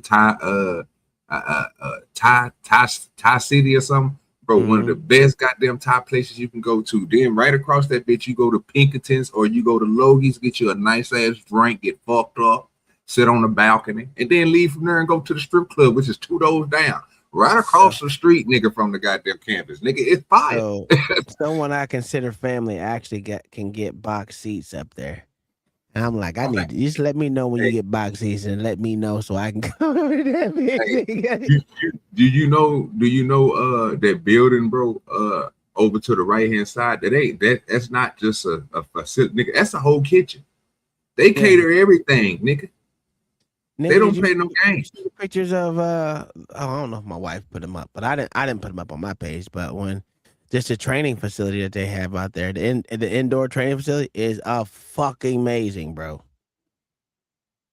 It's fucking ridiculous, bro. I always went to the one off I think the street is called 12th Street. I always went off the one off 12th Street and Highway 9 going to the new development where they got the what's my cousin stayed at, her ex-husband, you know what I'm saying? He used to play for the Browns, right? So he used to train Trey Young. It was some more people, some football players. He used to train them right over there next to the Buffalo Wild Wings. It's a athletic facility back there that they built right there next to the highway. And it's right across the street from the goddamn golf course. Nigga, with some nice high-rise ass apartments. Apartments sit on the golf course. Motherfucker nice, nigga. But yeah, we used to go over there all the time. That's where we used to work at it. And then we'll go up the street to the Norman Park. It's like where they do the frisbee golf and they have the basketball courts. Yes, and sir. Yes, sir. Oh, we used to have fun over there, bro. And go over there and you run into celebrities, nigga. Before these niggas was famous, you was running into these niggas because they was out there, bro. They ain't have nothing else to do. It's a small town. Where you gonna go? To Oklahoma City? You gonna drive to Oklahoma City for what, nigga? Well, you could just turn up down here, nigga. Shit. That's a fact. My Bricktown is still, Bricktown be cracking though. I ain't gonna hold them. They be doing the most. Even though they won't let me in, they wouldn't let me in most of the clubs. Sorry, some bitches. They would not let me in that hole, bro. I went to about 5 clubs, and then they finally let me in one. Talking about the way I was dressed, the jewelry I had on, goddamn golds in my mouth, nigga. You gotta take that out, nigga. Mine don't come out, nigga. That motherfucker said you couldn't even have a fucking hat on, like nigga. I can't wear a hat. I'm bald headed, nigga. It's cold in here, bitch. Mayor said that's counting lots of dead and stagnant LLCs. Well, I don't know. I'm just going off what the thing says. It could be true, could not be true. I got a couple of stagnant fucking LLCs as well too. So regardless of what you say, that still would make it that we're doing better. I'm not even gonna say white people ain't doing, but white people are doing better too. Everyone's doing better than what they were previously. That's why we have the most fucking debt in the motherfucking world, because that's what we do. Probably be some protesters coming up for your little boy, for the little yeah, probably. I found this amazing because I didn't even know about this and all the massacres. The election massacre took place on Election Day, November 3rd, 1874. Members of the White League, a paramilitary group supporting the Democratic Party, killed an estimated 15 to 40 Black Republican voters and wounded 70, while driving away more than 1,000 unarmed Black Republican voters from the polls. The election massacre. I just don't understand. This is my. They always putting Black people at the part where we can't fight back, or we didn't fight back, and I hate that part. That just means we just gave up and being bitches. I don't like viewing people as bitches. Whether you're American or not American. I mean, whether you're black or white. I don't give a fuck. You ain't just gonna come up here and kill me for no goddamn reason. We ain't gonna fight back. That shit is just brutal to do.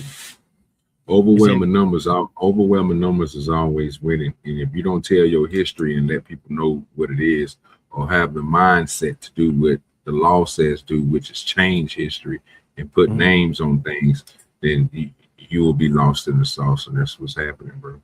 I mean, you got to really think about it, bro. If it's people like us, bro, I'm pretty sure it was people in back in the day that's the same way, bro. And some things that we stand for right now, I'm pretty sure they did too. But the crazy part about it is, bro, people is docile. Once you put correction on some people just acquiesce to what you want them to do. So I can see a small number of people who going against a larger number of people, bro, and some of their numbers get flanked. And when that happens, nigga, they just go ahead and abide to the goddamn system. It's a battle that can't be won. But again, it's a battle where you can maintain and still survive. Oh yeah, survivability is always what you strive for, but you ain't gonna come up here and knock me in my head and think I'm not gonna knock you in your motherfucking head too. Yeah, that's how I look at it. They put 6 to 8 niggas on your ass, nigga, then your ass is gone and nobody else is like you. What you gonna do? Well, if you ain't breeding I'm gonna be a dead motherfucker because sometimes you gotta stand for something. Die for nothing. Fuck that. Give me liberty or give me death. I have one of them. Yeah. Yeah, but how far does that go, John? It don't go that far. Motherfuckers die for less though. Motherfuckers die for less though, nigga. So I much rather die for the position that I'm gonna take than let a position that I find that to me is a high position versus someone else. Than the motherfucking die for some bullshit. What I look like dying of old age? That shit crazy. Better start smoking cigarettes. Yeah.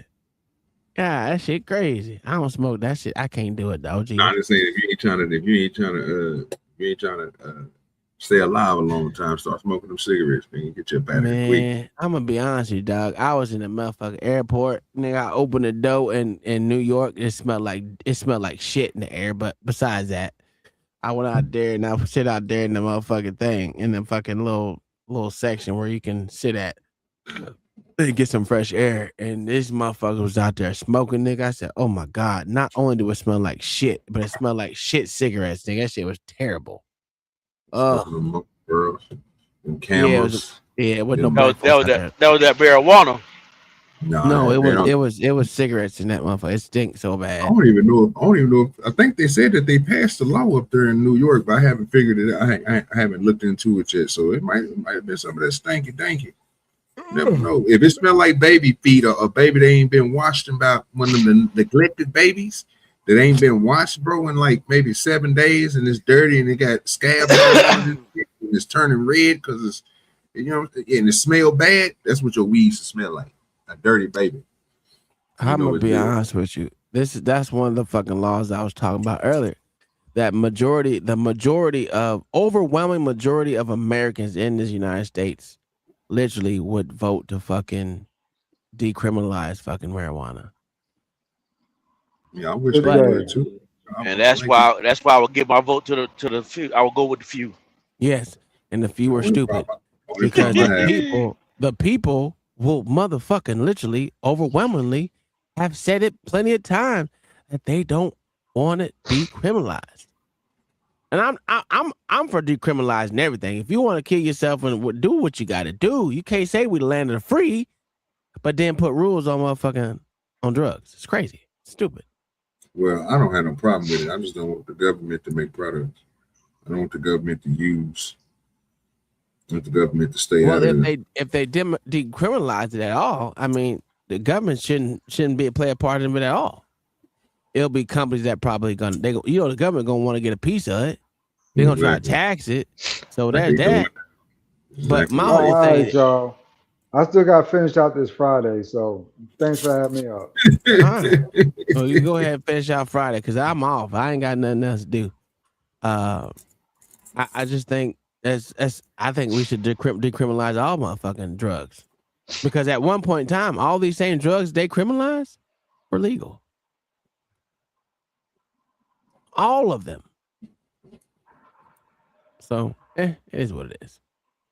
Motherfuckers know what they're gonna do when they do drugs. You knew exactly what you're gonna do. Ain't no one, not too many people are getting Mickey'd out here, but if they are, it's different. But the ones that got Mickey'd are not making that drug a fucking a goddamn an addiction. Like when I got Mickey'd, oh nigga, I was like, oh yeah, I'm done. I'm done. So, but have I smoked weed since then? Yes. But I only do it when I want to do it. And I ain't smoked weed in probably 15, 20 years, nigga. I smoke my own weed, nigga. What'd you say? That's exactly why I smoke my own weed. Niggas don't have to run into no problems. And that's what happened with me. I let someone else roll my shit up for me. Females. And them bitches was out there making people, dog. Then the motherfuckers that get you rob your ass, bro. That's why I said, nope, I ain't doing that shit no more. So when I go places, I had shit rolled up for people already. Nigga, you already know what it is. Nigga, you don't want it, bitch. Don't take it, nigga. I'll pass somebody else. But yeah, you ain't hitting my weed. No. This right here. Only people that allowed to hit that motherfucker is close people, close friends and family. And that's if I want to smoke. That's if you my smoking partner. You ain't my smoking partner. I'm my brother. Oh yeah, it's a wrap, nigga. I'm already have something rolled up for you. This and you can hit it. I don't want to taste your, so I don't want to. You can be hitting my blunt all hard, fucking my shit up. You can probably be making me mad. No, I'm good. I don't want to smoke with you. So here, take this. And go over there. I ain't heard no one say call making my weed mad is crazy. I ain't heard that shit in years, nigga. I try to play with niggas, bro. You be fucking with me, bro. I like to enjoy my highs, bro. You get to laughing and doing all that stupid shit. I'm gonna kick you the fuck out of it, man. Get away from me, bro. Get away with that dumb shit, bro. That shit is not that. I grew the shit. It ain't that goddamn good, nigga. You hear me? So, you just ain't smoked in a long time. Yeah. You need to come accustomed to the shit before you smoke with me. Yeah, that's this is my last video of the night. It's something light. I thought it was pretty stupid, but hey, I like stupid shit sometimes. That's a damn thing. If vegetables don't have phones, then how the hell my onion ring? Beats me. But I got a better question for you. If vegetables don't have fingers, how can ginger snap? So I see what y'all doing, man. But look, if apples don't smoke, how the hell my fruit roll up? Oh, this what we doing? Okay. Well, if vegetables can't make music, then how did the beat drop? We could definitely leave it right there, but if vegetables don't have throats, how does artichoke? That's a damn thing. If vegetables I like dumb shit. Fuck y'all. That's my last video of the day. I ain't got shit else for you. Like I said, I'm probably gonna do that Indian one later on in the day because I don't know what I'm going today, and I lost my motherfucking watch face. I don't know where the fuck the fucking cover is, which is irritating me. But you got anything else, OG? No, sir. I ain't gonna lie. I enjoyed arguing with you today, John the Baptist. I mean, you got your ass beat like always, but it was a good argument. You tried. You put up a valiant effort. Nigga, you tried. That's crazy. I mean, you put up a valiant effort, but it It happens. You know what I'm saying? But when you come over here, go ahead, say what you gotta say. I'm off the floor with you today. I don't know what we're doing. No, sir. See, what happened was we got your ass back. It's okay.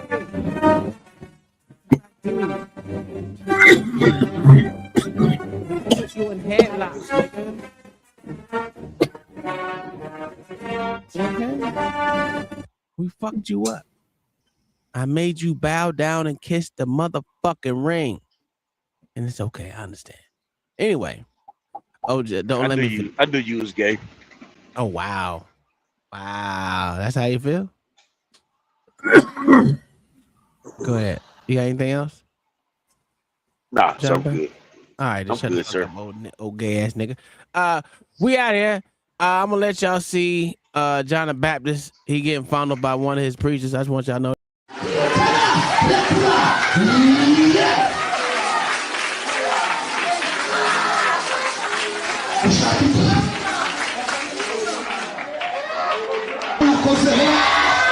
urumva witegeye kurwana